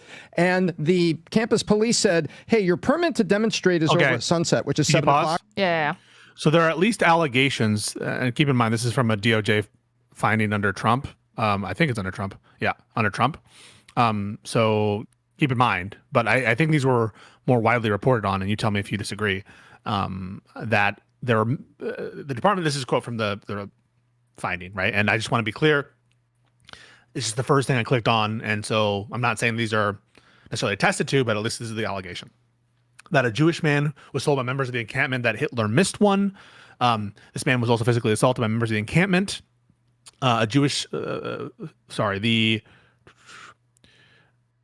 The UCLA's task force report, this is the UCLA's task force report, documents instances in which students were assaulted or prevented access to parts of the campus on the basis of their religion and or national origin by members of the encampment. For example, quote, a Jewish student and her mom shared how the students was knocked to the ground and kicked by the encampment participants. The student was initially unconscious with an open wound on her head, and she was taken to the hospital for treatment. Additionally, a Native American Jewish woman described being assaulted by a stick. The report also notes that on April 29, 2024, the encampment protesters began using human phalanxes, with protesters shouting human chain to block certain persons from moving freely through public areas of Royce Quad, and surrounded some other individuals to forcibly move them from areas in or adjacent to the encampment. By April 30th, students wearing a Star of David or a kippah, or those refusing to denounce their Zionism, which for many Jews, but not all, is akin to renouncing their Jewish faith, were physically blocked by the protesters' phalanxes from entering or passing through the occupied area of the Royce Quad, entering Royce Hall, or entering Powell Library. So if there is an intent behind a group of people to prevent access to Royce Quad or Royce Hall on the basis of them wearing a Star of David, I would call that anti-Semitic. Agree? Yes, I agree. It's true. Yeah. And I'll show you an instance of what I saw. And I'm not saying that because I saw this instance and it seems disingenuous to me that there were no instances like this, that the mere allegations of it occurring in other places shouldn't be taken seriously, shouldn't be investigated. If found to be true, shouldn't really lead to sanctions, punishment, all of that. This is not invalidated or whatever. This is, probably to the pro-Palestine people, right? Like, this is what ends up on their feed. And you tell me if you believe this is an instance of intimidation or blocking Jewish students from going around campus. This is being feminist. Jewish students aren't allowed to walk through Yale's campus anymore. I can't see it. You can't see it? Oh, yeah, now I can. Go.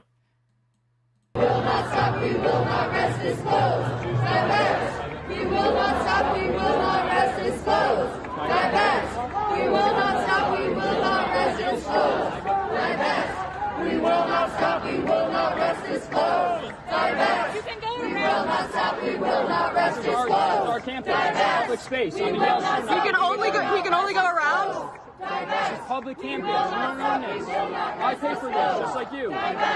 I'm a Yale student. I pay tuition. This is my space too. I want to walk through. The people united will never be defeated. Are you gonna get out of my way? Can I walk through? People united will never be defeated. Why can you guys sit here? I can't. People united. Why can't I go through? The people united. I can walk through. Why can't I walk through? The people. Okay, so it goes on like that. Do you think that it's fair to characterize this as intimidation of a Jewish student or preventing them from being able to walk through, like as being banned? I'm not able to make the determination. No, just that video, I'm not able to make a determination because, blocking everybody from which some of these protesters do, where it's agnostic as to the race, ethnicity, or religion. I wouldn't say that there's enough evidence to characterize this as anti-Semitic. Just like if imagine a random black guy just walked up there and like I want to get through. I pay tuition too. They would be told to go around. Yeah. Yeah. So I think that you need to have that discrimination. You need to have that that discernment. Okay, Star of David, don't let him in, right? Or Hitler missed one. I think that is anti-Semitic thing to say. Really? Yeah. Really? You think that? I'm shocked that you would think that, Pisco. Yeah. Given your tendencies, I mean, earlier you were talking about the good forms of anti-Semitism. It's good to see that you can call a spade and call it anti-Semitism where you see it. Press play. Just press play, please. And we're off shift and going home. I think you should pack up and go, because if we leave and you're still here, this rowdy group that's also drinking beers over there, they're going to kick your ass. And the protesters, and I believe I'm getting the essence of the story straight, am I not? Partly. And then also, you've got these frat brothers who are not going to let that American flag touch the ground when you have these feral Hamas supporters that are trying to rip down the American flag. By the way, that was so... I love that. People are like, look at these true Americans putting up the American flag. Guys, I love America too, but kind of soy to be all about American flag iconography when you guys bastardized the American flag when you use them to attack the Capitol. Okay, so you guys don't give a fuck about patriotism. You don't give a fuck about using flags for your own manipulated political ends. And so I just, is it cool that you put up the American flag? I love the American flag. I think it's a cool flag, but let's not soy out and pretend that you guys are above the kind of flag politics. Okay. Yeah, they were the flag defenders. It was and denigrate Alabama. Our country and denigrate Israel. And you've got these frat bros at UNC that are like, no, we're not letting this flag touch the ground. You're not going to do anything to this flag. You're not going to burn this flag. And that's what Can you imagine if Biden took even just half of these actions on behalf of Ukraine? The fucking bitch fit that all of these people would be throwing. Shit, yeah. This is why we need America first, not Ukraine first. Get when you go to SEC schools or similar type schools in the South, in Florida, and a few other places. You're not going to have these people put up with this crap. To me, that's the most important thing. Okay, we see what's going on with the Jews in Israel and all this stuff like that. But at the end of the day, this comes down to, do you love America or not? Because the people that are... so if you don't support federal overreach that's effectively coercing and bullying... You hate America. Yeah, you hate America. You're either with us or you're against us. Palestinian flags, the people that are basically doing these encampments, they don't love America. I mean, if you wave a Palestinian flag, that's mutually exclusive with loving America. But conveniently, not if you wave an Israeli flag. That's fine. Yeah. The Jews and can you pause, by the way? There's a great clip on my channel. Check out the clips of Rob Noor being like, if anyone waves a flag of a different country at one of these protests, it's like the worst thing ever. Oh my and then God. You're just like, we put in all the clips of people on January 6th with the Israeli flag, with like an India flag. With Don't tread on the me. Country flag. MAGA. Yep. The Confederate flag. They don't give a fuck about the flag politics. They don't give a shit about it. And then they get all butthurt about the Mexican flag. That said, I don't think that you guys should burn the American flag for optics. I agree that you have a right to burn the American flag. But if we're doing this optics bill stuff, guys, you need to just get in your head that Americans just like, they care about shit like this. They care about the flag. They care about the national anthem. And you're never going to convince them to like not care about There will always be somebody that burns an American flag, so you usually don't need to encourage people to do it. There will be somebody that does it, and you will have the opportunity to defend them and show that you're really big on free speech, I'm just thinking my take. Guys, don't burn the flag. His take. Don't kneel at the national anthem because people just don't like it. Or they just don't like it. And you're not gonna. Don't kneel? Okay, now you've lost me. Now I think that's fine. I mean, you talking to somebody who sits during the national anthem. Listen, I don't care about it. I'm just saying, if you want, you care enough to discourage people from doing it. Listen, I'm listening. Them, okay? I'm listening. I defend them. I don't think that they're anti-American. Just Americans care about these symbols. They're like, I'm gonna say the word. They're like autistically fixated on the symbols of the flag and the national anthem, and they care so much about it. So if the majority of Americans, if a super majority of Americans cared about the Confederate statue, the Confederate statue ones, would you say, okay, well, this is not lines, but like we have the flag we have, and we just have it, and the national anthem. You're not going to change the national anthem, so we have the flag we have, and we just have it. Infallible logic. You're a lawyer, right? In a different life, dude. Oh my God. Fuck you, Aaron. This is the last episode of Just Press Play. Subscribe, please. Subscribe, please. Allegedly, maybe have to pay $500 million, all these other fines. Okay, the Jews are a canary in the coal mine. The reality is, these students that go to Harvard, Columbia, Cornell, the list goes on, they don't love America. You know, you tell the story about you went to Harvard for the business planning. Dude, I know they're. I was gonna say, I know they're American students. I know they attend college in the United States. I know they're, exercising their rights of freedom of speech, a peaceful assembly. No, none of that actually is an American value. Yeah, no, like I very much think that these protesters on these campuses are probably more American than these motherfuckers because they, at least the ones who don't do the violence and don't do the criminality stuff, they're upholding our highest ideals of Americans in protesting, in disputing the government. That's like what we want to see from our colleges. And many of the most storied protests and movements in our country's history have started on college campuses. The Vietnam protest, a lot of the civil rights stuff comes out specifically of organizations from college campuses, and these anti-Israel, or I should say, anti-genocide protests. So would you say that the people that fly, like if there's somebody on a campus flying like an ISIS flag, that's embodying American values? No. Why not? You just said these people are speaking truth to power. Some popular speech. Peacefully assembling. They do it peacefully. I'm not going to dignify this with a response. Why not?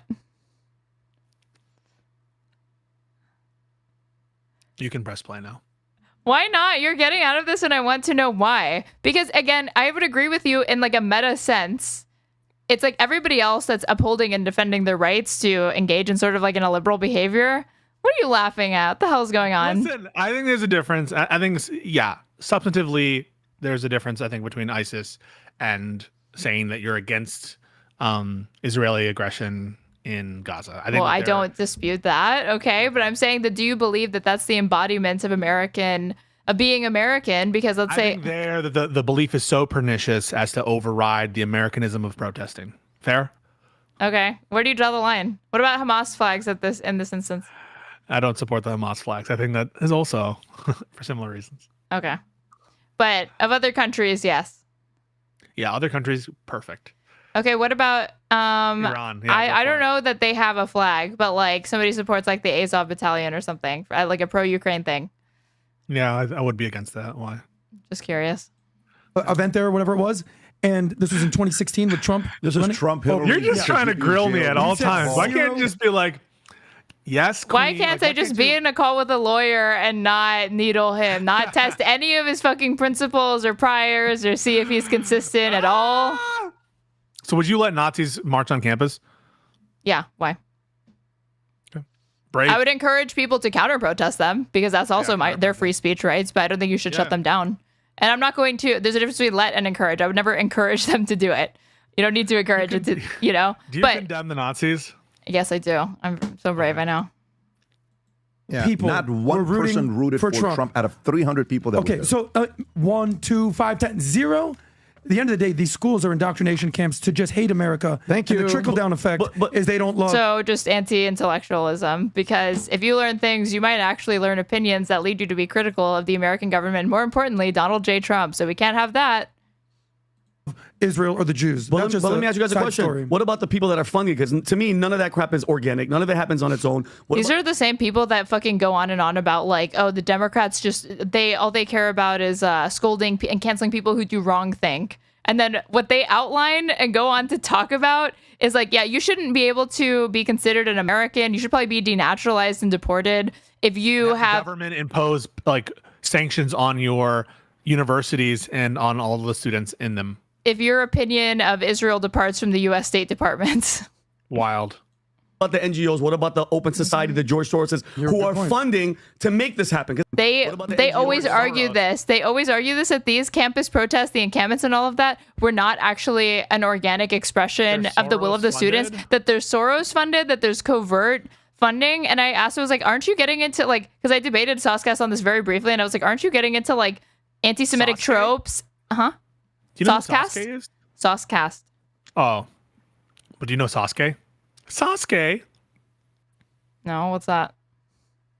She doesn't know who Sasuke is. I don't. Explain it to me. No, I don't know a thing. Explain it to me. I can't believe you're so uncultured that you don't know who Sasuke is. So explain it to me. Why would I? I mean, where do I even start? I mean, what do I even... How do I start with that, folks? Can you guys explain Can you guys give Pisco the answer so he doesn't have to look it up on ChatGPT or Grok? Can you just explain who Sasuke is? Chat, you guys can do a better job than I can. But I don't even know where to start with this. I mean, okay, have you heard of anime? Heard of it, yeah. Have you heard of the Uchiha clan? No, why? They're a very important clan in Naruto. Okay, I've heard of Naruto. Sasuke Uchiha is a member of the Naruto clan. How does this relate to the conversation right now? Because I thought you said I talked to Sasuke about this. Yeah, I was talking about valuetainment's Saucecast. Far more important than Naruto. Far more of a cultural touchstone. Far more relevant media, obviously. Really? Or yeah, I'm being 100% serious. Naruto is more of a cultural touchstone than valuetainment. I'm sorry, no. The contributions that Patrick Bet-David has brought to YouTube entertainment broadly cannot be understated, and I would never even deign to compare it to anyway, you Naruto. were talking to Saucecast about this, and I was like, aren't you getting into anti-Semitic tropes by suggesting that these are not organic protests that are an expression of the democratic will of the student protesters, but are instead covertly funded by supposedly foreign money, Russian ops, and Soros, open society? Of course, you're literally getting into tropes, because I was like, if you're saying Soros is behind it, I was like, Soros is like a Jewish man, right? Yeah, so I don't even understand that, right? Because the whole notion is that like I guess the Jews are running the government and they've occupied the government. That's the kind of the Zog meme, right? I mean, he was literally like, yeah, he is a fake Jew, and I'm saying that about Soros. Then, like, that doesn't, it's not coherent with the whole, like, okay, so Soros is a Jewish manipulator who's against the state. He was trying to undermine Israel for some reason, and Yeah, also I was like, we're talking about kids that go, privileged kids, okay, usually, that are going, and they're not going to their very, very fucking expensive classes so they can be in these fucking encampments. Okay, their GPA is probably dropping by the fucking second, and they're not worried. You're telling me they don't have $30?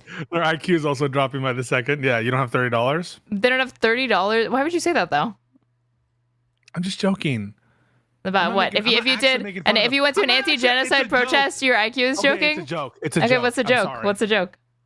The joke is that you're still on this podcast. That's the joke. You're gonna kick me off? No, I never would. Unless, of course, that you were an actual Marxist. Show me the liberal surrender hands and say, I will never kick Straighterade off the podcast. I'm not going to commit to that. Yeah, do it. Wait. If you came out as a crypto Marxist, Leninist, If you did that, I wouldn't be a crypto anymore, right? I would just be coming out. correct. If you came out as a Marxist-Leninist, and that you were previously, and so you do this whole like, once more the Sith will rule the like, if you do that kind of reveal, Always with the Star Wars references. I should kick you off the podcast. You can't do that. Wait. One more Star Wars reference, and we're done. There's not going to be any more just press play. I will have press play for the last time if you keep this up. Can I just say, if you make that turn, I think we need to have a real conversation about. Could you confront me live? Can continue. Yeah, I mean, like, why are you a Marxist-Leninist? I'll ask you. Pretend that you are a Marxist-Leninist. Yeah. Is that hard for you? What? To pretend that I'm a Marxist-Leninist? Yeah, it can't be hard for you if you actually are. The most arduous task I've ever faced on stream till this moment. Continue. If you did, I feel like I would have to be like, I can't. If you fundamentally don't. So that's your red line. And you decided on this standard of your own volition and free will. Listen. Or would you be succumbing to public pressure? Who's they? They are telling me to do this. Soros, the Open Society Foundation? Ikami Boy has told me that I need to be careful with MLs. Okay? And people... Ikami Boy who likes to dress up like Fidel Castro? Okay. That was a joke. Yeah, he says it's a joke. But that's the thing with these crypto Marxists, right? You never know when they're joking. Do we actually believe that Ikami Boy wasn't just showing his true colors in that moment? Have you ever been a tanky? Answer that question. Are you now or am I now or have I ever been a tanky? Yes. Marxists surrender hands, okay? No, I have not. No. Oh, okay. So if you later say that that was a lie. I have been a liberal. I have been a fucking filthy, filthy liberal, so I will admit to that. When you were like in your... Yeah, when I was like in middle school, high school, it just defaulted to it, yeah. Who was the turning point? Sanders. Sanders was like the entry point to. Holy shit, they were right. And they were right. But I never hit that. I said that with my conversation with Hutch, which even though you never fucking finished it, that was at the beginning. So I will finish it. You're not finishing that conversation. You're mentally ill. How much you want to bet? You're mentally ill. You're not finishing that. Why would you go back and finish that conversation? You gonna do it during your little office hours? Is that what you get up to during office hours? Finishing like content that you play. Oh, okay. So I guess even though you want people to pay you to get access to these office hours, you can't even give a little sneak peek. Whoa. We just kind of shoot the shit, and people ask me questions. They can ask me anything. And you're already a member. Probably you're already a Twitch sub. Probably you're already a Patreon supporter. I don't know that I'm none of those. I'm none of those things. Wait, you don't support me?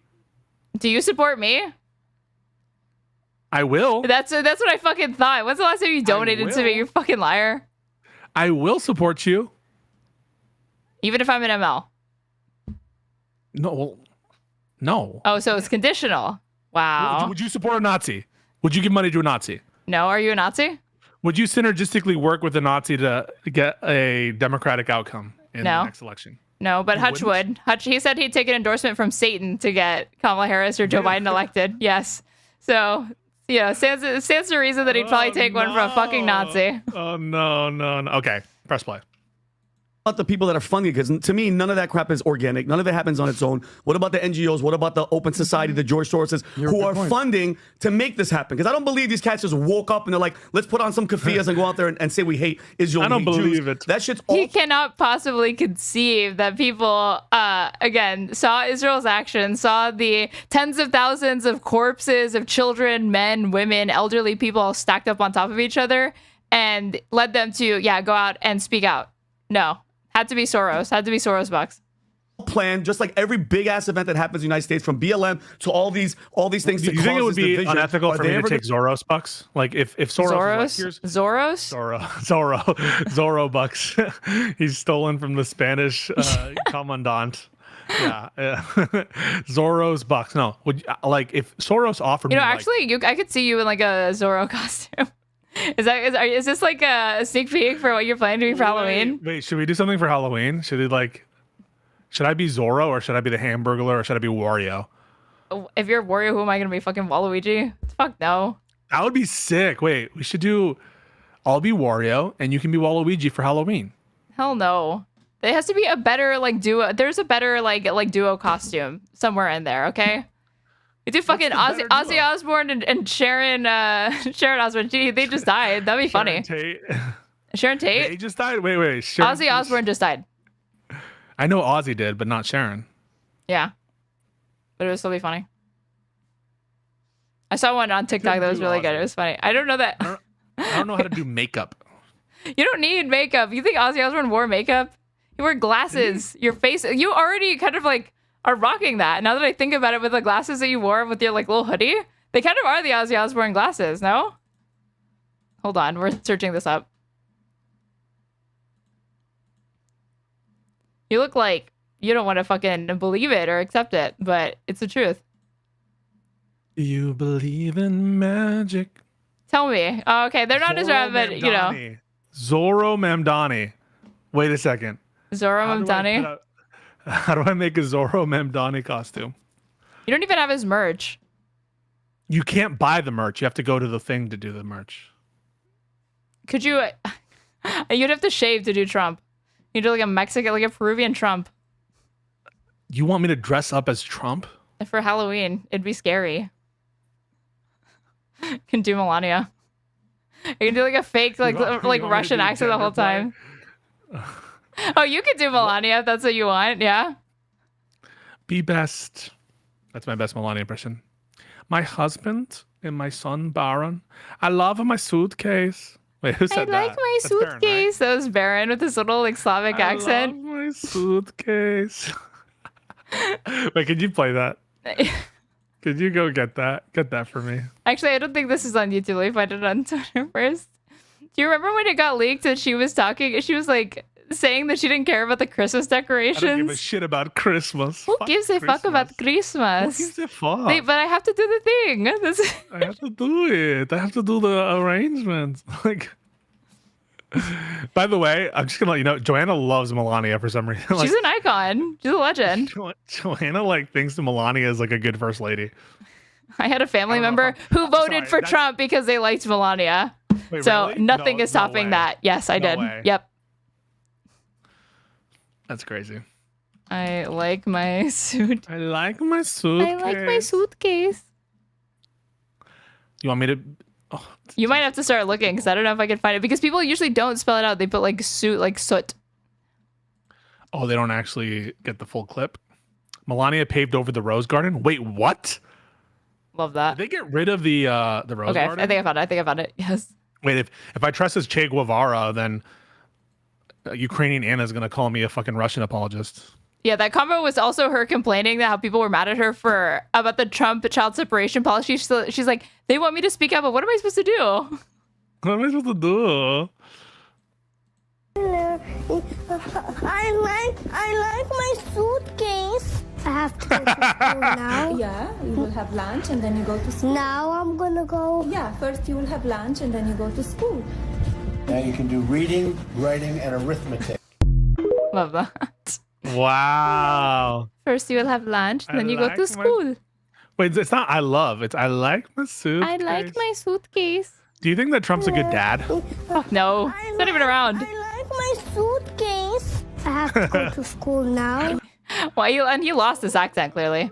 Did he really? Yeah, he doesn't have it anymore because the fucking nanny took over or something, or just being in school enough meant that it like. I heard that Melania was actually like a close mom, that she raised him. Even if that's true, I don't know that can actually just being in school where most people are not going to have this like weird Slavic English hybrid accent will overwhelm the language that you're exposed to, and I could see it changing because he's so young.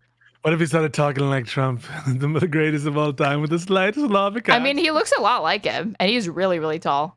But you definitely see it. Insanely tall. How tall is he? 6'7"? Like over 6'. 6'6"? 6'9". Holy fuck! He is huge. Look at this. Huge. That's not Photoshop. Unit. Do you think he'll ever be president when we're like 50? Fuck no. Do you think he'll be president? But he looks like his father a lot, obviously. But there was like I want a comparison image. He looks kind of. I mean, you see it here. How much he looks like Trump here. I'm looking forward for a Hunter Biden Barron Trump ticket.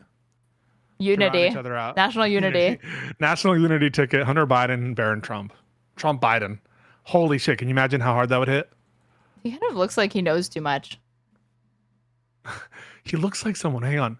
He looks like a little bit like the guy. Wait, what's his name? He's in Inception. He's he plays Oppenheimer. Oh, Cillian Murphy? Cillian Murphy, yeah. Yeah. A little like Cillian I could see that. So they could play him in like a biopic if they did it now. Yeah. They'd have to make him young though. Young. Look at how fucking tall he is. What an absolute unit. How much taller than you is he? 9 inches? Mogged. Absolutely fucking mogged. Are you taller than Trump? Donald. I'm 6 foot. Yeah. But Trump lies about his height. He's 6'3". He lies about that though. I mean, compare him to Obama. How do we know you're not lying? I'm not. How do we know? Because I'm not. Because lawyers are so trustworthy. Yeah. Gonna Wait, get freaking Cillian held Murphy's with accountable. a C. Cillian Murphy? Not S. Cillian Murphy? I don't know how to say it. Is George Soros ever going to get held accountable for all the damage and destruction that he does in this country? Those That's are my- two different things. I think you got to isolate two issues. But is he You're paying for these people? Well, no, you got to isolate those two issues and address. Wait, somebody linked to me. Oh, wait, really quick. Before we get off this little detour, this is the tapes. All these kids that I met, they are here in the shelters because they were brought by it through coyotes, the people, or trafficking, and that's why they put them in jail. And the kids that they go in shelters, and the way they take care of them, it's they even said, the kids, they say, wow, I will have my own bed, I will sleep on the bed, I will have a cabinet for my clothes. It's so sad to hear it, but they didn't have that in their own countries. Right. They sleep on the floor. They are, they are fed. They are taking care nicely there. But they are not with parents. It's sad. But when they come here alone or with coyotes or illegally, you need to do something. Right. And a lot of like moms and kids, they are taught how to do it. They go over and they say like, oh, we will be killed by gang member. We will be it's so dangerous. So they allowed to stay here. Do you understand? I do, and they're the ones that are the bad ones. Yeah, and they are not. It's not true that they would. Like you're like a fucking fiddle. They're using that lines that they're not professional, but they are taught by other people what to say to come over and to let them go to stay here, because they could easily stay in Mexico, but they don't want to stay in Mexico because Mexico doesn't take care of them the same as America does. They cut out where she talks about this with somebody else, but she was also complaining about how people didn't like her fashion, her fashion, and that Vogue didn't do a cover shoot with her. Priorities. She's fashionable. I don't think you can deny that she has fashion. You've thought a lot about this? I can't disagree with that assessment. You've studied Melania Trump's sense of fashion. Why don't you just agree with me once in a while? Does it kill you? Would it kill you to just be like, yeah, she's fashionable? No, I like her. I already said she's a fucking icon. So then why you gotta grill me? Because that doesn't mean that you know how or why she is. I do know why and how. And you know why. Do you and like how. Joe Biden's outfits more? She like those jewel tones. Joe Biden has a great sense of style. Jill, not Joe. Oh, Jill? Yeah. Yeah, I think Jill Biden, yes, a very fashionable woman. You literally don't even know what she's worn ever. Yes, yellow. A lot of yellows, a lot of pinks, a lot of colors. Pink, yes. Joe Biden, yellow. If I just put that, I hope this isn't. Oh yeah, she wore yellow. She wore yellow.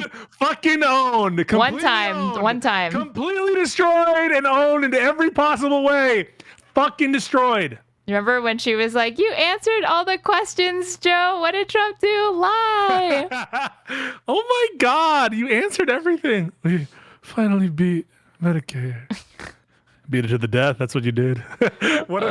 Painful. So painful. That line is traumatic for me.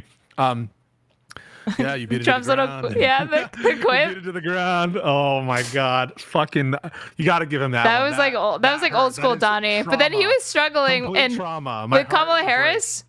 when there's a point where he's like, "Excuse me, I'm talking." Does that sound familiar? Oh yeah. That he was so mad about what she said to Pence. It was a good line.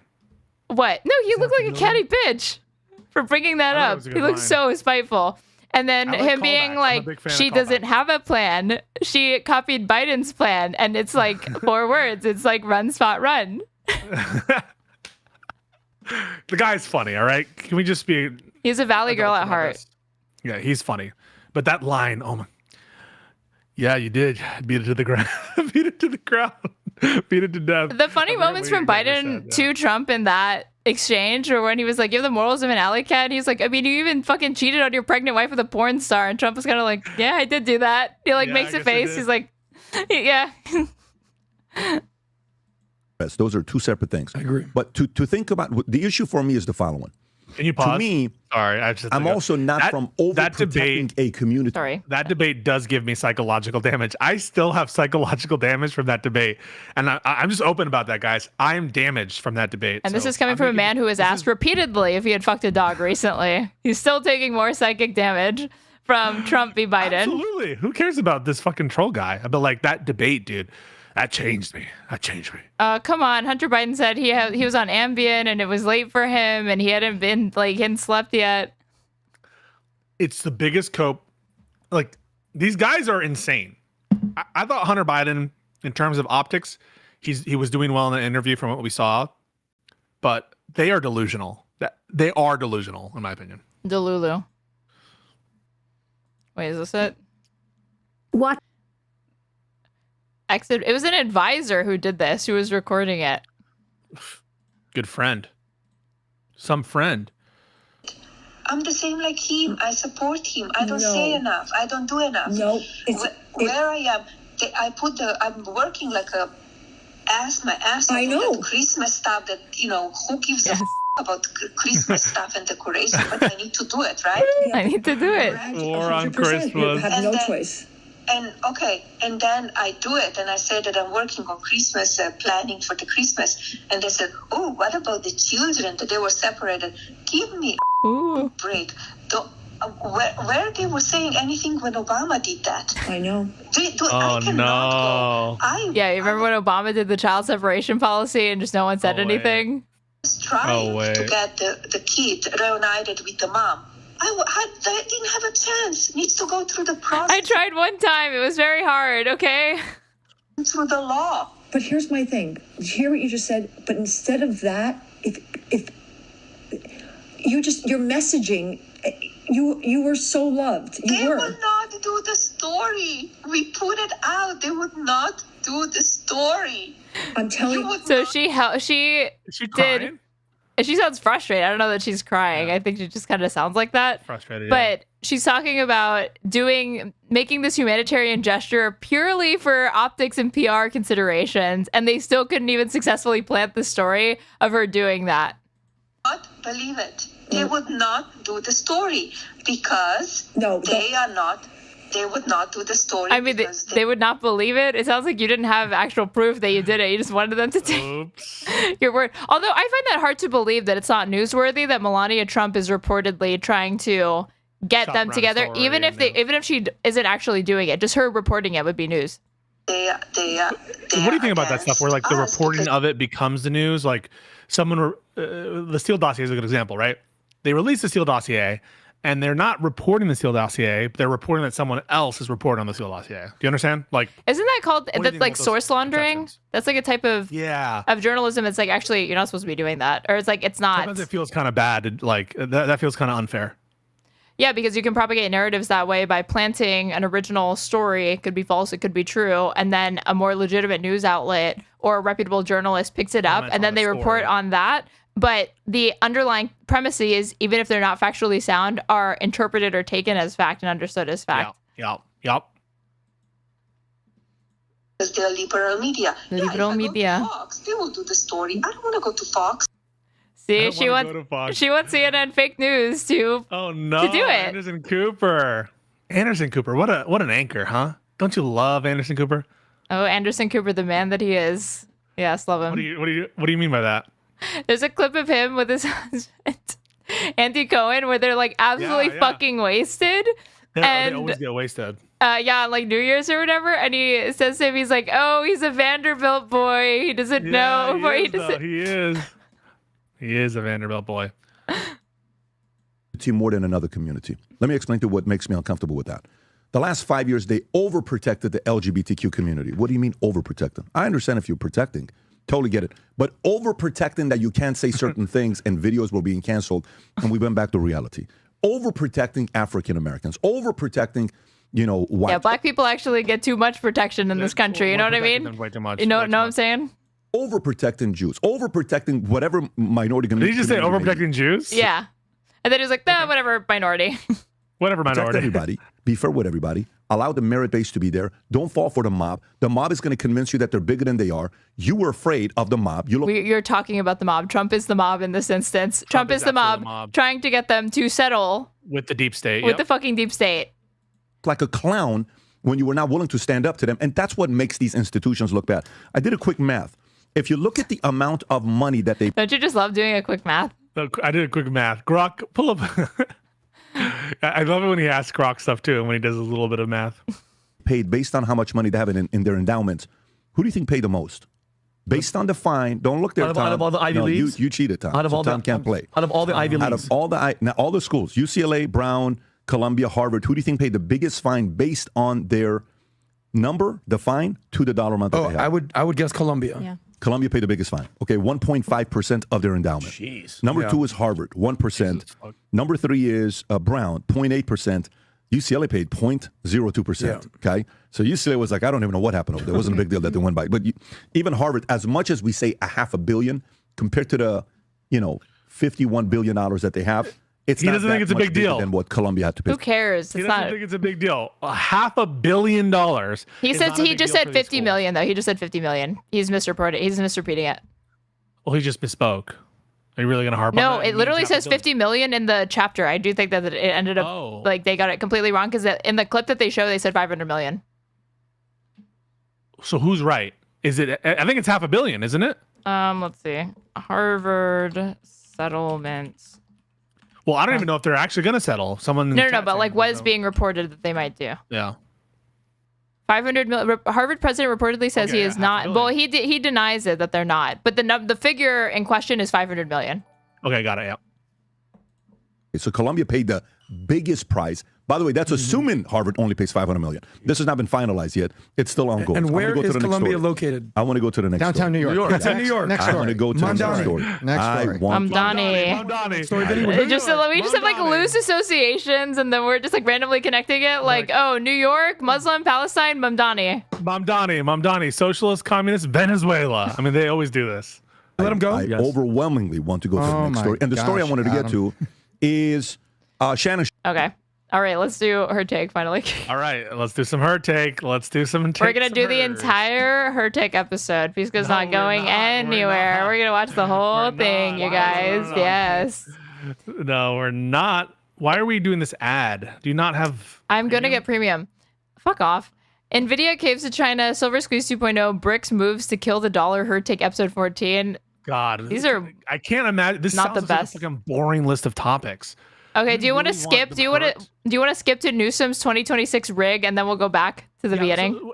So why don't we do the intro first, and then we'll go to because the intro is usually funny and interesting, and then we'll skip to Gavin. Is that cool? Yeah. Okay. For once, you actually might not be missing out on much. This seems like really boring topics. The topics. You gotta be careful. We should not share. What? As opposed to us, where we're rehashing Trump drama from a few years ago. Super interesting. Honestly, can you imagine Amy Dangerfield lecturing you about NVIDIA and China? I dream about it every day. I can't imagine something that's more boring than that proposition. What would you prefer Amy Dangerfield lecture you on? I don't know. Men and women and how they're different. You want to hear that from her? This person who's like, men are naturally more like logical. NVIDIA? Yes, more than her about NVIDIA. If you would rather hear Amy Dangerfield talk about men and women being different than NVIDIA and China, put a W in the chat. So you think about Amy Dangerfield lecturing you a lot? Do you picture yourself like tied up in a fucking chair alone in a room with her or something disgusting? No, I don't picture this at all. I find her completely untakeable in the just like I don't need... Untakeable? No, that's you find her completely untakeable. What does that mean? This is her take. She's supposed to be takeable. You are just totally just distorting everything I'm saying. You're just not on the same wavelength. So you didn't say that she's takeable. You should turn off this episode, guys. Don't watch this show right now because Aaron's being bad faith. I would rather listen to Amy Dangerfield talk to me about men and women being different than whatever this is, NVIDIA, China. I don't need her to tell me that stuff. Let's continue. AI technology with them. So how does it make sense to do what Trump just did? I want to know what the quid pro quo was. Do you that there was some promise to Trump. And this is the kind of shady crap that happens under every administration, and we're all supposed to suck it up and just think. Oh my God, Lindy, straight up. I'm calling that out. Lindy, no. Ignore. More important, Lindy looked naked in this frame. No, hold on. And we're all. At first, okay. No. No. If you could see, hold on. I'm sending you the gutter. I'm sending you a screenshot of what my monitor shows me, and your video capture display is like the screenshot. Just show the screenshot on screen. I'm sending it to you so I can pull it up. Hold on. Let-a-dee-let-a-do-let-a-dum. Tell me that I'm crazy for thinking that she's fucking naked at first. No? You're crazy. Wait, let's enhance. Okay, I get it. Just saying. Supposed to suck it up and just think that it's totally normal, but it's not normal. I think that they would want to satisfy our minds so that then we don't form these conspiracies, because guess what? That's what people are going to do. Yeah, goofy ass music. Jensen Huang saw the writing on the wall that if NVIDIA doesn't play in China, they're screwed. Maybe we should just accept China's going to beat us. I bought NVIDIA when it was like $80. I've made like a 200%. Whoa, triggered America collab overhearing that there might be China supremacy on the rise. China supremacy. Oh, you are a tanky. I'm asking you if you're triggered by that. I'm not triggered. Good for you. So you don't think China's a threat at all? You're completely cool as a cucumber about that. I think that America will always win out against communism. Plus return. God damn. You want to take us to dinner? Something weird is happening with silver. Big banks tried to flood the silver market with 483 Maybe it's like a fucking prospector. Why are we talking about silver again?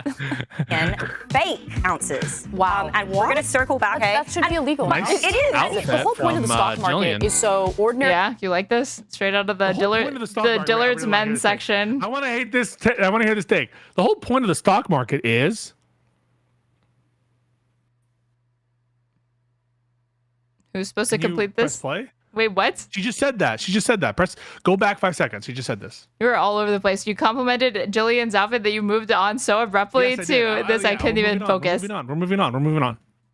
People 483 million fake ounces. Wow. And we're going to circle back. That should be illegal. But no? It is. And the whole point of the stock market is so ordinary people can invest in a company they believe in. Shorting is just literally gambling. I think that should be outlawed, to be honest. A lot of people don't know. Shorting stocks should be outlawed? I guess so. Why? Maybe do you think she'll explain? Because it's like gambling. Yeah, investing is like gambling. You shouldn't be able to profit off of like a company failing, I guess. Why? I don't know. I just don't understand. Like what? Okay, cool. Markets for like my first 4 years in America. It was like what? a hobby that I picked up. That's super sexy. So I have shorted currencies. I can't say that I have not. They're gay baiting in this opening of her take. Oh no! Cancel them. Problematic. What audience? What percent of the audience do you think of her take is LGBTQ plus? That I think is like open about it, less than 1%. That is actually 1%. I mean, the 1%, only 1% of the 15%. Oh, maybe. I don't know that the gays are watching her take. I think the gays are still watching The View.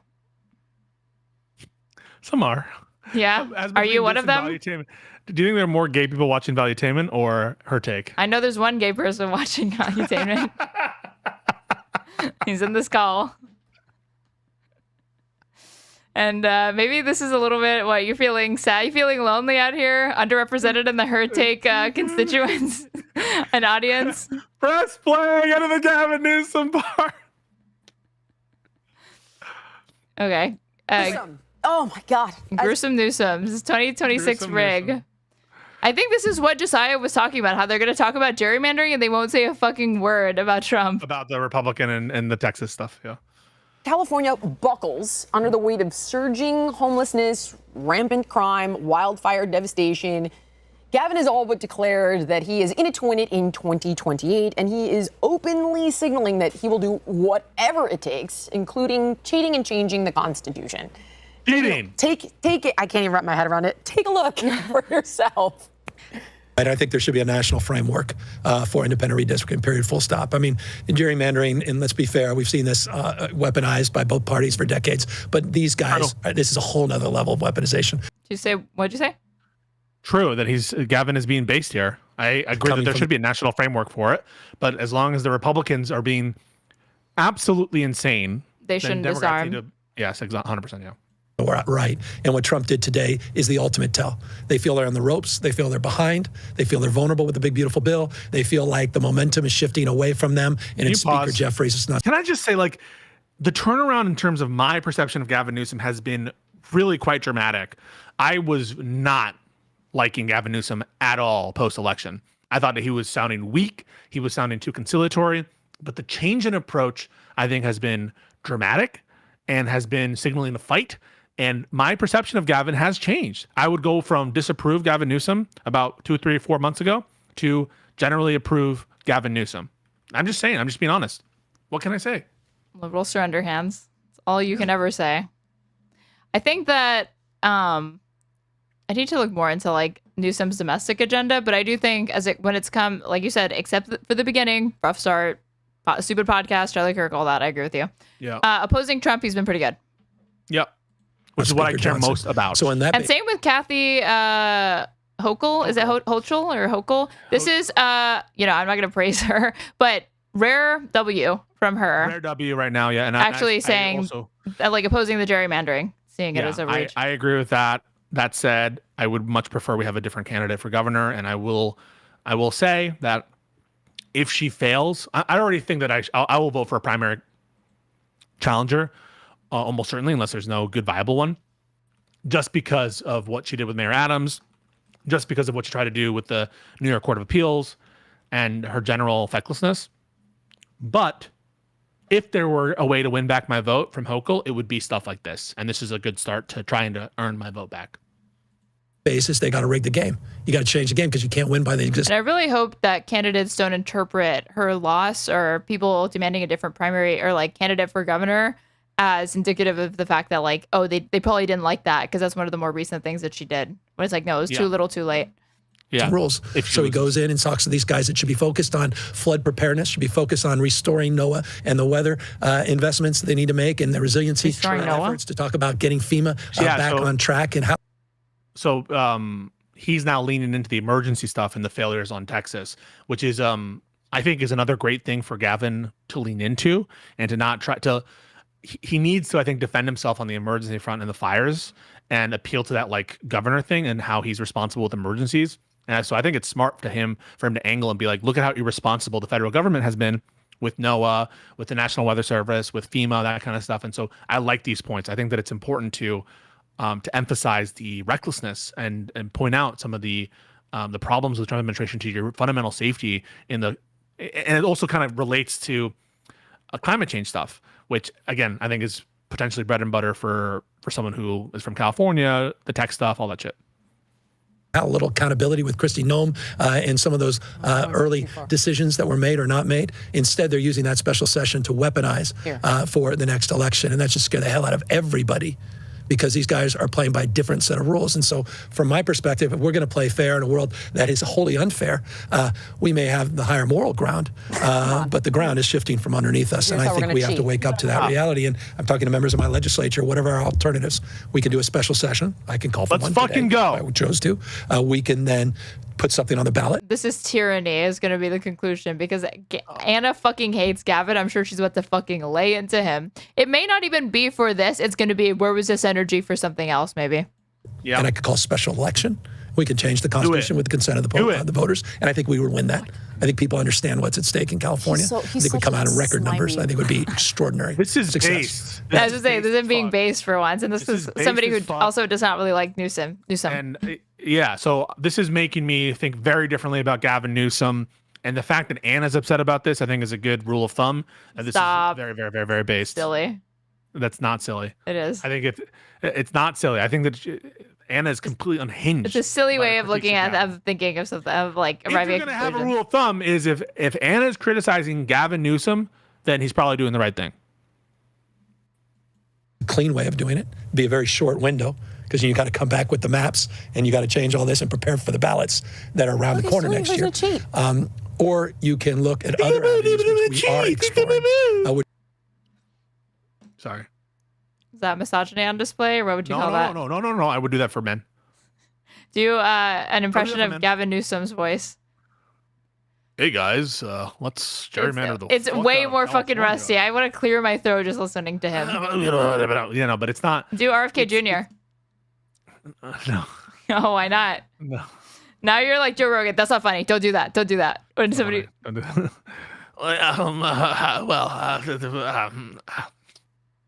Okay, I did it. Press play. It was nothing like it, but you. That's amazing. It's amazing. Which are pathways with the legislature to do urgency clauses with 2/3 legislature in both of our houses to move forward with legislative redistricting in between the constitutional construct, which is every census, the Independent Redistricting Commission does a new map, but it's silent about what happens in between. So it's a novel legal question, and it's being explored.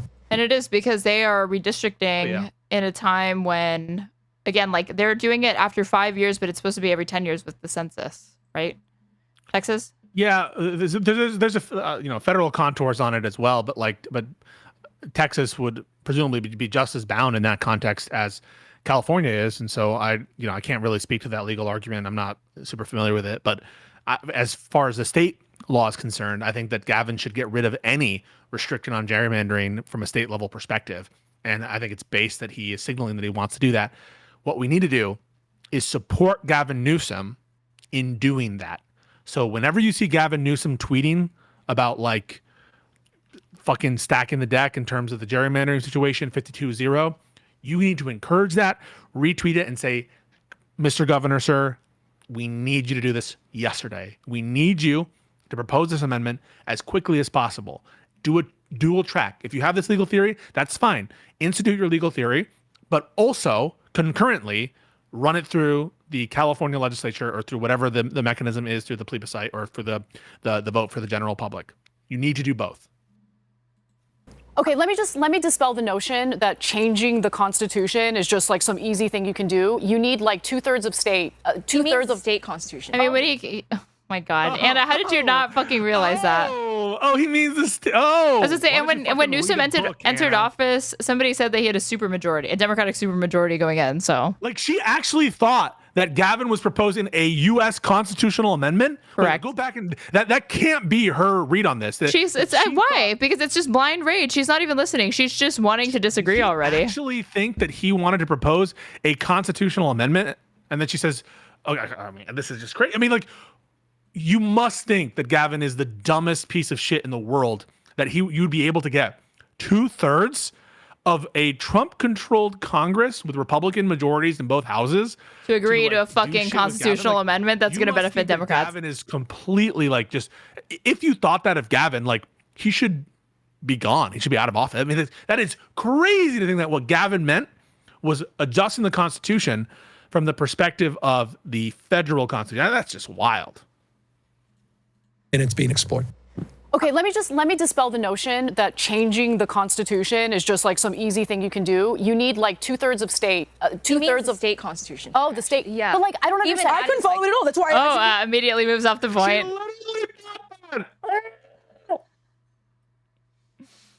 Send it to Lindy. I was like, I cannot follow this at all, but it seems like he's going to do anything and everything. Fill in the blanks. What does this mean? I got to start with saying that Gavin Newsom is only about Gavin Newsom. Yes, and everything that he's Oh doing my right now is to position himself as a front runner for the Democrats. California's in disrepair. Exactly. And not if you open friggin' house has been rebuilt. Not one. Friggin' house. Absolutely. And we have, as you mentioned, Adam Carolla had footage of like nothing being zero. built, Adam Carolla just posted a video. He's like, 7 months later, Not one construction crew, zippo nada, and the only permits that have been issued were permits. They're boomers. That were already filed pre-fire. Yes, yeah. Another thing that I noticed in the aftermath of his Sean Ryan interview, he changes his talking points according to whom he's talking 100%. with. This is Pod Save America, so he Wow. went bold on us. 100%. So politicians have different angles when they're talking to different constituencies. That's so corrupt and wild. Like Trump never does that, right? Not never. That doesn't sound like him. And Sean Ryan, he's like, "Oh, I love guns." Like, he's a total how are these actor. in He conflict? has How are he these has in no conflict? Moral core. He has no values, no principles. You're so right. He only cares about This himself. is making me a radical He only cares Newsom about doing supporter. This is radicalizing me into being a Newsom supporter. A Newsom stan. My pure rage at these people for pretending that Newsom is some like evil person because of this take, as though it's in conflict with a gun take or anything like that. Like, it is making me a radical Newsom supporter. favors to his donor. Like, there's radical liberal Raphael Warnock, and then there's radical Newsom supporter Pisco. Radical liberal Raphael. Yo, that was a deep cut. Holy shit, I totally forgot about that. I never forgot about that. And that, what was her name? Fuck, I can't think of her name though. I can see her. Loeffler. Kelly Loeffler? Yeah, Kelly Loeffler. Okay, I found it. Somebody even in my audience was saying that they would feel bad if somebody making fun of RFK Jr.'s voice. And this is the Vanguard Boys doing an impression of it, and tell me if you think it's good. Wait, the Who Boys? The Who Boys? The Vanguard Boys. Yeah, the tanky podcast, the Vanguard. Podcast, yeah. This was a year ago. RFK Jr. humiliates himself in Israel debate with Crystal Ball, and he absolutely did.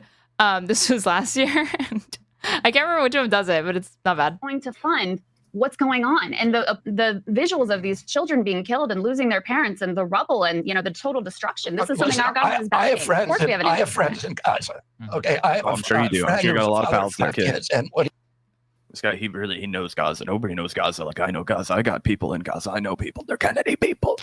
I know quite a few people on the ground in Gaza. They're Kennedy people. My father once told me, he said, the people of Gaza, they're Kennedy people. They belong to you. They are of your dynasty. We are going to set that in motion. Actually, it was my uncle who's quite literally responsible for a lot of what's happening right now, indirectly and directly. He did a lot to make sure that we were going to impose dramatic suffering on the Palestinian people. And It's pretty good. It's pretty good. Even Gavin looks uncomfortable. He also does the Patrick Bet-David show. What do you mean? Impression pretty well. He does a PBD impression. Yeah, he does a really good one. Now I don't know. Like, you guys tell me, is it okay to make fun of RFK's voice? Yes, it's praxis actually. In the chat, put if it's okay to make fun of RFK's voice. W if it's okay to make fun of RFK's voice. L if you can't make fun of RFK's voice. And explain. Yes, do it. Yes. W, do it. I'm not doing it. W, cautious W. W. Any L's? Anyone who thinks it's ableist. When it's done right, it's done right. Yes. Obviously. It's also funny though. It is also, unfortunately, it's also very funny. Okay. W, of course it is. Is no one willing to say it's not okay? Look at this chat. It's okay. W. W. Holy shit. Can't stop winning. Can't stop, won't stop. Let's get you back in the fight. All right, it's not really okay. Only it's ableist. Here come the wet blankets. Here they come. The ambulance. Here they come. You had to ruin everyone's. It is ableist, they say. It kind of is ableist. Like, isn't it the same thing as the guy as when Trump is like, oh, I don't know what I said. I don't remember. Like, that is also, it's the same thing, isn't it? Here's the basic. Literally, who cares, LMAO? He's a fucking anti-vaxxer. He's going to get us all killed. I know, but like, isn't it the same thing as when Trump said, oh, I don't know what I said. I don't remember. Didn't he like do hand motions when he did that? Yeah, but it's not the same thing as doing the voice like that. Probably. It probably is it is ableist, but it's funny. Okay, when Trump does it, it's just cruel and unfunny. You know that it always has to be more funny than it is just purely all edge, no point, right? And Trump's case, that was just fucking all edge, no point. So you're this case was funny. Cultural Marxism thing where it's punching down and punching up. So that's your whole worldview is punching down, punching up, and is this oppression Olympics? Correct. Okay. That's how I justify making fun of you constantly. despite it being punching down, there is still greater utilitarian calculus that's at play here. Totally There's did not more. Land the plane. You totally didn't land the plane. Oh, You know really? that What did I? comparison Sucked, and I'm because you were supposed to say you're punching up, but you didn't want to give me punching up because that would imply that I'm like significantly more important than you. But you're You don't not. want to give me that. But you're not. I know. So then You can't even say that you don't fuck dogs. By saying punching You down. can't even say that you don't fuck dogs. Stop with this shit. Are you really going to do the Matan thing? The lowest common denominator. You can't just answer that? I don't understand. You have nothing else. You have nothing else. You have to go to the I don't understand why you can't just answer it. You have nothing else. So you're just going to go to the Matan. Okay, so now This shows you. This shows you. This is his weakness. This is Rob Noor. If you're watching, this is his weakness. Ask if he's fucked a dog. Have you fucked a dog? No, I've not fucked a dog. See, Okay, was me that so hard? Okay, me neither. It's sus that you only say that after I say no. I know, but like you understand that you're the least common denominator now. You're no better than Matan. I think you have to cope and say that because you got mogged. I think you have to in cope and say that. instance. I think you have to cope and say that. Can you just do the RFK Jr. impression now? You have approval from your chat. Do it. I'm not doing it. Deny that you fuck a dog in RFK Jr.'s voice. I haven't. I can't do it. I can't do it. Liberal surrender hands yet again. I surrender. Hang on. Can we just stop for a moment and realize that her take people, these her take individuals, they are completely fine with the Republicans in Texas with their gerrymandering shit. Haven't said a fucking word about what the substance of what Gavin just said there, which is instead of focusing on the actual environmental crises, the actual emergencies, they're calling a special session to fuck with the election. They're taking issue with Gavin Newsom just because Anna Kasparian has this hard-on to hate him. And I think that's disgusting. I think if we're going to be applying a lens of criticizing people for gerrymandering, you have to be even-handed about it. And at this point, I just want Democrats to be as based as possible. And in the sense of, for actual gerrymandering, you need to be as ruthless as possible. I want 52-0 in California. I want all of the seats in Illinois. I want all of the seats in New York. We want them all. Yeah, well, I think you're not being sensitive to the fact that on May 3rd, 2023, Anna tweeted out that she doesn't think the term birthing person should apply. And then all of these disgusting communists and leftists came into replies. Then later they made fun of her for being sexually assaulted by a homeless person on the street. And they said, oh, you deserve that, Anna Kasparian. So really, this is a trauma response. So right now you disagreeing with Anna Kasparian and not recognizing the validity of her pain and suffering and how Gavin Newsom himself is personally responsible for that incident occurring and that backlash on Twitter, that you are actually the one who is being quite disgusting. Yeah, I am disgusting. Press play. Owners, he screwed over. At least he admits it, though. Victims, and I'm talking about the 2018 fires in Paradise, right? Totally screwed them over by doing favors for PG&E, structuring their bankruptcy in such a way that those fire victims did not get the settlements they deserved as a result of PG&E's failures to update their electrical equipment. The power lines falling as a result. I'm going to look into this. Yet another layer of the fucking fire shit. There's always something. I'm going to look into this. I'm going to look into what Gavin did with the 2018 PG&E fire settlement bankruptcy thing. I'm gonna look. She makes the most niche claims when it comes to this shit, man. Like, why is no one talking about how the deputy assistant to the fire chief of LA County one time said in a press conference 3 years ago that it's just like so niche that like how do you even debate on this? Like it is like a conspiracy theorist that they have like all the like a flat earther, man. I'm gonna look into it. Someone needs to do it. Breaking is what sparked that fire. He did it once. 60 people. Killed 60 people, destroyed an entire community. He's a bad guy. And like the thing that frustrates me about... And Anna Kasparian's a good person. So when you have a good person calling out a bad guy, obviously... That's your philosophy. That's you. That's you. I don't want to attack voters because we have this terrible political landscape and people are just trying to do the best with what they've got. But at the same time, if you happen to be a Democratic voter... I'm begging you to not fall for this snake oil salesman. Oh, she's begging you, calling you out right now. You're literally saying... She's making me more apt to vote for him. Everything she says. please take a look at what his leadership led to in the state of California. Yeah. So someone tell me what he is saying he's going to do here. Because what is a special this? I love how Jillian's like, I'm just confused. Please, can somebody explain to me like I'm 5? I'm confused. I'm annoyed. That's her, like, for everything. She's so befuddled.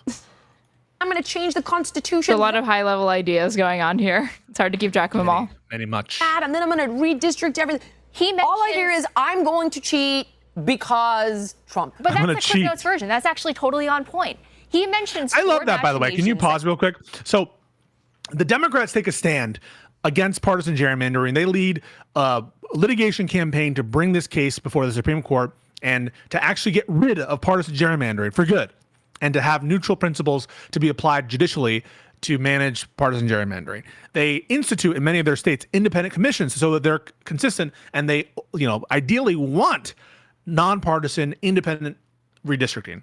And what do they get for it in response? They get the Supreme Court in Mucho versus Common Cause saying that it's a political question. So the Supreme Court is literally saying that this is not judicially resolvable. It's up to the states to manage their partisan gerrymandering, and ultimately Congress, if they want to get off their ass, they can pass a law for it. And so once the Supreme Court has put a stamp of approval on that and said that's fair game for states to decide that it's all a matter of a political question, and all of a sudden it's the Democrats' fault, even though we were the ones who were against partisan gerrymandering in the first place, and they drew first blood, now we're the cheaters. Yeah, this is lawfare. You ever heard of this? You ever heard of it, Pisco? That's what you're advocating for right now. What? Lawfare. Yeah, I am. You know what? I am. Clip it and ship it, boys. That he plans to use in order to circumvent Trump, or in his words, Trump-proof democracy. And I just want to say before. She said it right the first time and then corrected herself. It is to circumvent Trump. Why do we need to circumvent Trump? Because what is he trying to do? He is trying to rig the midterms 2 years in advance. That's what we're trying to do. Yeah. That's his little secret, go into probably. The 4 different measures. Oh, sorry. Trump-proof democracy, which, yeah, I'd be fine with democracy being fucking Trump-proofed. Yes. Yeah, me too. He is basically saying the American people cannot be trusted to make the right decision. So I have to engage in these really. They always take it down to this, oh, you think voters are so stupid that they don't know what's going on? That you think that, like, they try to paint it as like, or like they do this with voter ID as well. Oh, so you think people are not capable of getting a photo ID and bringing it to a thing? Why do you think that everybody's so dumb? Yeah, they do that too. And also, by the way, watch this actually go to a vote for the California people, because I think it does need to go to a vote, regardless of how they do it. Watch it go to a vote, and the people of California are going to approve it. And we're confident about it. The first polling shows a massive lead for the redistricting amendment because people understand. They understand what's at stake, and they understand that the fate of the country might, sort of rests in California redistricting, New York redistricting, and Illinois redistricting. It's an unfortunate reality, but it's the game we have to play. And I'm not just going to like roll over so the MAGA can cement a permanent majority in the House by playing the games that the Supreme Court set that we could play. And so we should play the game. And when we get control of Congress, I would be totally in favor of passing a election law that mandates independent commissions for redistricting. I would be totally okay with that. But until that day, that's the game we have to play. Slimy and subversive measures to undermine the will of the American people. Okay, go through the force. His first thing is a special election. Go through the force. You're just not going to comment on that Star Wars reference? Okay, fake fan. Forest? The force. Go through the force. I thought you were talking about the forest. The force? Go through the force? No, it clearly said on the captions, go through the forest. Okay, you missed it. This is a very, very subtle thing that she's doing here. He is basically saying the American people cannot be trusted to make the right Listen decision. carefully to what Anna I have says. To engage in these really slimy and subversive measures to undermine the will of the American people. Okay, go through the force. Go through the force. See, she's saying, no, she's making a Star Wars reference, and she's saying, use the force. You're not, this is horrible. This bit sucks.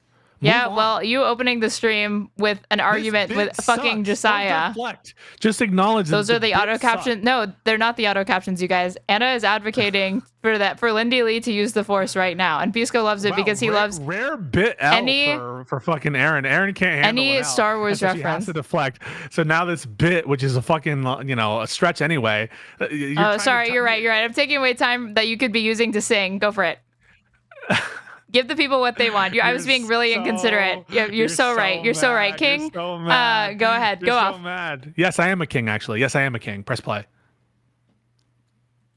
His first thing is a special election. What does that special mean? session of the state legislature. He would just What call does them that back and have them mean? do a lightning round of Trump-proof measures that will circumvent his Trump-proof. immigration enforcement and other, for example, the deployment of the National Guard. Basically, Trump-proof anything. He lost that in court. But he doesn't have that power. He lost. He is lying. He's just saying whatever. As I said before, he's just saying whatever he thinks. What is he his lying audience about? wants What to is he hear. lying about? What is he lying about? What is he lying about? Is he loves to make these big declarative like statements and promises. Holy shit! These Knowing people that have he can't Newsom do it derangement syndrome. and isn't planning to do it, right? So one Don't of the make that a thing. I am actually worried about that. I am worried that he doesn't actually do this, but yeah. best examples I can give you is Gavin Newsom's initiative on care courts. So in California, we do have a really big problem with mentally ill people on our streets. Okay, first of all, it's insanely cruel to them. She's not talking about herself. Again, I knew that this would be tied back to the homelessness thing and what she always brings it back to, which is their failure on not being tough on crime, that they've opened the prisons and let every single criminal in California out because these bleeding heart liberals just can't help but be weak on these sorts of things. Like, that's always what it ties back to. They need care. Okay, they're not able to care for themselves. I bet she loves the Trump executive order that's basically calling for Totally. institutionalization of these people. She loves and this. dying on the streets. And so this whole thing with Gavin Newsom's When care she talks about court the mentally ill people on the streets, so she's not referring to herself, you guys. is, Of course not. okay, instead of just letting them die on the streets, we're going to compel them to get mental health treatment at inpatient mental health facilities. What does that sound like? What does it sound like when you deprive somebody of their liberties based off of a rapid assessment of their mental health decline and then hold them involuntarily for an unforeseen period of time? What does that sound like again? Yeah, but like, the thing is, sometimes the state needs to step in sometimes with some of these people. Of course. But do you agree that the federal government should be issuing executive orders trying to encourage that to be the first go-to response instead of a humane approach that's more evidence-based and actually trying to give these people what they need, which is a house. They need fucking housing. They don't need... I do think that housing is a big component to it, yes. Yep. Okay, but where are the And they also want to end the safe injection type programs or whatever. The safe needle stuff. Yeah, that kind of stuff or whatever. Yeah. It's like, how are we going to get these? So you want to put them into rehab facilities that are not even going to be trying to address their crippling drug addictions using the methods that we know to be effective. Okay. Mental health facilities, bro. Like you have no plan to build them. Nope. You have no plan to fund them. Nope. It was just something to sound good, right? And get good headlines. And then that's it. Just drop. Also, you have to be careful with the stuff like this because I agree there is a point where you become a danger not only to yourself but to public safety, right? But these people are talking about it like they want to lower the threshold so much that I do think it gets into unconstitutional territory because it's like, it's actually not unconstitutional to be psychotic. It's unconstitutional to harm people. Right? Yeah, sure. But it's not unconstitutional to be crazy in and of itself. It's also not unconstitutional to be poor. And these types of sweeping legislative decisions or executive orders are effectively making it illegal, criminalizing poverty. Yes. Yeah. Stop it after that. That's what Gavin Newsom does. He says things with absolutely no intention of actually following through or implementing a damn thing. That's this example was really how much money were they not able to account for that they were supposedly investing into fixing the homelessness situation? $24 billion. And what's the ROI? Like, are we able to see any practical improvements? The ROI. The issue is that is just not enough money. That's not a big enough budget to be able to provide people with the things that they need, given the amount of homelessness that they have. They are creating these temporary homes, and they're supposed to be kind of like a bridge between them getting off the streets, but also moving into more stable housing. Because again, it's temporary. They're like these it's literally like sheds that they convert into houses, but they don't have bathrooms. They don't have running water. They all consolidate them as a community, and that's better than nothing. But the idea that which is just a Band-Aid solution is going to end homelessness, you would literally need to expand that program far more, but instead they're using it as a justification for, it didn't work, so I guess we can't do it, or we shouldn't expand it, we should get rid of the program. You're never going to solve it then. This is the part of abundance I found to be most convincing, which is that the price of homes really does seem to be housing prices does seem to be heavily correlated with homelessness. I mean, which is it shouldn't come as a shock, right? But people want to try to blame homelessness on liberal cities run amok, that no one wants to live there. Well, if that were true, like, why are the prices sky high in these liberal cities? You know, people want to blame it on policies on drugs, but no. I mean, if you actually try to run, you know, studies that like control for that stuff, there's not a really strong relation between drug use and homelessness and that kind of thing. It is, I think, ultimately a question of housing, and that the amount of money that we're talking about here is much more than, you know, tens of billions of dollars. You need more money to build these homes, or you need to bring the cost down for any particular unit. And it's one of the things also when people criticize Obama for the rail, right, the rail system in California, they just budgeted too little money to establish that rail. And so yeah, I agree that these issues are massive issues, and that's where I find the abundance narrative to be most convincing, is that like we need to be able to make building cheaper, or at least fund way more of it. Yeah. But even on the drug things, that is true. They do overstate the extent to which a lot of people that are homeless or unhoused have a dependency on drugs or a drug addiction or whatever. But I mean, it's like, even if they did, totally understandable. Could you imagine if you had to be outside 24/7, didn't have a fucking job, didn't know where you're going to shower next, didn't know when your next meal was going to be? Yeah, I'm not surprised that person wants to be fucking high all day, or wants to be like just fucking barred out. It was a spike in homelessness in the state of California. That was the ROI. And something else that I noticed is that he tried to be a moderate for about a month. I think it was April, when he started his podcast? Exactly. He started his podcast. He had Charlie Kirk on. He tried the moderate shtick. Realized that it didn't get him the donations that he wanted. And then he was like, wait a minute. Being an anti-Trump crusader actually gets me money. Yes. I want people to be aware that a lot of what politicians say on TV, on social media every day is to get... That is correct from Lindy. And that's what I want to see. I want there to be a positive enforcement pattern, that if you are anti-Trump and you become an anti-Trump crusader, you see positive things. That's what I want. You'll be rewarded. And I want that. And so Lindy's absolutely correct on that. And I agree. And I think that's a good thing. Yeah, she frames it as like a scary, bad, dogmatic, negative thing. Yeah. As opposed to what goes on this show, which is definitely not MAGA apologism constantly. Get the coffers, to get money rolling into the coffers. Again, like we're talking about Newsom's 2026 rig, but we're not going to talk about the instigating actions for all of this or what he's responding to. Insane. Get their fundraising machine revved up. Yeah, haven't mentioned Texas he wants like to once. position himself Nope, as not relevant apparently. Greg Abbott, that's not relevant. Ken Paxton, who? The leader of the opposition to Trump, and it's only for electoral reasons. And look, I can understand that. Wait, when it can we comes to pause that? someone's Like, why is that a bad what's thing? actually wrong with that, right? Yeah.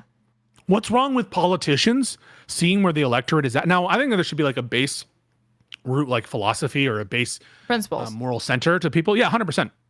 But I just don't think that Anna has convincingly made the case that that doesn't exist in Gavin. And what's actually wrong with like seeing where the base is at, seeing where the electorate is at, and like modifying accordingly? I think that is the mechanism by which our democracy is supposed to be responsive to She wants them to do that with Israel and Gaza. Yeah. But when it comes to this or whatever, but like you're saying, I guess it's coming down to like a matter of principles or whatever. But it's a hard line to walk, because I feel like there are Democrats that lean too much into focus testing and like adjusting their position based on like updating. And it's like, okay, well now you just sound like a snake because you're just like led around by whatever the last opinion poll says. And I do think focus test, but you should broadly, I think, you should look at the base and what they want, and but be authentically yourself in the context of that electorate. So it is walking a fine line. I agree. Political aspirations, but when Trump is the president and there are situations in which you need federal aid, that puts the people of California at a uniquely terrible position. Because if you need, the federal government to come in and help us with a natural disaster, or come in and help us, you should bend the knee to Trump. You should Apparently. bend the knee to Trump when Trump is trying to extract bribes and concessions and this kind of like fealty from Gavin. You think that he should play the role of some kind of like beggar for California? That's what we want? No, fuck that. Why should we do that? Why should Gavin Newsom do that? Gavin Newsom should play the game and optically crush Trump until he relents.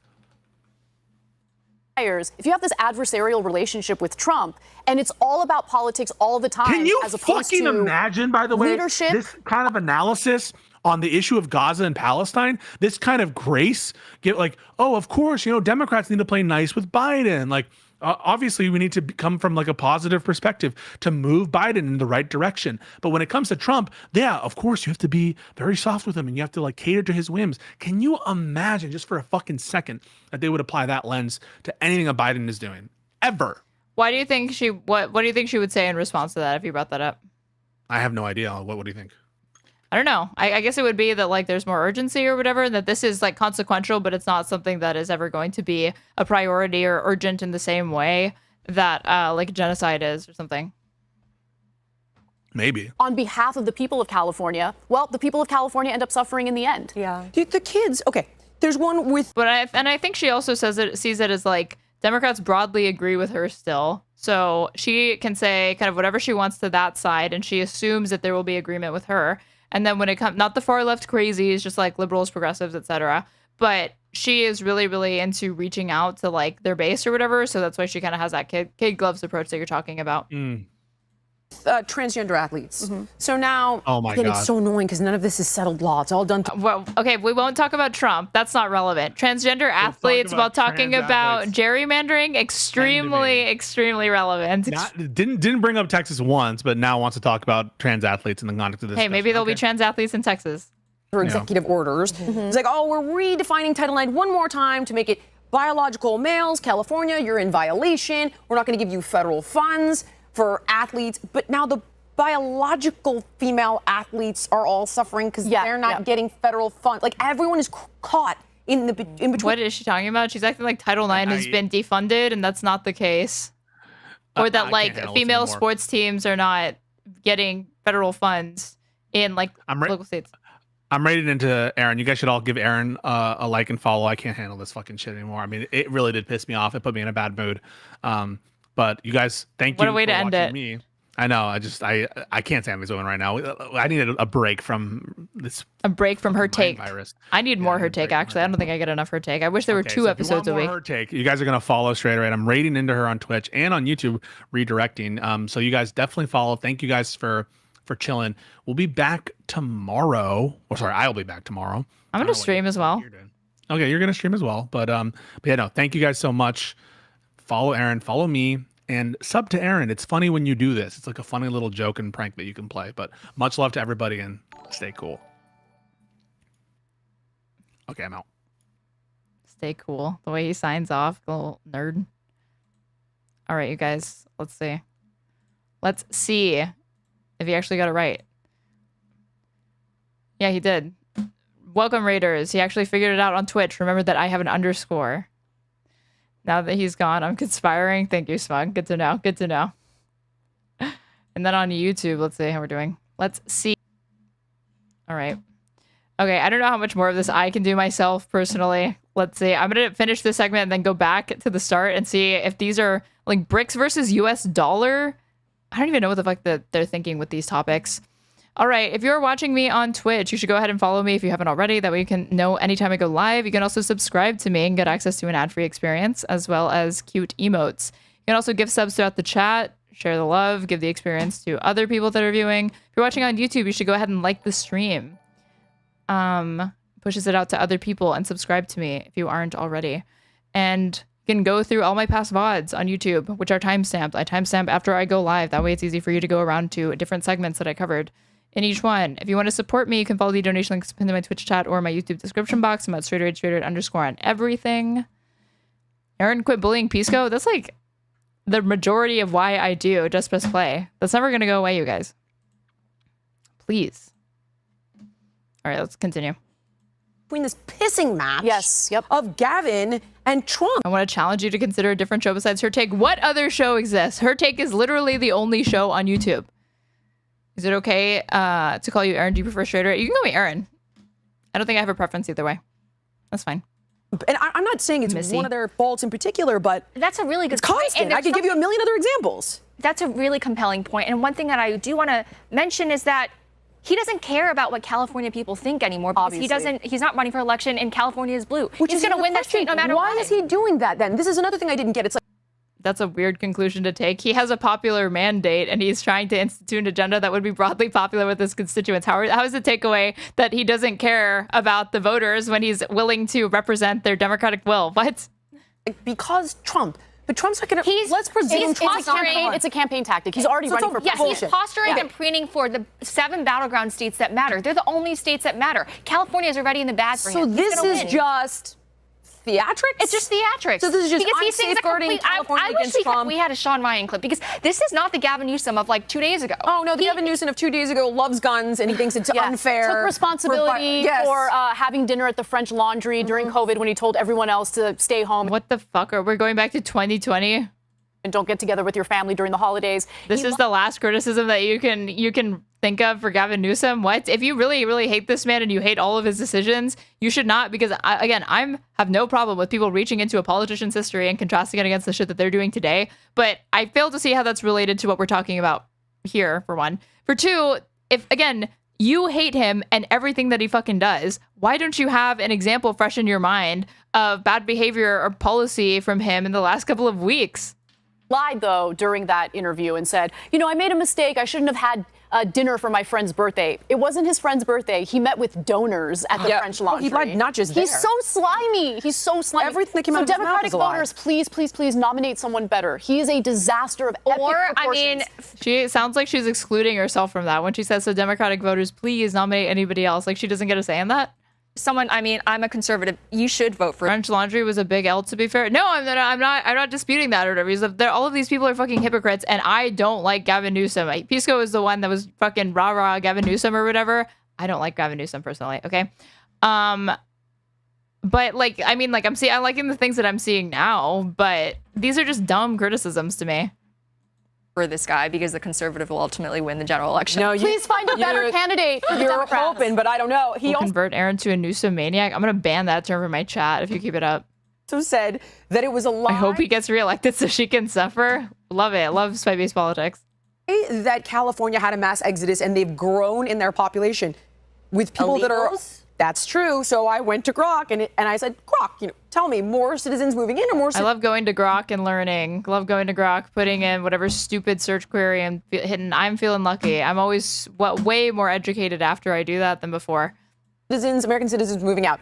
Grok, over the last 2 years, more U.S. citizens moved out of California than moved into the state. According to the U.S. Census Bureau data, between 2022 2023, approximately 700,000 people left California for other states, while about 422,000 moved in. So he basically just said, my population went up and they're all illegal. But you shouldn't take anything he says at face value. The fake laughter from her to be like, this guy's crazy. Am I right, people? It's just it's so contrived. It's so painful to watch. He could just be lying, period, right? I just don't trust anything that comes out of Gavin Newsom's mouth. You have to fact check everything. And branching Same goes for you, Anna. Same goes for you these days.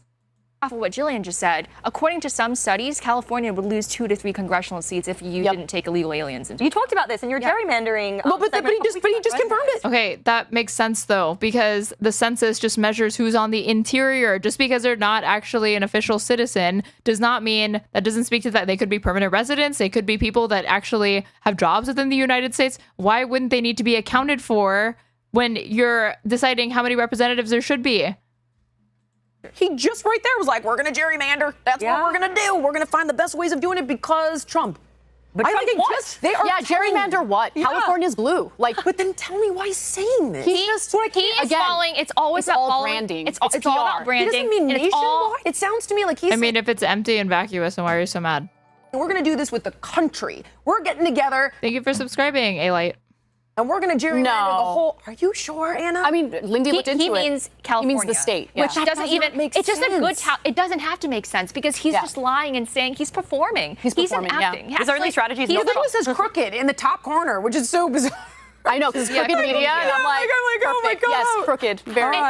One thing I also want to point out is that his fundraising receipts have skyrocketed since he took this virulently anti-Trump crusader role. Yeah, he's number one. He's making so much bank. Candidate now. The Democratic constituency is desperate for an opposition leader, right? And this is the best they have. I mean, it's not just the constituency. I mean, that's probably like donors, right? Donors don't like Trump very much either. It makes me depressed that Newsom has taken that mantle and it's working. And so I want you guys to understand that what Trump has been doing with immigration policy in places like LA, now Sacramento, California in general, is leading to backlash The way that she keeps it so abstract, so sterile, so general to obfuscate talking about, the mass deportation programs, raiding these fucking cities, LA, the National Guard being mobilized against the will of the governor who said, no, we don't need this. You are just escalating it. No harsh words for that. We're not going to go in detail about that.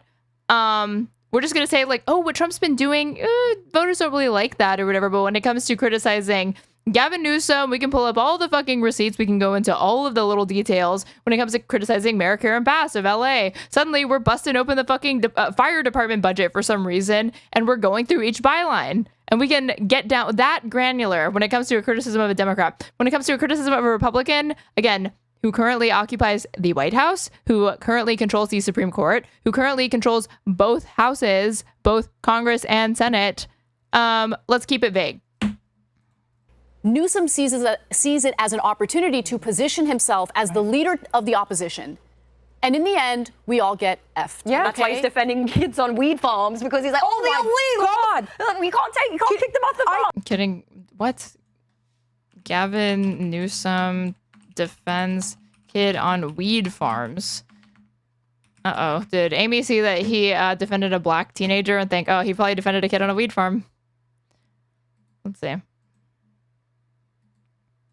So DHS tweets out, of course, this is where she's getting this criticism. Why are their children working at a marijuana facility, Gavin? And only Fox News is reporting on this. Newsom's owner's cannabis farm under federal investigation for child labor violations. 9 unaccompanied children rescued as protesters clashed with authorities at Glass House Farms facility. Is this where somebody fell off a roof and they fucking died because they were doing like a botched ICE raid? Okay, even if this is going on, ICE would not be the way that you go about managing this fucking issue.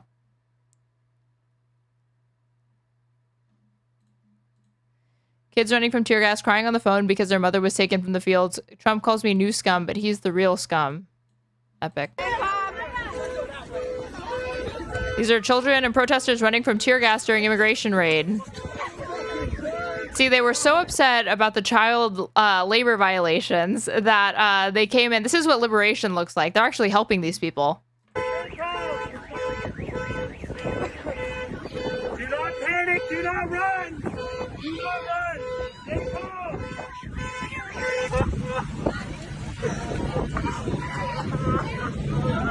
They took your mom? Let's go back and hear how Amy likes to describe that. What was that again, Amy? Backlash. Newsom. And in the end, we all get effed. Yeah, that's why he's defending kids on weed farms, because he's like, oh, the illegal! You can't kick them off the farm. Yeah, that's what just happened. Thank you, Amy. Defending kids on a weed farm. Yep, that's what happened. Awesome. Not wrap my head around this one, because at the end of the day, this is what you wanted. You wanted them to go after the employers. You wanted them to go after criminals. They served a criminal warrant to the Glass House. This is what they wanted. You wanted. This is not what Democrats want. This is not what the Democratic constituents want, even though, the Democratic leadership moved way too far right on this fucking issue. They were not in line with where the Democratic base was at.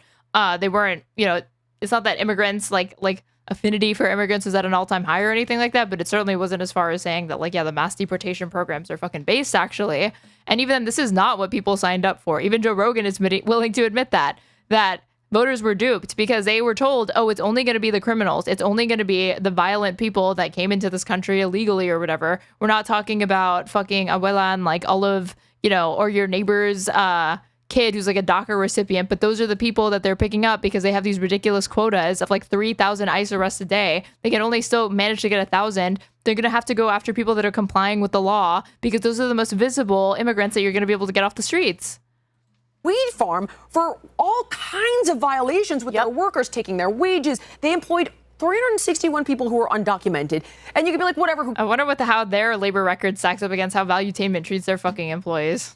Cares, but they were screwing them over. Of course, taking exploiting them because they're illegal, which is the downside of illegal immigration. But on top of that, there were 14 kids there, of which I think 9 were unaccompanied, meaning no parental figure in the friggin' country, equaling trafficked. And suddenly we're going to support, if you're a Democrat, you're going to support child labor. This is the whole on a weed farm doing its best job right. Yeah, that was Gavin Newsom supporting child labor.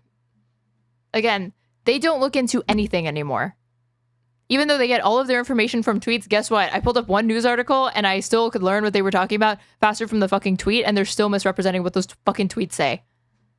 Right here. And for this those, is what you want, is it not? For those who didn't see Jillian's spot on Abby Phillips, my I God. highly recommend watching her clip. You absolutely crushed it. You couldn't lose. I knew I couldn't lose. look, I was the like, I point- can't lose. You're just wrong. You're employing trafficked kids at a weed farm.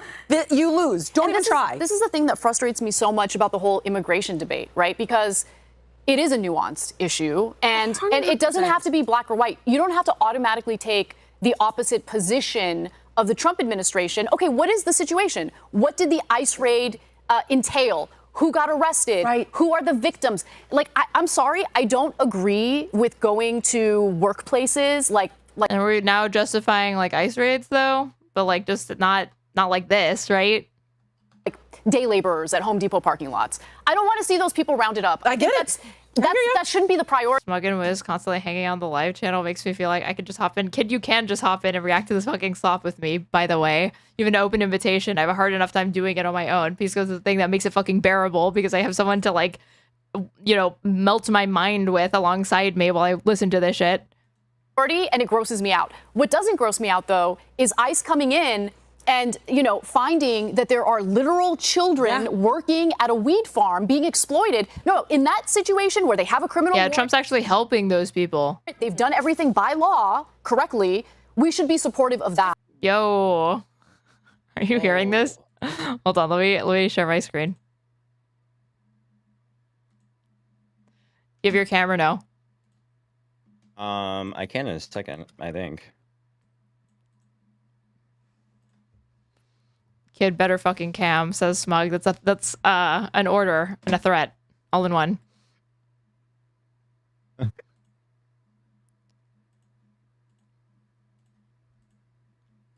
Actually, I'll come back in 2 seconds so that I can. Okay, do your thing. Everything you wanted. And Gavin takes to X and he's like, they're tear gassing children and they stole their moms. I'm like, actually, that kid has no mom because he was trafficked by the cartel. Okay, I think that kid that was crying on the phone did, in fact, have a mom and was devastated that she was being forcibly removed from the country with no due process provisions or even told why she's being detained and deported.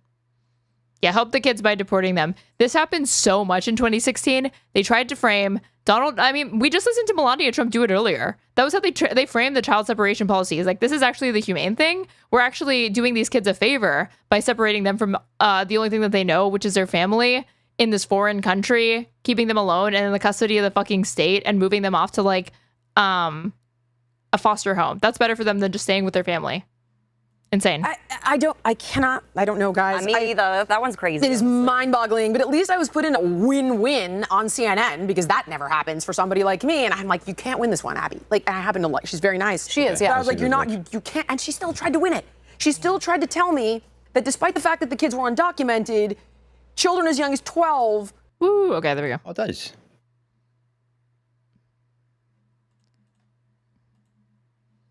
Can work in agriculture, but where they misled her is that not on a wheat farm. There's no marijuana growing license that permits minors to work at their facility. So in fact, it is not. I'm showing the screen. Can you see it? Yeah, I see it. Yeah. Okay, give me a second. Wait, what are they bitching about? This is like the first time that I've seen Anna actually talk about immigration. So they're complaining about the fact that like, oh my god, okay, let me pull up these tweets again. Gavin Newsom defends kid on weed farms. That's how they describe this, right? But they're talking about this. So Fox News frames this as Newsom's donors cannabis farm under federal investigation for child labor violations. 9 unaccompanied children rescued as protesters clash with authorities at Glasshouse Farm facilities. This was reported July 11th of this year. Here's what they're actually talking about. So DHS quote tweets Gavin Newsom, "Why are there children working at a marijuana facility, Gavin?" And you click it, and this is what they're talking about.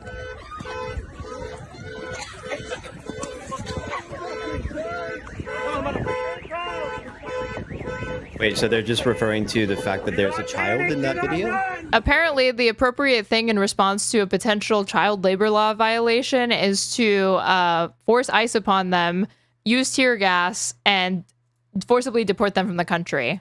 That's the humane thing to do. Trump's actually helping these people, and Gavin Newsom just is defending child labor violations.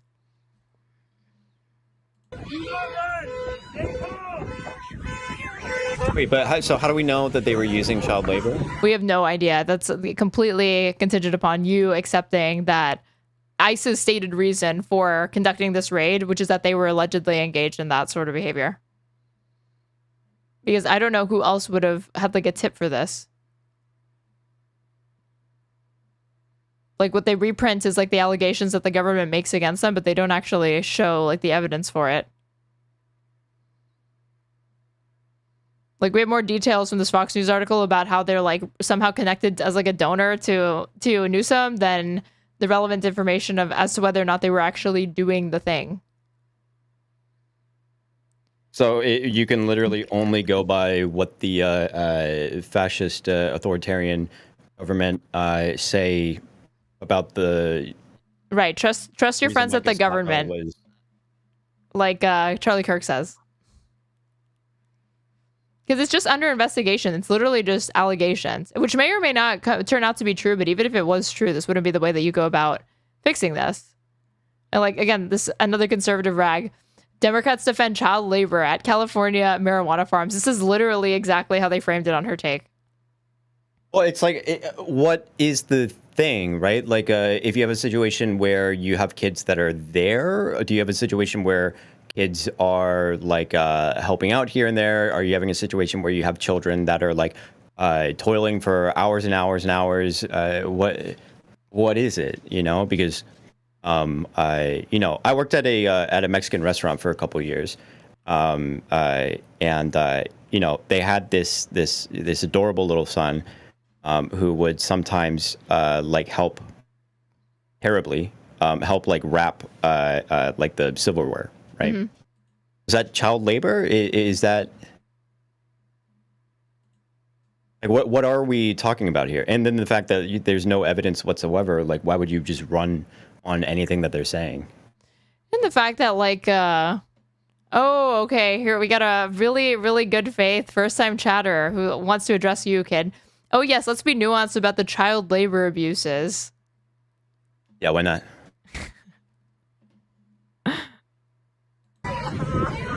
Why not? They took your mom?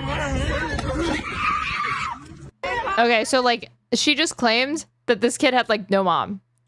In agriculture, that despite the fact that the kids were undocumented, children as young as 12 can work in agriculture. But where they misled her is that not on a wheat farm. There's no marijuana growing license that permits minors to work at their facility. So in fact, it is not legal. But it's like we got into semantics. It was bananas. I mean, literally last year, CNN was going ham on Arkansas because they changed their state laws to allow for younger and younger children to work. When honestly, I totally disagree with it. But how do you, on one hand, attack Arkansas for their child labor, but then in this particular case on a weed farm, child labor is okay? Because it makes wait, hold on. Like, there's another. Let me just excuse child labor a little bit more, because everyone accepts it. Everyone accepts child labor, and it's like if you have some mom that's giving you a list of chores at the end of the day. That you have to get these chores done or else you don't get your allowance or whatever the fuck. Okay, what if your mom wakes up and is just working at her business all day? What if your chores is within the confines of this business? Is that all of a sudden like a totally different situation? Like, what are we actually talking about, right? That's like the most extreme kind of situation. You have sort of like these expectations to help out around the family restaurant or family business or whatever, because that's all that you do. And then same with you have people that are living on a farm. If you've ever met a family that lives on a farm, child labor is, half of the fucking labor there. What is the virtue signal here? Like, we don't actually know what it is. If you don't actually know, what the abuses are, why would you just run with it? Everyone exploits their children for free labor. Like, where? Oh, and you support that, kid? No, I think we need to abolish parents and bedtime. to make Trump. Everyone's so tribal. That's the problem. By the way, on it the is a same problem. show, I have seen people contort themselves to try to defend things Trump has done. And I personally won't do it because I think it compromises your integrity. Yes, I agree. Who's ever going to listen to you? I'm like, I don't know about that, and I can't defend it. So somebody put part makes it different. the so the drug part makes, I guess, because it's cannabis farms. Do you think that matters or no? No, it doesn't matter. The conservatives are also removing child protection laws. Yeah, this comes at a time where, like, hold on, if I'm in Florida, minimum wage child. Hold on.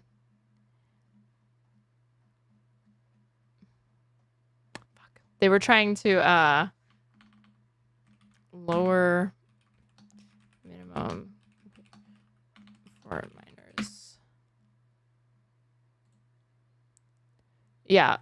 A couple of weeks ago, Florida lawmakers want to lower minimum wage for some workers. The workers in question are literally minors because they want to say that, like, okay, so workers would still have to be paid at least the federal minimum wage, which is set at $7.25 per hour. But this would make it so that minors, or like in special cases or whatever, it could be lowered.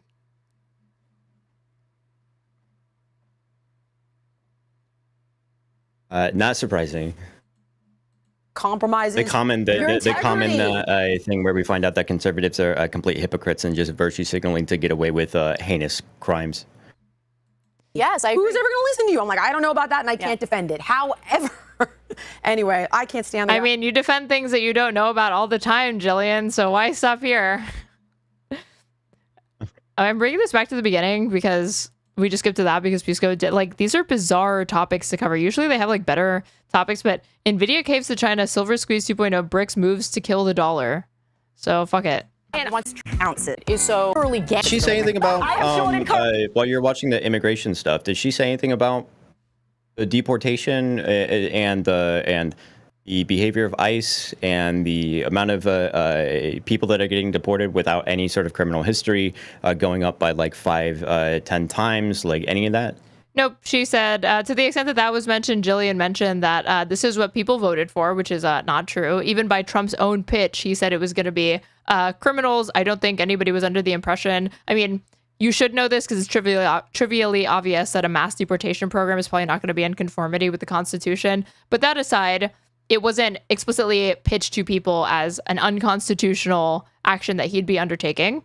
And people thought it was going to be, again, criminals, people that like violently came into the country or whatever. They have no understanding of the fact that, like, yeah, the majority of people that are here illegally, they're like overstaying their visas and stuff like that. But that aside, Anna's like, well, he shouldn't do that because this riles up the base. That was the only thing that she said about it. The only thing. Let me see. Because she was like, I don't really like this. But Trump doing this or whatever is not the way. Total kid gloves. Let me see. There's nothing hypocritical about that at all. High minimum wage killed side jobs for working age minors. Nothing like 10-year-olds working in fields. The bad faith is unbearable. Wait, sorry. What's the first point about the high minimum wage killed side jobs? That's always the excuse that if you raise the minimum wage, you're actually going to make all businesses ever go out of business and they're not going to have profit margins anymore because they have to pay their workers, worth a damn. But it's always the excuse to not raise the minimum wage.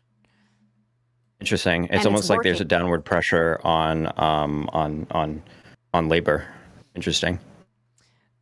And so I want you guys to understand that what Trump has been doing with immigration policy in places like LA, now Sacramento, California in general, is leading to backlash. Newsom sees it as an opportunity to position himself as the leader. Again, right back to the criticism of Newsom. We're just going to obfuscate the mass deportation program as what Trump has been doing in California. But right back to Gavin Newsom's actually evil for taking advantage of that. Vaguely gestures that there's this thing happening that Trump is doing that people are upset about. But that's besides the fact. Of the opposition. And in the end, we all get effed. Yeah, that's why he's defending kids on weed farms because he's like, oh the illegal. You can't kick them off the farms. I cannot wrap my head around this one because at the end of the day, this is what you wanted. You wanted them to go after the employers. You wanted them to go after criminals. They served a criminal warrant to the Glass House weed farm for all kinds. Well, we all know that, again, if a warrant is served, then that means that that's like the same as a conviction, right? Yeah, that means they're guilty. You have to find out that they're guilty first. Hey guys, welcome to Her Take. We have an awesome show for you today, but first, could you do us a huge favor and subscribe, click the bell notifications. It helps us out a ton with the algorithm. All right, here is what's on deck. The latest on the Butler assassination report. What is the silver squeeze? Why is it happening? And what does it mean for you? Is China back in the AI race with NVIDIA back in the PRC? Then just weeks after Grok's racist, sexist, anti-Semitic breakdown, we learned that the Department of Defense is now using Grok. I know, should we be alarmed? Lindy's gonna let us know. I mean, I'm alarmed. I mean, that's their source of truth on this show. So wouldn't it be, by their own standards, shouldn't it be fine based on the type of evidence that they'll accept? What's the issue with them using Grok? She'll let us know how alarmed we should be. And then Newsom has essentially announced his 2028 candidacy and let everyone know that he plans on cheating because Trump. So first, we're going to start with, is the dollar being... Again, that's the only way that they frame that Newsom being like, yeah, we're going to gerrymander the shit out of California, which is already like Democrat or whatever, just as like a show of solidarity for Texas right now because they're trying to redistrict and Trump is effectively trying to rig the midterms in his favor 2 years early. We're just going to skip over that and that's just collapsed into because of what Trump is doing. Dethroned. Anna? Well, there's certainly an attempt for that to happen, and I just want to start off with this video. Lost the world standard dollar. That would be like losing a war, a major world war. We would not be the same country any longer. We're not going to let that happen. The dollar, you ever hear the expression, dollar is king? The dollar is king. We're going to keep it that way. Well, President Donald Trump wants to ensure that the American dollar, U.S. currency, maintains its dominance. But while the U.S. dollar at the moment certainly remains dominant as the world's reserve currency, there might be trouble in paradise as so-called BRICS nations are working together to dethrone the dollar. So bear with me as I walk you through this entire explain situation. Exactly, like what are the BRICS nations? Yes. And what exactly? So buckle up, okay? I'm going to take you through all of it. So Trump does plan to retaliate over this, and I'll tell you what the retaliation is in just a moment. But before I do, let's start with what BRICS is and which nations we're talking about here and why they're so committed to dethrone the U.S. dollar. So BRICS comprises of 10 countries. That's Brazil, Russia, India, China, South Africa, Egypt, Indonesia, the UAE, and Iran. Now, what they're trying to do, and this is based on their recent summit, they have an annual summit, they essentially want to replace or find an alternative to something known as SWIFT.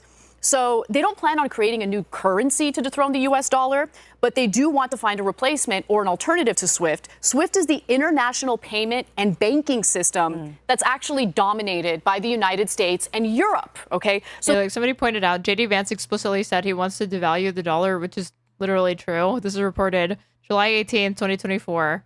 So last year, why J.D. Vance wants a weak dollar? Is that a good idea? When he's asked, he's like, that sounds scary. But really, when it just means that things are going to be, prices are going to be lower, actually. Didn't Trump say himself a couple months ago when he announced the tariffs that, part of the strategy is also devaluing the dollar explicitly? They're degrowthers. He says this week, Vance has been talking up the benefits of a weak currency. Devaluing, of course, is a scary word, but what it really means is American exports become cheaper, and that's important, the Ohio senator told Politico in a report published Monday. Vance went on to cast the strong dollar as a drag on blue-collar jobs, which have famously been outsourced abroad from the state he represents in Congress. If you want to employ a lot of people in manufacturing, you need to make it easier for us to export and not just import what we need. It's not as if Vance's ideas have come out of nowhere. Vance is essentially an anti-free trade Republican who's praised Biden-appointed Lina Khan for using the Federal Trade Commission to break up monopolies and worked with Elizabeth Warren to draft anti-Wall Street regulation. Of course, he will do none of these things, and Lina Khan was instantly shit-canned when Trump took office, but that aside... So this is it's you never really know where he's going to end up when it comes to the market. But if I remember correctly, the entire strategy with the tariffs is kind of along the lines of what J.D. Vance was talking about there. But he just seems to talk on both sides of his mouth, and then maybe he'll implement tariffs, maybe he'll pause them, maybe he'll wait, maybe he'll increase it, maybe decrease it. If anything, it seems to be more about just creating something that is unpredictable than any sort of strategy of actually devaluing the dollar or maintaining the dominance of the dollar. Yeah, and if prices happen to go down, then they're going to take credit, and if they increase, well, it's not our fault.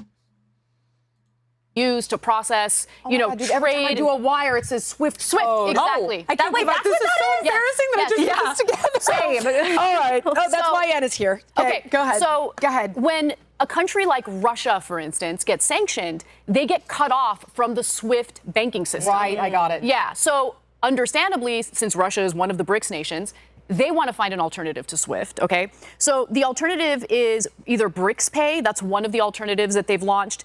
And then there's something known as letter M, Bridge, which include all transactions with non-BRICS nations, okay? So a key goal is to enable payments in local currencies, which would reduce the need for conversion to U.S. dollars. And this can also, by the way, lower transaction fees for the nations involved in these financial transactions. So essentially, they're trying to find a loophole around the West when it comes to, international banking. So 50 countries have reportedly expressed interest in joining the BRICS Pay initiative. Wow. Okay. Now, developing nations, again, would have a massive interest in setting up these alternative international banking systems because BRICS countries, particularly Russia, have faced these sanctions that they want to get around. Now, according to Forbes, which did a really great report on this, for many emerging economies, gold serves as a form of geopolitical insurance. The way they just panned to the look of confusion on all of these women's faces while Anna's reading this off is fucking priceless. Treasury holdings and access to SWIFT can be frozen at any time. It's more challenging to do the same with physical gold stored in a domestic vault. So the second thing has to do with gold and what the international community is investing their savings in. Now, the U.S. dollar, since it's a reserve currency, that's where a lot of, international players would essentially park their money. And it was considered a safe bet, a safe investment. Not so much anymore. Now they're essentially investing in gold in lieu of the U.S. dollar. So take a look at this graph. This was a graph that was put together with data from I believe the Labor Department, if I'm not mistaken. But nonetheless, it'll show you the graph you're looking at represents how the U.S. dollar Will this end with them saying we need to go back to the gold standard, do you think? At a 3-year low, while the value of gold has really shot up. And that represents I don't know. where the I don't think international so. They're on their prospector arc. I don't even know why they're talking about this. Players are actually parking their money or where they're making their... If it's expected, I thought they just talk about culture war stuff. It seems like that's what the whole thing was supposed to be. I don't. They actually do like a good mix, but this one it's like let's do every single thing that require again, they have no prerequisite knowledge of any of these things. All of these topics require a massive amount of research done on the fly for them to be able to enter into the conversation where they're not just totally lost. Their investments. Institutions now hold nearly as much gold as they did back in 1965 during the Bretton Woods era. And according to the World Gold Council's survey, a whopping 95% of central banks around the world expect to increase their gold reserves over the next 12 months. Now, the U.S. dollar index, when measured against a basket of other major currencies, has declined by approximately 10% this year through June. So in just 6 months, the value of the U.S. dollar went down 10%. Okay, but Trump, wants to prevent the BRICS nations from doing this. The problem with Trump in this scenario... The art of the deal, baby. Start a fire, start to put out the fire. If he manages to do it, you're going to take credit for it. Though, is he's lashing out instead of taking ownership of the actions he engaged in, which ends up pressuring these BRICS nations to find workarounds. Yeah, the whole thing is was supposed to be that actually America is getting the raw end of the deal when it comes to our trade partnerships with developed and developing countries, even though obviously we're coming out on top and exploiting their labor, not vice versa. So post-Liberation Day, now, given what she just said, explain how we're going to be number one again, how this is commanding respect in a global economy. Or a loophole around the United States and European countries. So David Morrison of Trade Nation says, quote, Trump's tariffs, the fact that many investors view his administration as somewhat chaotic, along with concerns over U.S. national debt, have seen the dollar fall out of favor. And if you guys can remember, we covered how Moody's had lowered the credit rating for the United States. That actually does have an impact, right? Because, again, instead of investing in the US dollar, international players are like, I don't really trust the United States as much anymore. Are they going to be able to pay their debts? We already have $37 trillion in debt. The latest omnibus bill that just passed in Congress and Trump signed, that was the tax cut and border funding bill. That's going to add another $3.4 trillion to our debt. And so international players are looking at that and they're like, that's a bad fiscal situation in the United States. Is the US dollar as good of an investment as it used to be? But apparently Trump operates at one speed and one speed only, and that speed is tariffs, tariffs, tariffs. So he's kind of doubling down on the very act that's making these BRICS nations want to circumvent the United States. Take a look. A couple days ago, you issued a new tariff threat to members of the BRICS countries for... It's so fucking depressing how it's not even like, take a look and let's look at like, you know, a news article talking about the policy or like the intricacies of it. It's like, no, we have to analyze the insane bullshit that he spewed out at a press conference off the cuff, where he was literally forming his opinion as he was answering. Yeah, which is silly because he's going to say something different every single time. There's also, I mean, I don't necessarily disagree with some of what she's saying, but like, I'm trying to figure out what the angle is. Is it something that like, is Trump just thick-headed? Is he just, doing these things on a whim? Does he have any sort of actual strategy? Is he doing anything in particular? Is it something that is exploitative for consumers? What is it, right? I'm not really getting much of that from her, so I don't know. I mean, she makes it sound like Trump did this like oopsie daisy, and he doesn't realize that counterintuitively, the thing that he said would actually bring lower prices is actually driving the dollar to be devalued, and is having the exact opposite effect he told the American public it would have. Like that was just kind of like an accident. It's like, what did you see what Ben Shapiro had to say about all the tariffs and stuff like that, where Ben Shapiro will openly say that tariffs are a tax on the worker, and that when he talks about how tariffs are, like he will describe that tariffs are that is just a way of getting money out of the worker. He does say that. But whenever he talks about it as like a criticism of Trump, he always talks about it as just like, he's just not seeing straight. He just doesn't quite understand. And it's just, making him seem so innocent, instead of like, do you think maybe that this is just a way to extract a fuck ton of money out of people without having to appeal to Congress for taxes? Like, Did you see on the Jubilee that guy that was claiming like, oh, Donald Trump and Elon Musk are actually so selfless, and Elon Musk in particular, because he's spent a bunch of money, like completely ignoring that their fucking net worths have like skyrocketed ever since Trump took office for both of them. And like, I didn't even realize just how much Trump had lined his pockets already. It's insane. He went from being valued at like 2.1 billion to like over $5 billion. Yeah, and then when telling him that, like, Elon Musk, made I forget, it like doubled his net worth, and it's like, yeah, but the Tesla stock was down. What? So the Tesla is like largely, I think it's like 75% valued around his public image, and he was doing fucking Nazi salutes. Yeah. I mean, as it was, a lot of the Tesla and like SpaceX stock was like propped up by fucking market faith to begin with. I feel like this is kind of just bringing it back down to where consumers probably should have had it in the first place if they knew even the first thing about Elon Musk, but I digress. If they aligned with anti-American policies, 10% charge. That would be India, Brazil. That's right. They have to pay 10% if they're in BRICS, because BRICS was set up to hurt us. BRICS was set up to degenerate our dollar and take our dollar as the standard, take it off as the standard.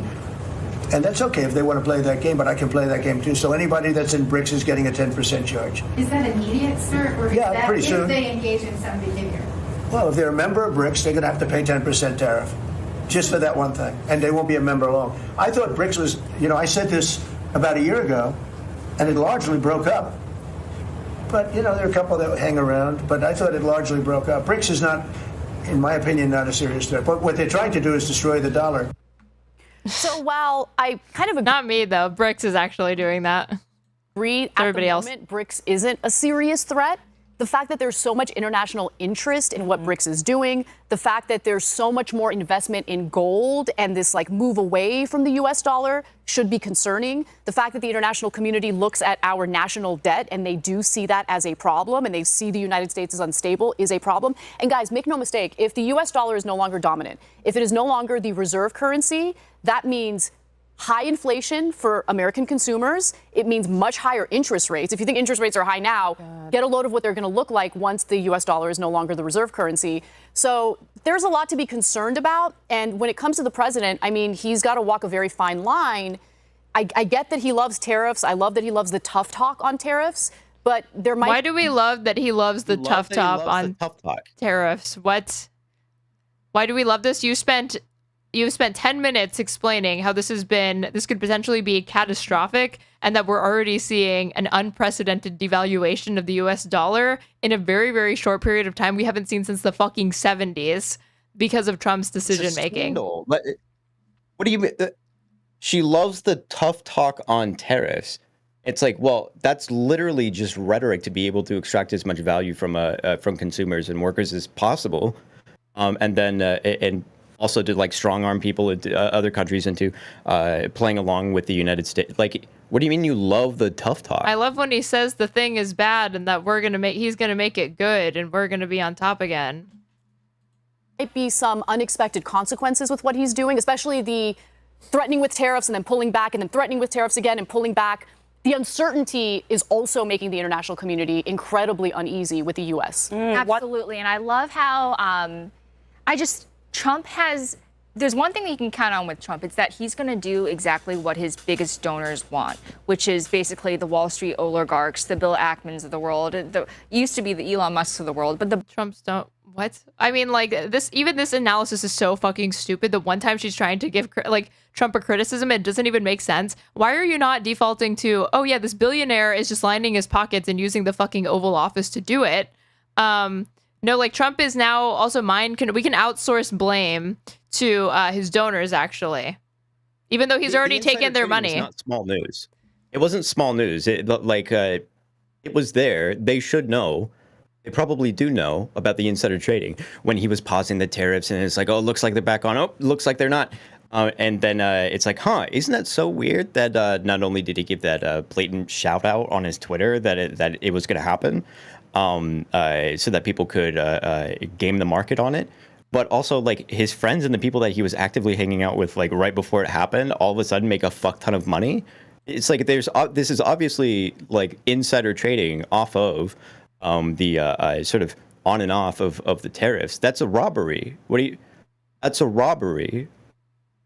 They know about it. They have to know about it. Okay, but you have to concede at least that the tough talk is really, really good. Kind of makes up for that, no? It is entertaining, yeah. The bond market is so strong. It's such a strong force that Wait, really quick, did you say? Be the Elon Musks of the world, but the bond market is so strong. Okay, it used to be the Elon Musks. Again, like the idea that Trump was doing Musk's bidding, like he couldn't have stopped at any moment because he had already extracted the financial benefit of it.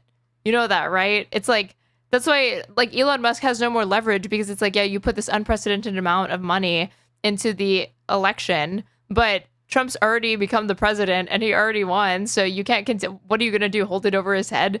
He's ostensibly like he's not supposed to run for another term, right? So you don't even have like leverage for like, oh, well, I'll fund your opposition campaign or whatever because there's no plan for him to run for a third term. So it's just bizarre to me. That like again, it's just all outsourced to the donor and not like seeing like the relationship that exists between Trump and his crony friends as if that's not like symbiotic. Yeah, I mean, there's so much of it that's just kind of like out in the open, you know, like that whistleblower that was talking about after Elon Musk and his little fucking Nazi internet friends or whatever that went. What was it? Was it NLRB? I forget exactly which person was working for that. The whistleblower who saw that there was rapid after they changed the the authorization keys, so that they could have root access. Right. They watched outbound traffic to a Russian IP at like some incredible incredible rate. But all of this, like, this is not small news, you know, like none of this is small news. But like there's just this selective memory by people like these grifters, right? They are grifters, but it's like, it blows my mind that like, you know, no one even remembers this. No, they remember. They know that they were insider trading off the tariffs. They know that they that Elon Musk is it was working with like, what was his name, Big Balls. People that have a history of being part of like these internet gangs, putting hits out on people and having weird ties with Russia, and they like all of this is in the open, but it doesn't matter. I don't know that these people know, because it's like, I don't know what would be worse if that they're informed or uninformed, but their job, it completely only benefits from them being completely unaware of the shit that Donald Trump gets up to. You know, there's no downside to it, because it only makes it that much more easy for them to spin it as like to not have to discuss his failures, to spin it as exclusively a problem that can be pinned on anybody else, whether it be a donor, whether it be a company, whether it be Democrats, whether it be activists or college students or minorities or whatever. It's just an asset to them. So I don't know, but there is a point where it's like you neglecting to even look into any evidence that might challenge your worldview at some point is negligent, right? And it's also, I mean, ultimately, it's the fact that these guys are marketing a particular product for a particular audience, and that particular audience needs to hear particular things in order to stick around. And if they were too critical about Trump, or if they were saying things that are, you know, actually fucked up, which almost all of it is, if they were to use that kind of language, then they would lose money.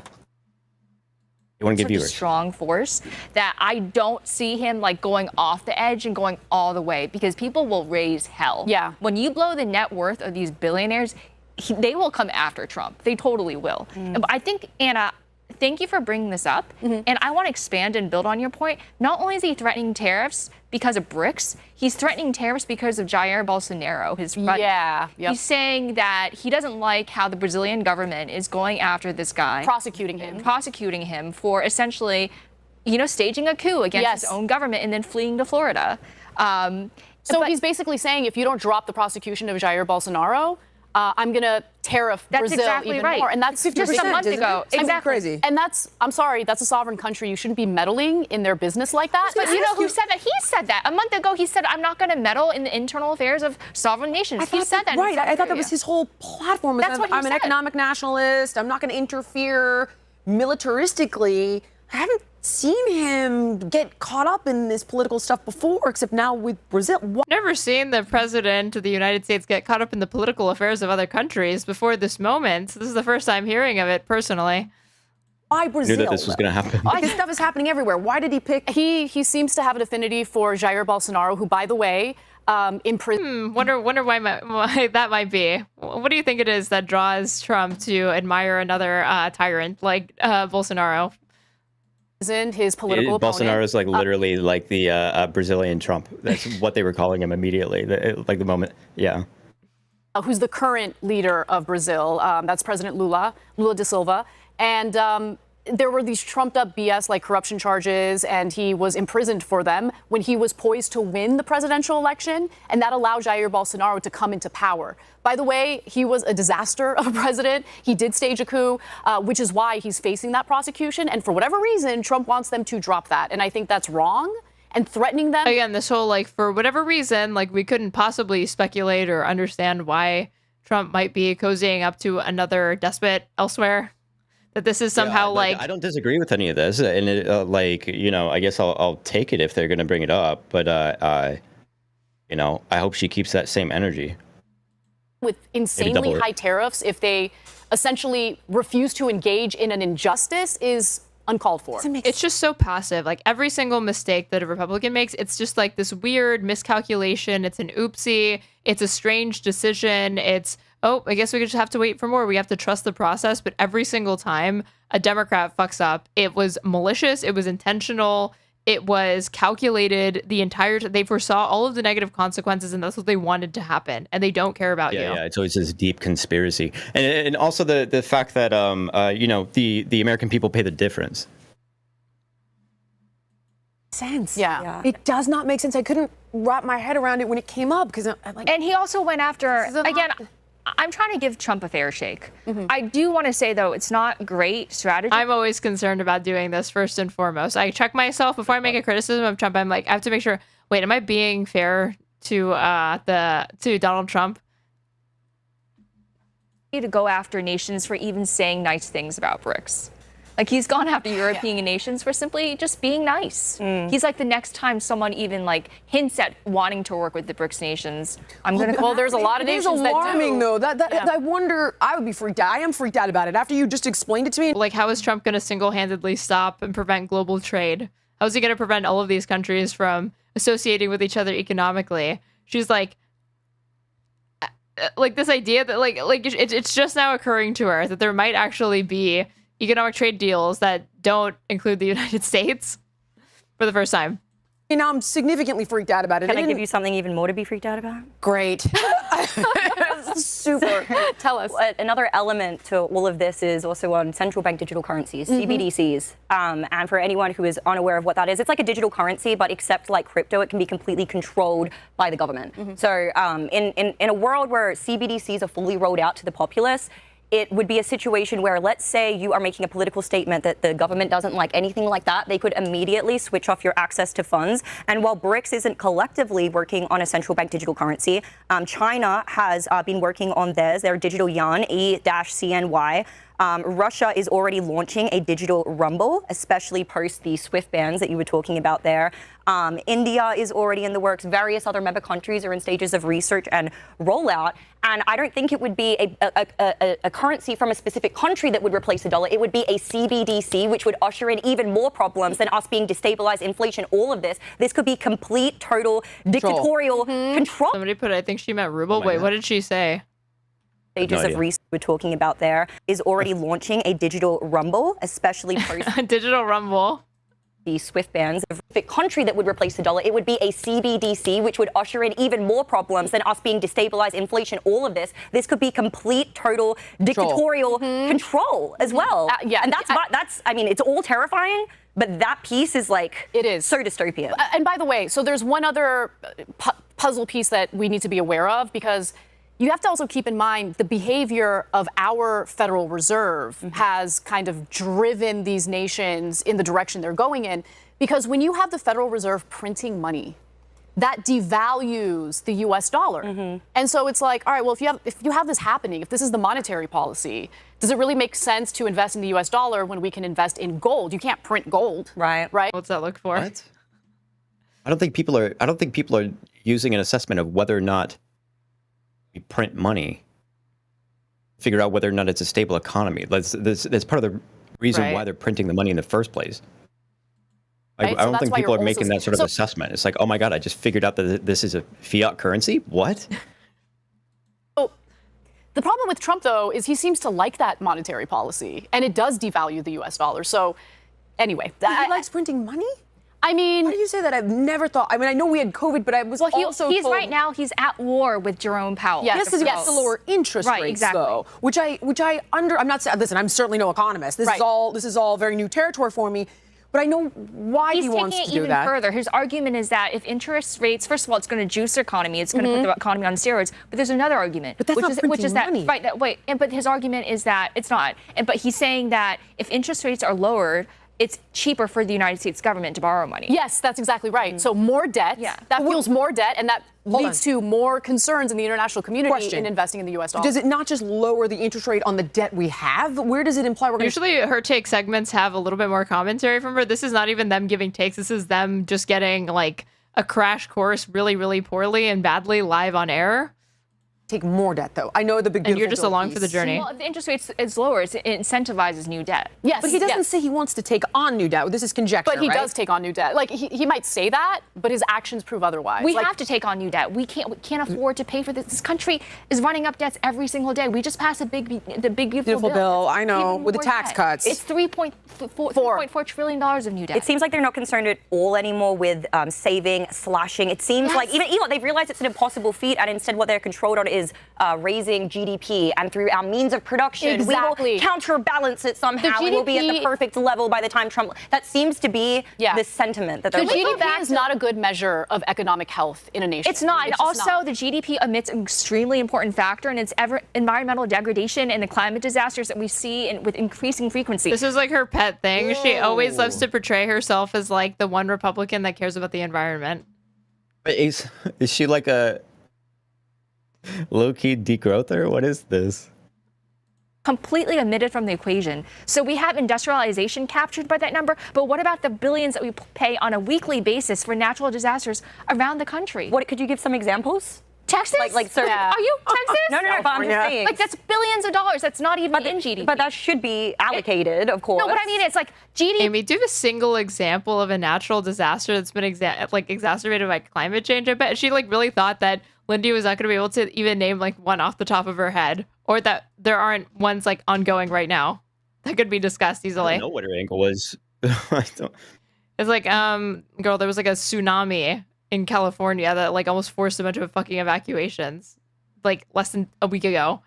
P is a gross domestic product. Right. And it's basically the sum of our industrial capacity, everything that we produce. It doesn't account for the things that we have to pay in terms of natural disasters, the amount, the Which lives is spontaneous, that we exactly. unexpected. Yeah. And it's increasing in regularity because of anthropogenic climate change. I'm sorry. We could also be significantly more prepared for these things, but that's a separate conversation. But I want to play devil's advocate and arguably complete novice when it comes to economics. So question one, the countries you're listing are our enemies. Not all Russia, of them. China, Iran. Not all of them. So India's an ally. India's an ally. Big well, there's 50 countries and there, a but massive trade partner of ours as well.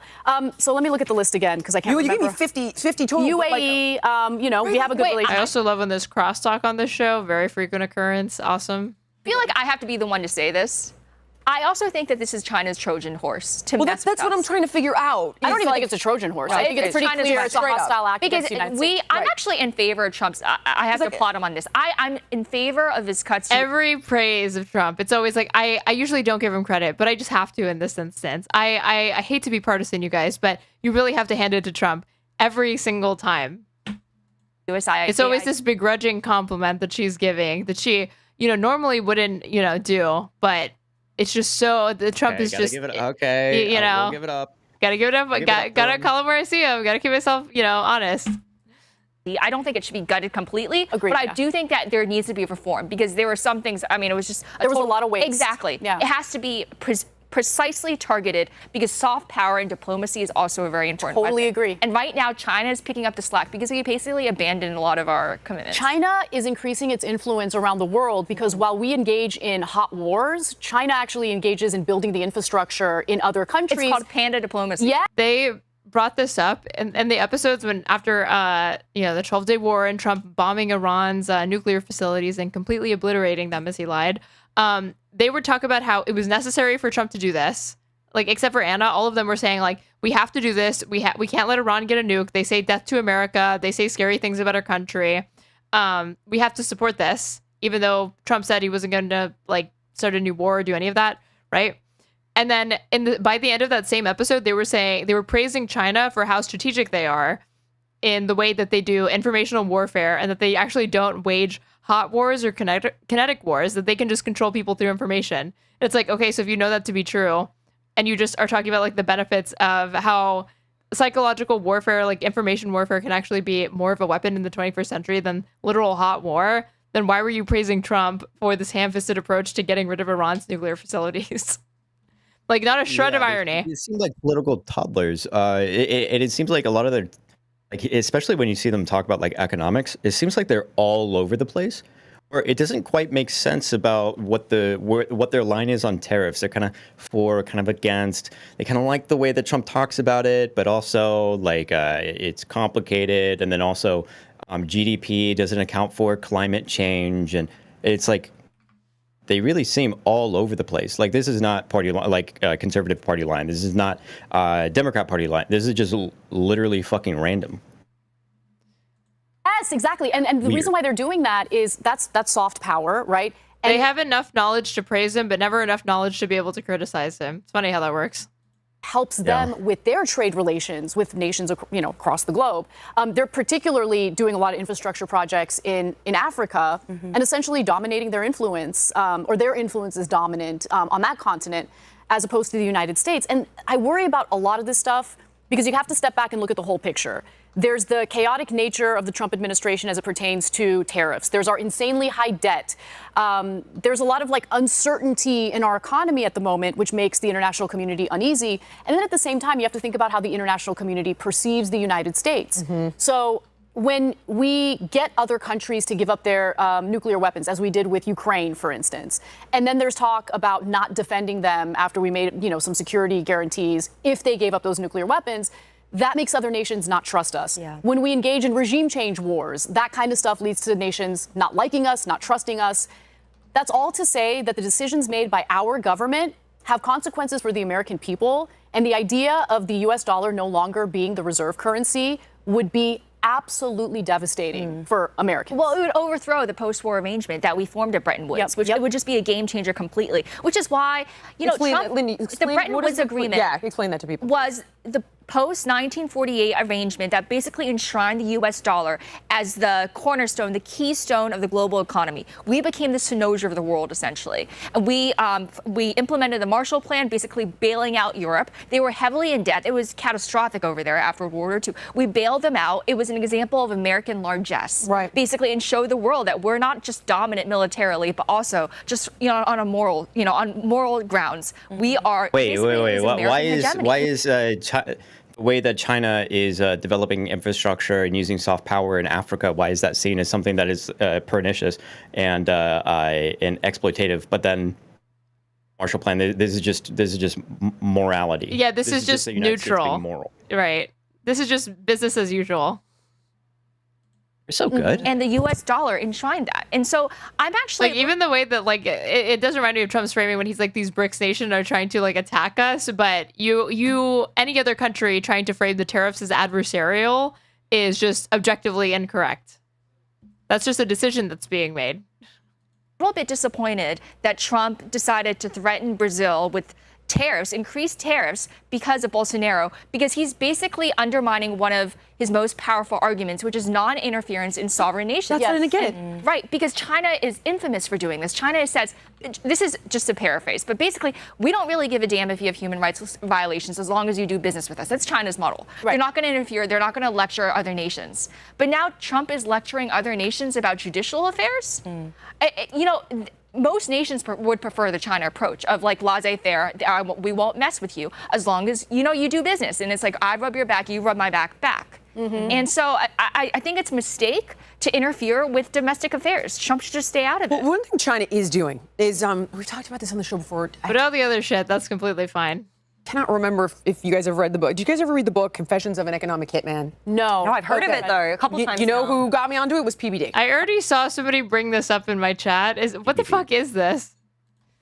Confessions. It's something that people usually point to of especially Cold War era United States, how they would go in and they would basically get countries indebted to the American economic system through getting people locked into a particular debt so that we have a considerable amount of control over their. Is this actually good, or is this a dumb guy's idea of a good book?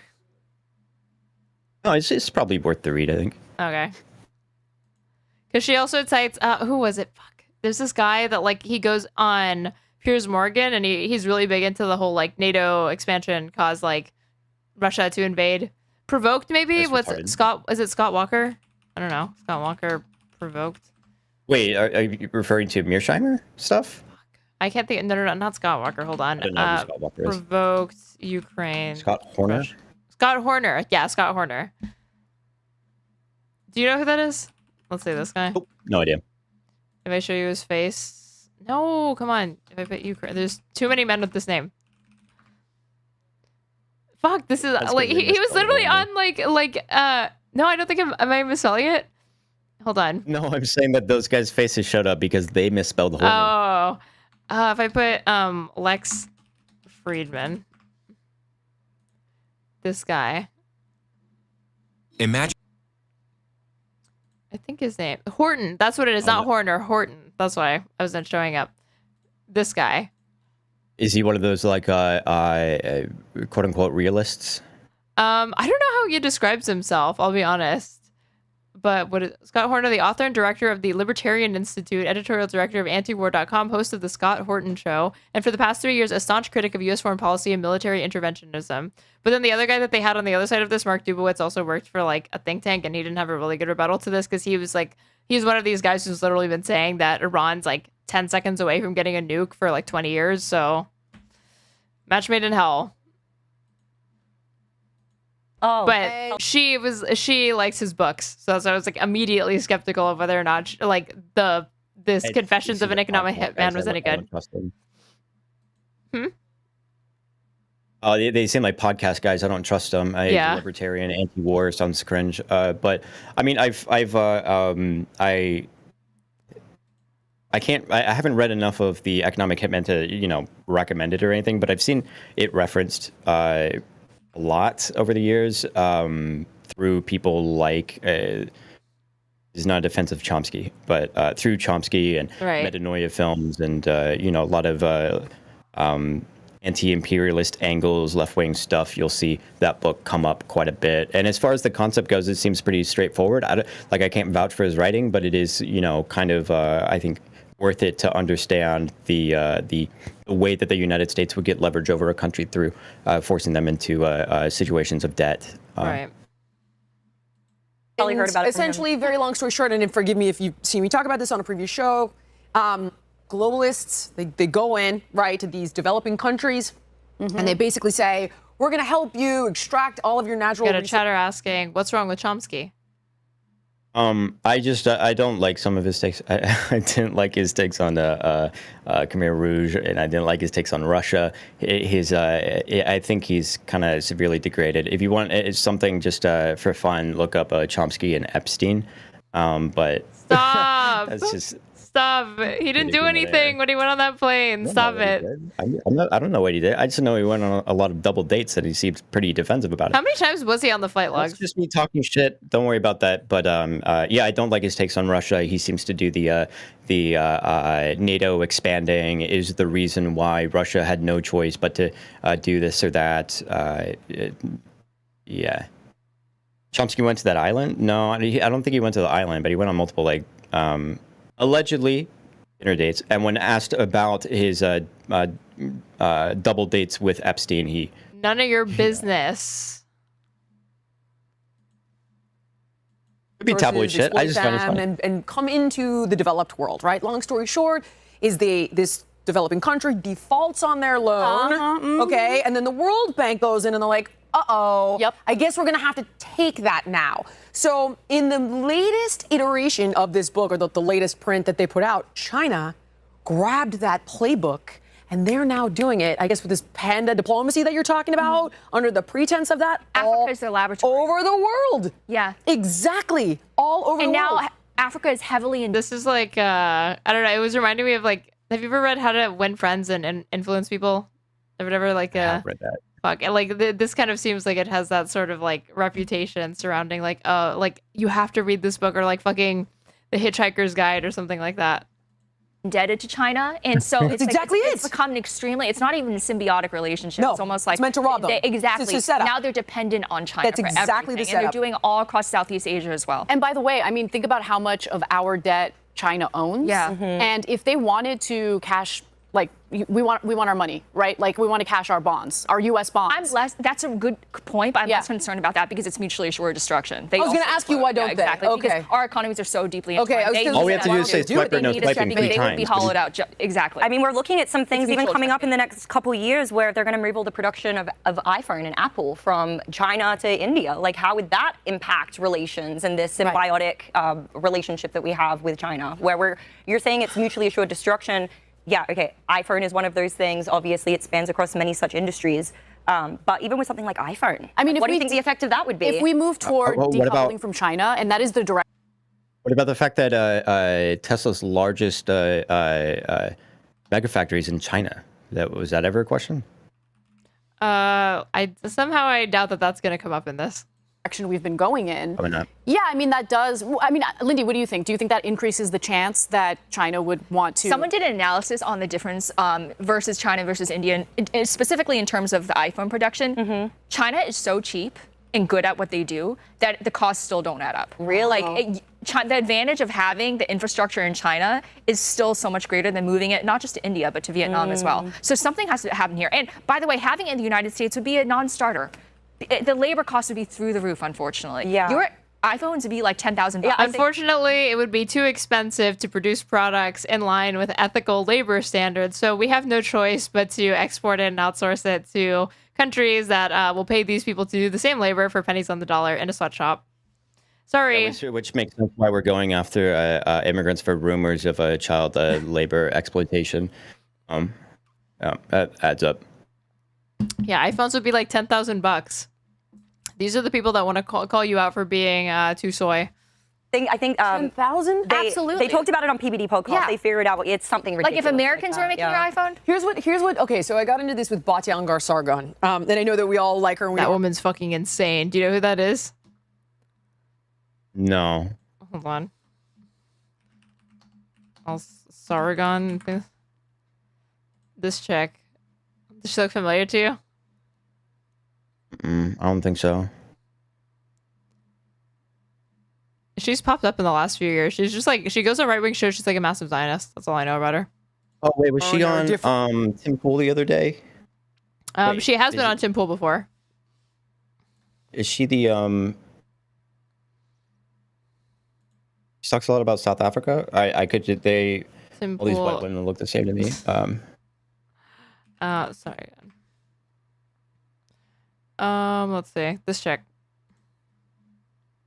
And unfortunately, I did have to hand it to her that she was correct, because this narrative about like the America First isolationists versus the interventionist war hawks, this like schism that supposedly existed between the MAGA base, even though polling actually didn't end up bearing that out. She was like, this was more of a boutique disagreement that you saw between like podcasters and influencers in the MAGA sphere, but didn't actually manifest in the voter base, because when you actually polled, the majority of MAGA voters were completely fine with Trump's actions in Iran.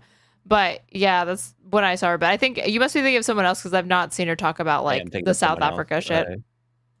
Yeah. Differences of opinions with her. But what we were talking about, she's a populist, and she's like, you've artificially deflated the cost of the iPhone. Yeah, that is true. She's like, regular people get an iPhone every 3 to 4 years. That's true. So now rich people can get their yearly iPhone at a discount because you're... Do regular people even get an iPhone every 3 to 4 years? I've had like 3 iPhones in my whole life. And one of them was was passed down to me. So... I mean, don't most people use like the like stuff like the Next Up plan and stuff like that? Yeah, they like upgrade. Which that counts, I guess. Well, it's a subscription model that counts. It's still insane though. 3 to 5, like every 3 to 5 years still just seems really, really high. I don't think most people are like using their phone until they fucking break, basically. Compromising intelligence and security issues. So that's a piece of the counter argument to that, because I kind of got into this with her. I mean, take what you will There's from something it. to be said about that, because I do not feel comfortable having potentially TikTok on government phones, which I think is a great move that they banned that. Ugh. You don't know what will happen with TikTok, even with the What? But what do you mean? Like all of it is right now. Palantir is collecting all of your data and using it within like for things like political repression, for things like going after people on immigration status. What is when people think that talk about China taking your data? Like, sure, that can be used to maybe undercut the market in terms of targeting consumers in the United States. But like, what do people actually think? What are they worried about? It really just comes down to the person gathering the data as the wrong ethnicity. I would prefer that they were American, at least, if they're going to gather data on me and engage in any sort of surveillance. Because it's not principled whatsoever. Like you're saying, like they'll never, Anna's brought up the Palantir shit. She probably won't bring it up here, but she did bring it up with Tucker Carlson. That was like the one example of some pushback that she gave to him, or like a criticism of the Trump administration because of all the subsidies that were handed out to Palantir. but yeah, this criticism will exclusively be made because, oh, well, China's like, you know, the CCP knowing about it is far worse to her than a private capitalist knowing it or the United States government. Well, I doubt that she would. Did she point out the fact that like the one of the major motives of doing that kind of thing, consolidating U.S. Like all the data? Yeah, they want to consolidate data across like literally like the IRS and like Social Security and whatever. Yeah, but one of the major motivators of that is to create a systematic way of targeting immigrants to put them in concentration camps. She probably didn't mention that part. Probably not. No, just the harvesting of the data. Saying that, for example, Larry Ellison's company is going to house the data for TikTok. I still don't feel comfortable. Yeah, you don't know that. Like, Lindy is a hate voter for China because her whole thing is that. So she is a naturalized U.S. citizen, but she was born in China. She loves to point out that not her, but her grandparents fled communism. She grew up in England and then came to the United States at like 6 or something like that. She's like the child of like 2 physicians or like PhD holders and has tried to like LARP like she was poor. But she was anything but. Her parents came because like they were specialized labor and they were able to leave China to go abroad and work as like professors. Because it's still a subsidiary. That's why she's very anti-CCP. Yeah. I don't feel it's a billion people, folks, on TikTok. Yeah. Imagine what they can do with that data. And it's crazy. Like when you look at the algorithm, the Chinese people apparently get on their TikTok. Exactly. Study. America, brain rot. China, it's like astrophysics. You got this. Like, that's amazing. I might jump from this one and come back to Butler since we're talking about gold and the economy and silver. Let's get to silver. So silver prices are jumping fast, over 30% up this summer because demand for real physical silver is outpacing supply. Now, big investors are pouring money into silver ETFs like SLV, and industries like solar and EVs need more silver than ever, but now it's getting harder and more expensive to borrow or find real silver, which is why lease rates are spiking. Okay, Amy, so go. Yeah, something weird is happening with silver right now, guys, and it's kind of synonymous with what we saw with GameStop, for anybody who remembers that or anybody who trades stocks. I'm so interested to hear how we find the through line between these two things.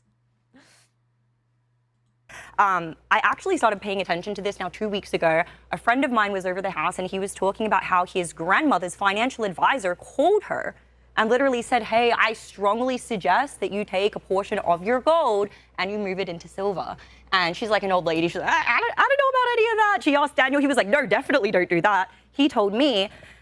I then went to one of my friends who is extremely knowledgeable in the markets. And before I go further, I feel like I need to legally preface and say this is not financial advice, obviously, anything that I am about to say here. But so just last week, guys, July 16th, big banks tried to flood the silver market with 483 million fake ounces. Yes, fake. Wow. And we're going to circle back to exactly what that means. But basically, it was the bank's desperate move to be able to bring down the price of silver because they are all massively over leveraged on it right now in various different short positions. But I don't know why she compared it to the GameStop thing instead of like the, I've mentioned this before. Do you know about the Trump dinar scam that happened in 2016? No, I don't think so. So Trump made this offhanded remark at some economic forum or conference or press conference where he said that there was going to be a global revaluation of all currencies and that there would be like an equalization of all currencies. And so they would all be brought up to the level of value that like the US dollar has, because he said countries having different like currency exchange rates was unfair. So it needed to be equal. So his supporters heard that and they went and found the most devalued fiat currency that currently exists to buy up. And that when the RV, as they call it, the revaluation happens, they will become like billionaires because they're sitting on like a gold mine. So that was the Iraqi dinar. And these people literally bought thousands and thousands and thousands of dollars worth of fucking dinar, thinking that any day now, Donald Trump is going to revalue like all like not just revalue, but like standardize the value of every single currency that exists in the world. And they're going to be rich. How the fuck did I not hear? That's hilarious. How did I not hear about that? What the fuck? Let me see. Like scam. Yeah, the people. Okay, like here, the Daily Beast talking about this. Wait. instead of this weird outlet. Let me see how the Daily Beast talks about it. Even better. Yeah, Trump fans think savings into Iraqi dinar scam. The president's true believers are convinced he's going to make them millionaires with Iraqi currency. Trump supporter Hayes Costius runs a North Carolina pool maintenance company, but she's got a side bet that she thinks will make her fabulously wealthy, the Iraqi dinar. The currency is nearly worthless outside of Iraq, but Costius bought millions of dinars in April after watching a video of President Trump at a 2017 press conference. In the clip, Trump says with characteristic vagueness that all currencies will soon be on a level playing field.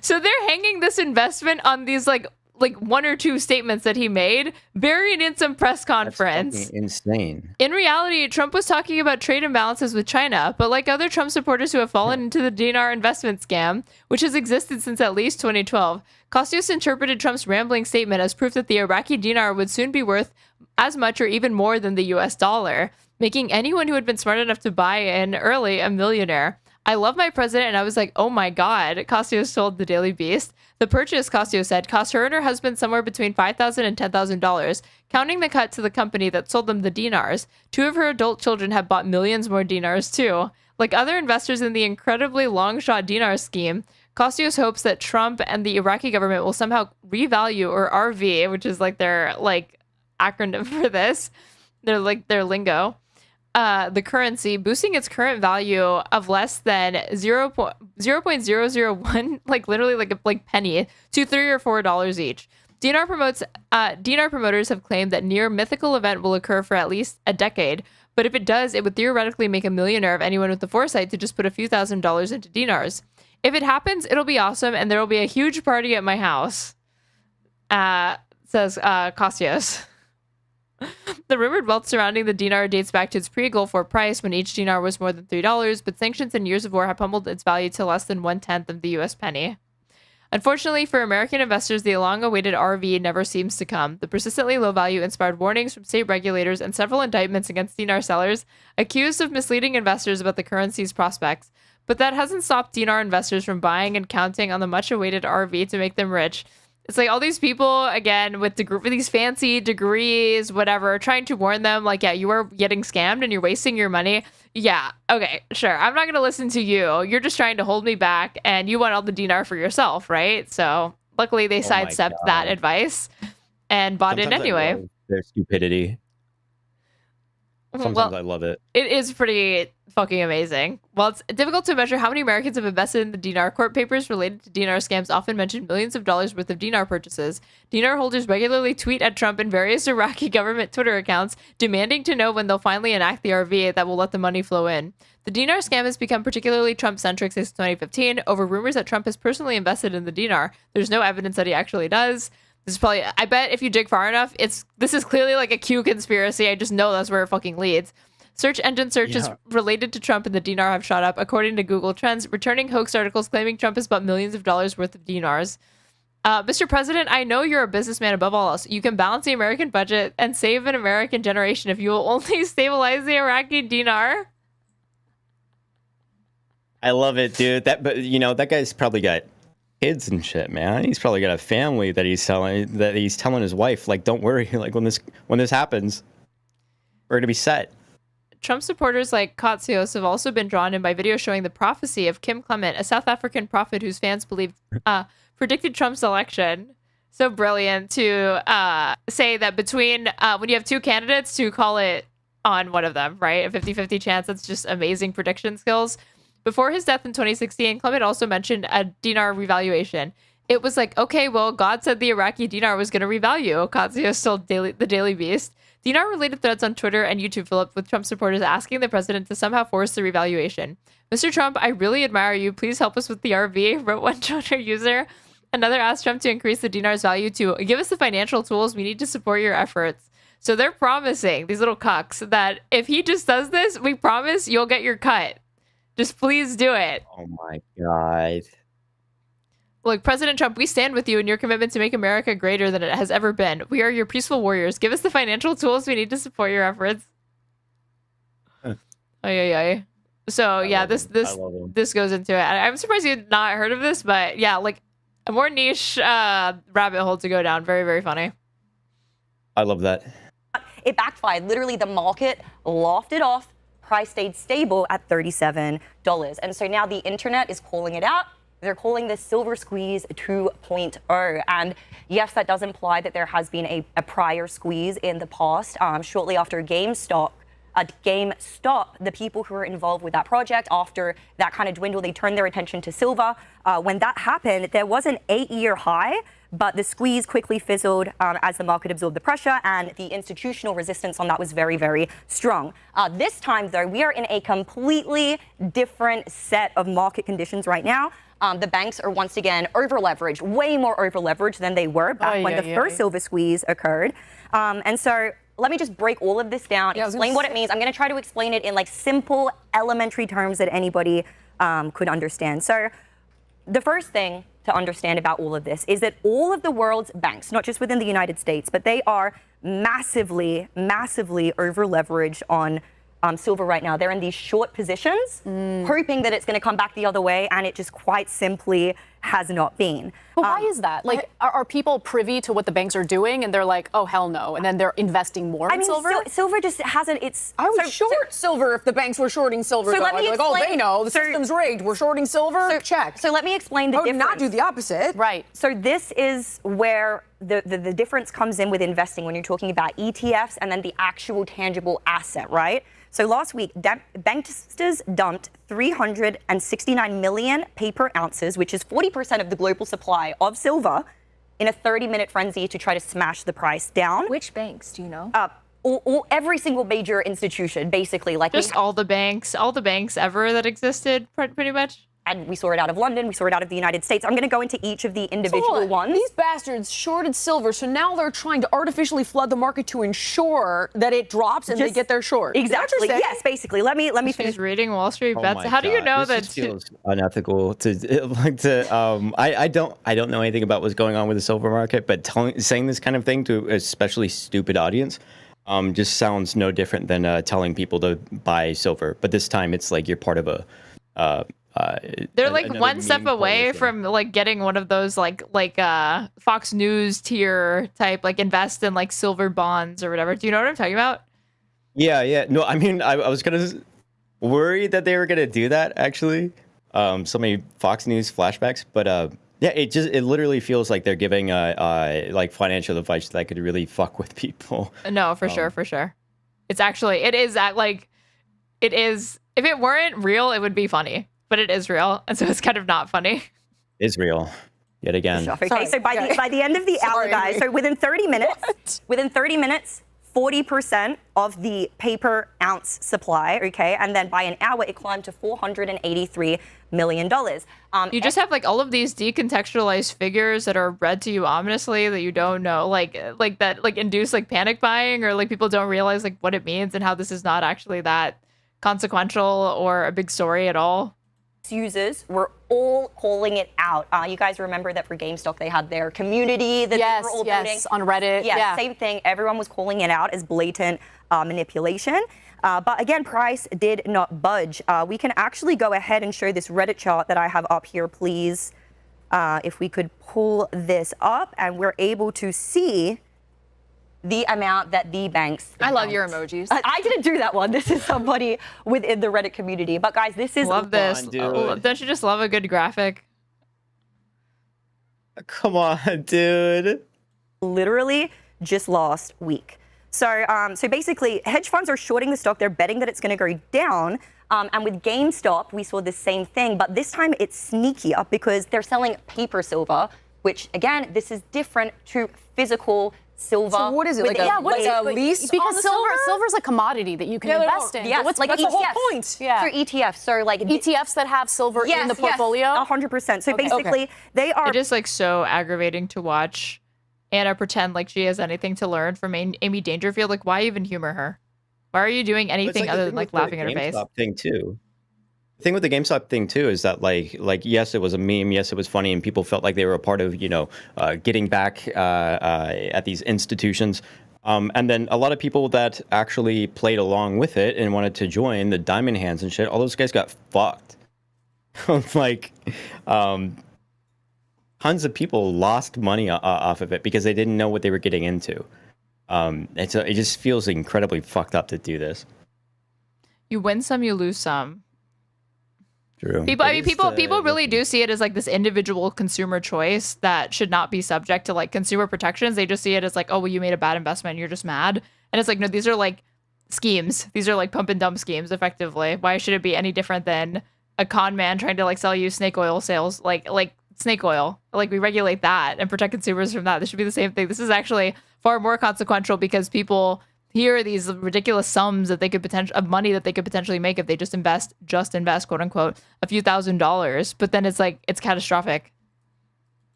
Paper trading. It's like basically selling like 100 tickets to a concert, but only like 4 people. Yeah, true. I am just mad I didn't buy the silver dip. I didn't buy when it was low. Get in. So people are buying this silver, but if they were to go and cash it, there simply is not enough physical reserves for what is being purchased. Okay, that should be illegal. But no? it is. But it actually is. And you know what? It's illegal trading practices. But people think, how is this possible? Well, can I kind of blow your guys' minds? Like, people think it's the same with our digital currency, that when you deposit your money at a bank, that they put it in like some cute little cubby where it's like safe and waiting for you. They invest it. They take that money and they invest it into the foreign exchange markets. About 20 to 30% of every single bank, their major revenue comes from trading the foreign exchange markets and the stock markets with your money. Never keep more than $250,000 in one bank. I mean, that's not, you know, most people don't have that problem. FDIC insurance. Yeah, because FDIC insures up to $250,000 that you've put into a single bank. Yeah, so basically most paper trading, retail investors, and even on a higher level, it's done paper trading. It's not actually you're buying the paper trading is a term for paper trading is a term for like basically imaginary trading. She's talking about something else, right? This is like paper trading is just. This is like saying, like, did you know at a bank they don't literally have all of the money on site in like a big bank vault that you can walk into? Yeah, and when you transfer money from one account to another, that they're actually on the other side taking it from from this person's vault to your vault. Yep. Quite frankly, there just isn't enough silver supply in the world right now to be able to accommodate all of these various different orders. And so creates the illusion of abundance, depressing prices, even when there's physical shortages, and it is full-blown market manipulation. That's crazy. I mean, look, the stock market, and especially like these hedge funds and these banks and these financial institutions, they play all sorts of games. Oh, yeah. And then in the end, when their big gamble falls apart, what do you think happens? The federal government comes in and bails them out. More debt. Right. Yep. And I also I think we've got to mention the AI piece right now, because AI is a juggernaut right now and driving so much demand for electronics and silver. Right. Yes. Silver is an essential component. There's nothing that a few banks, I don't care if the bulge bracket banks, there's nothing they can do to override the overwhelming power that AI is driving. That NVIDIA itself is driving the American economy forward right now. It's become behemoth. And I think that's part of the reason why silver is so much in demand. 100%. You make a really great point. Like, silver is, at this point, it's in higher That's a really demand dumb than point. gold. Yeah, they haven't heard. Yeah, it's desolate. Yeah, they haven't heard of the AI bubble. Like, this is not seen as something that's going to have this like mind-changing growth. It's just the way that they sell the product. That's why like the people at OpenAI will talk about it like it's, you know, that ChatGPT is like you just moments away from being able to take over the world and shit like that. But it's just not. It's. Oh man, why do they talk about the economy? Why? That they actually need it for in order to be able to run society, solar panels, chips, so many different things that they need silver for that go beyond jewelry and the things that gold is utilized for. And solar. Yeah, 100%. Another reason Trump put a big tariff on copper is because we're needing it for similar technologies or the same technologies. And so right now, all of the investing community, they're gathering. Is that why Trump even put a tariff on copper? That he stated why Trump tariff copper? What is the purpose of this? Why copper, please. Why copper, aluminum, and steel are at the core of Trump's MAGA ideology?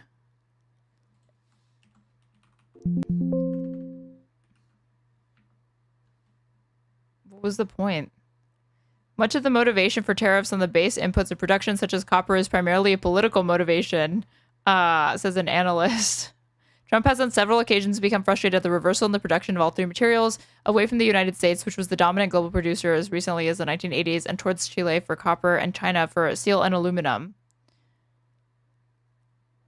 So how did she frame this again? Is in solar, let's Yeah, say 100%. So another reason Trump put a big There's tariff a on high demand coppers because of we're needing it for technology and similar AI. technologies. Or Oh, we need it for technology, apparently. the same technologies. And so right now, all of the investing community, they're gathering together. Get lost on this one, bro. There is like, robots are made of metal. where do you even start with this shit, Chatter? There is like no, like I don't even know how to like begin like an entry point into criticism because it's just like unserious like infographics from Reddit, and you don't even know what sources they're reading off of. Like they did with GameStop, yeah, they're basically. posting about it on X, Reddit, everywhere, and they're like, let's drain the system, boys. And so last week, we actually saw London. It's also so funny how little preparation they do for the show because they rely on like none of it is memorized. They're clearly reading it for the first time live on air. Bled 110.2 tons last week. Apes, which is like the big level investors and institutional buyers, snapped up physical silver, which made premiums spike over $5 to $10. And then, some dealers are even running low on inventory at this point. So they're pushing. The more that the banks are trying to lower the price, the more the retail investors and everybody else are trying to push it up. And it's creating this squeeze, like with GameStop. And I want to throw to Anna now because I know you're going to make the analogy between that and GameStop. Yeah, right? so with GameStop, what ended up happening was, like, GameStop is a company that a lot of young people, especially young investors, retail investors, have a lot of nostalgia for. They didn't want the company to go under, and they noticed these major hedge funds and financial institutions shorting the stock, GameStop stock. Which should be illegal, according to Anna. First of all, let me just say, the whole point of the stock market is so ordinary people and sure, financial institutions can invest in a company they believe in so the company can grow and do things with that money, right? Expand, hire people. But, like, where is she getting this? That was the purpose of the stock market is so individual, like She's getting this. This is literally a copy paste of what was the guy from? This is the narrative that people were pushing around that you're doing a moral good thing. But with the diamond hand shit, because you're really stopping these corrupt institutions from betting on the loss Robin of a Hood company. That it's immoral to bet on the loss of a company. Betting on the on a company, doing good. Well, that's a good thing. That's good for the market. Betting on a loss is a bad thing, which is immoral, which is really, really dumb. Right? Someone says Sam Bankman-Fried. She's just copying and pasting what people were saying then because she's probably just desperate for their validation. Investing in GameStop at that shorting it was actually investing, shorting, which one was it? That's Praxis. Public. Right. Shorting they were is shorting just it, yeah. literally And so you gambling. buy up a Like bunch I of it am and then betting they can't pay it off. that and they this end up losing a company bunch of is money. not going to do well. Right. I think that should be outlawed, to be honest. But do you think so? Basically, should be outlawed you have to these. short. Like, why? I really don't understand the difference between that versus like betting on or like investing in a company that you think is gonna succeed. I don't know. That just seems weird. It seems like a completely arbitrary distinction that is not based on anything that's tethered to reality other than just like it feels bad. It feels bad to do that. Yeah, I guess it's just the idea of the market is just this, this magical thing that just pulls people out of poverty. It just creates things. That's what the market is. It's like when people talk about like, oh, a free market is a market where there's no substantial point of competition, right? It's like, oh, a free market wouldn't ever have winners. What are you talking about? You're competing. It's competition. The zero-sum game, yeah. Hedge funds betting against or shorting GameStop, and then retail investors are like, no, we're going to invest and we're going to buy and hold GameStop stock. The silver squeeze is a little different, though. I think there's something, and this is my conspiratorial mind working. Yay! I know. You gotta entertain it. I mean, at least, Yeah. Well, okay. it. So here's the thing: if there's this higher demand for silver, I wonder if any part of Anna dies inside when like a table full of conspiracy theorists like cheer her on for venturing into literal conspiratorial like bullshit territory. And it's just going to keep going up because of AI and the need for that commodity. Is it possible that these banks are giving this illusion, like they're shorting it to convince the markets to also sell their stock? That's what I would have done. So then they can come in and snatch up silver. That's exactly what I would have done. It's not working. So what are they going to do when everyone is pushing so much? And literally by the week they're posting the actual like silver withdrawals that people are taking out of vaults as people become more privy to this information. And we have to understand that the more physical supply is like gone, like it's just going to keep pushing up. Wow. And that's such a Go on. You know, I just want to applaud you for that point, because I worked on Wall Street and people would routinely bet on both sides. They bet on both candidates in presidential races. They bet on both sides for companies. I do want to say, though, sometimes shorting, I believe, can exert a positive influence. So because companies who engage in malfeasance or they do something bad. For example, Herbalife was an obvious pyramid scheme. I was about to say, like, you're presupposing that it would be evil to want a certain business to fail. But why? Like, like she's saying, Herbalife is like a perfect example or whatever. Like, why would it be immoral to like bet against their success? It's just even applying like a moral standard to it at all is just ridiculous. Yeah, like this is not something to even be viewed at like through a moral dimension. It's just like you're saying, it's just strange. Oh yeah. So Bill Ackman ran a years-long shorting scheme on that, and also just like United Healthcare or companies that do egregious things. So margin trading exists in every modality of trading. It exists when you trade the foreign exchange market. It Thank you for exists the when you trade follow. the stock market, when you trade metals, ETFs, indices, everything, right? And personally, I just see it as a specific type of investment strategy. If you are an investor and you study the market, because people do this shit. They look at a chart, they're able to find patterns and graphs within the chart, and then know without a shadow of a doubt, well, I wouldn't say shadow of a doubt, but they have like 5 or 6 confirmations. Okay, there's an 80% probability that I'm going to make money on this. Then they calculate their risk to reward. Okay, well, if it goes the other way, here's my stop loss. I can get out. It's only this much loss. This is my risk to reward. Yeah. Therefore, if they're, right and wrong an equal amount of times, because their risk to reward is so good, they still end up profitable. Yeah, that's they an hedge their investment bets. Yeah. strategy. Okay, and I don't want to Wait, then really what's the talk too point of much them smack drawing on that triangles? specific. Why did she say that they're really good at drawing triangles, but then said it with a stop loss, they make sure that they always come out on top? But, okay.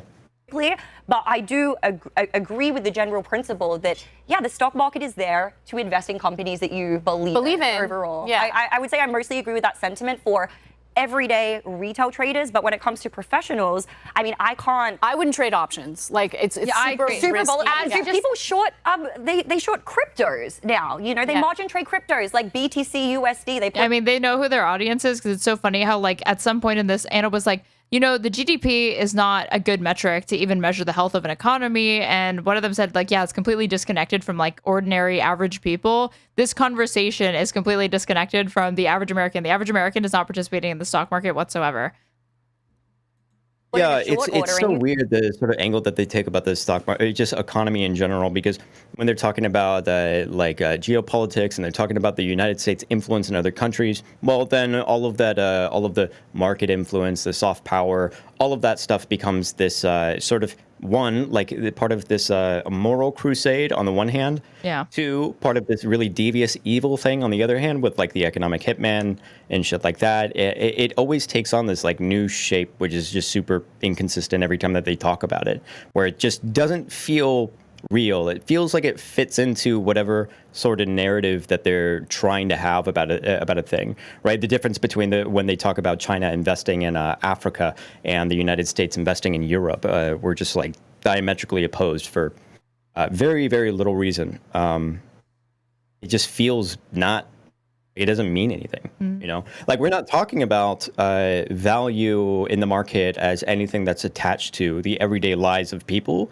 that are working to produce things in the market. Like, we're never talking about how the market relates to explicitly valuation, where the value comes from, and how the value is moving in the market that affects working class people. It's just about, whoa, did number go up or number go down sometime? Oh, wow. Capitalism does great things and bad things. It's just super intangible. You can make, depending on how price moves. For the average retail investor, though, going long and doing boring is going to serve Buy you and hold. exactly. It's the Jack Bogle way, the Vanguard way. Go invest in a low-cost index fund that tracks the S&P 500, the Dow Jones. Like picking individual S&P 500 outperforms. I cannot tell you how many financial advisors I've had until somebody was like, I got an idea for you.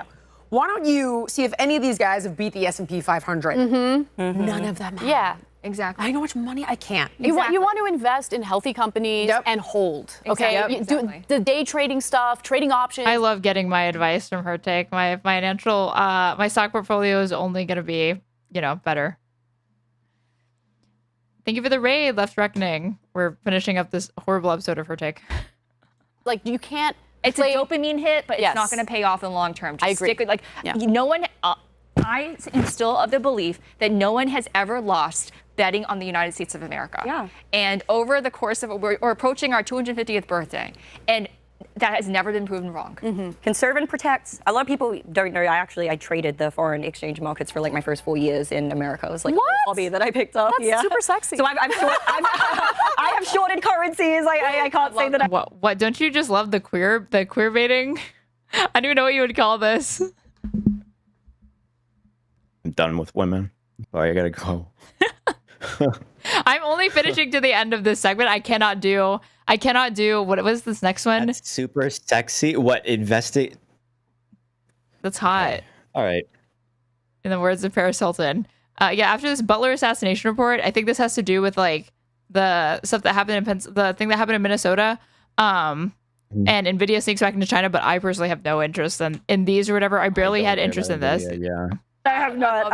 But that's what this stuff is all really interesting to me. So for me, that's why I'm so fascinated about this, because for me, it's not just about the short squeeze itself. It's not about silver itself. It's about public trust and the fact that the government and the banks have been trying to control and manipulate the price of this for so long. So it's kind of cool, again, like a GameStop era type thing where people are like, hey, no, let's take the control back in our hands. Let's exercise the control that we do have. And if there is a massive squeeze and a massive pop off of it, then I wouldn't be surprised. Let me just say that. Also, I think that conventional Wall Street banks like the JP Morgans, Morgan Stanley, and the Citigroups of the world, they're facing existential reckoning right now with the rise of Bitcoin. They know they're losing, the full, complete hegemony that they used to have. And that is why JP Morgan is finally making concessions, saying that Bitcoin is here to stay. We are going to have ETFs. We're going to have these funds because no matter what we do, Bitcoin, it's a new kid on the block, and we just got to accept that. Yeah.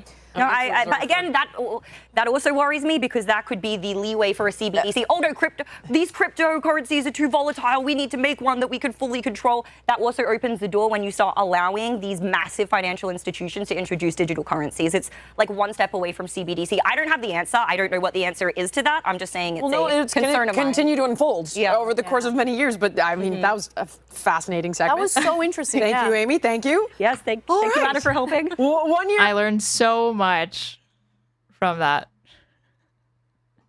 All right, well, I guess I'm investing in silver. Hell yeah.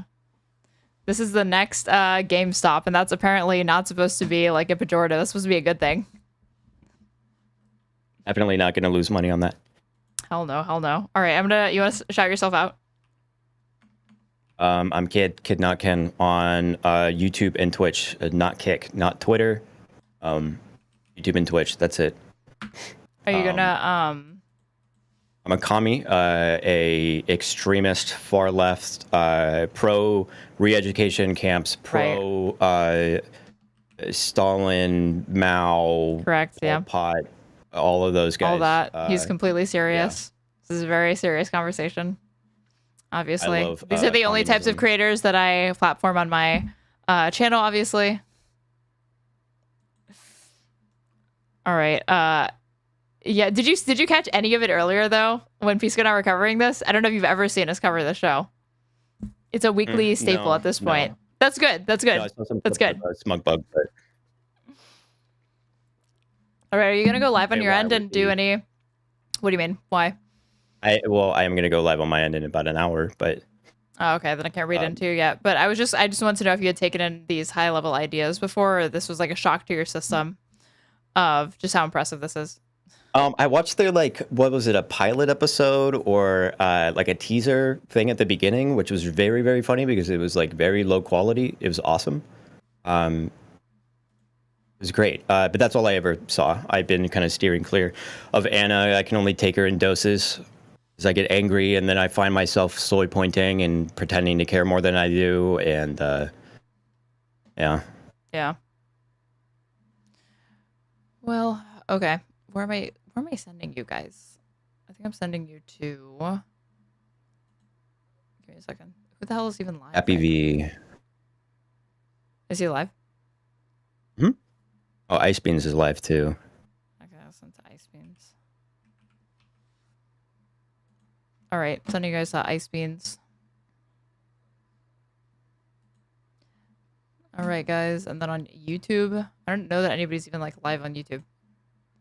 Let's see.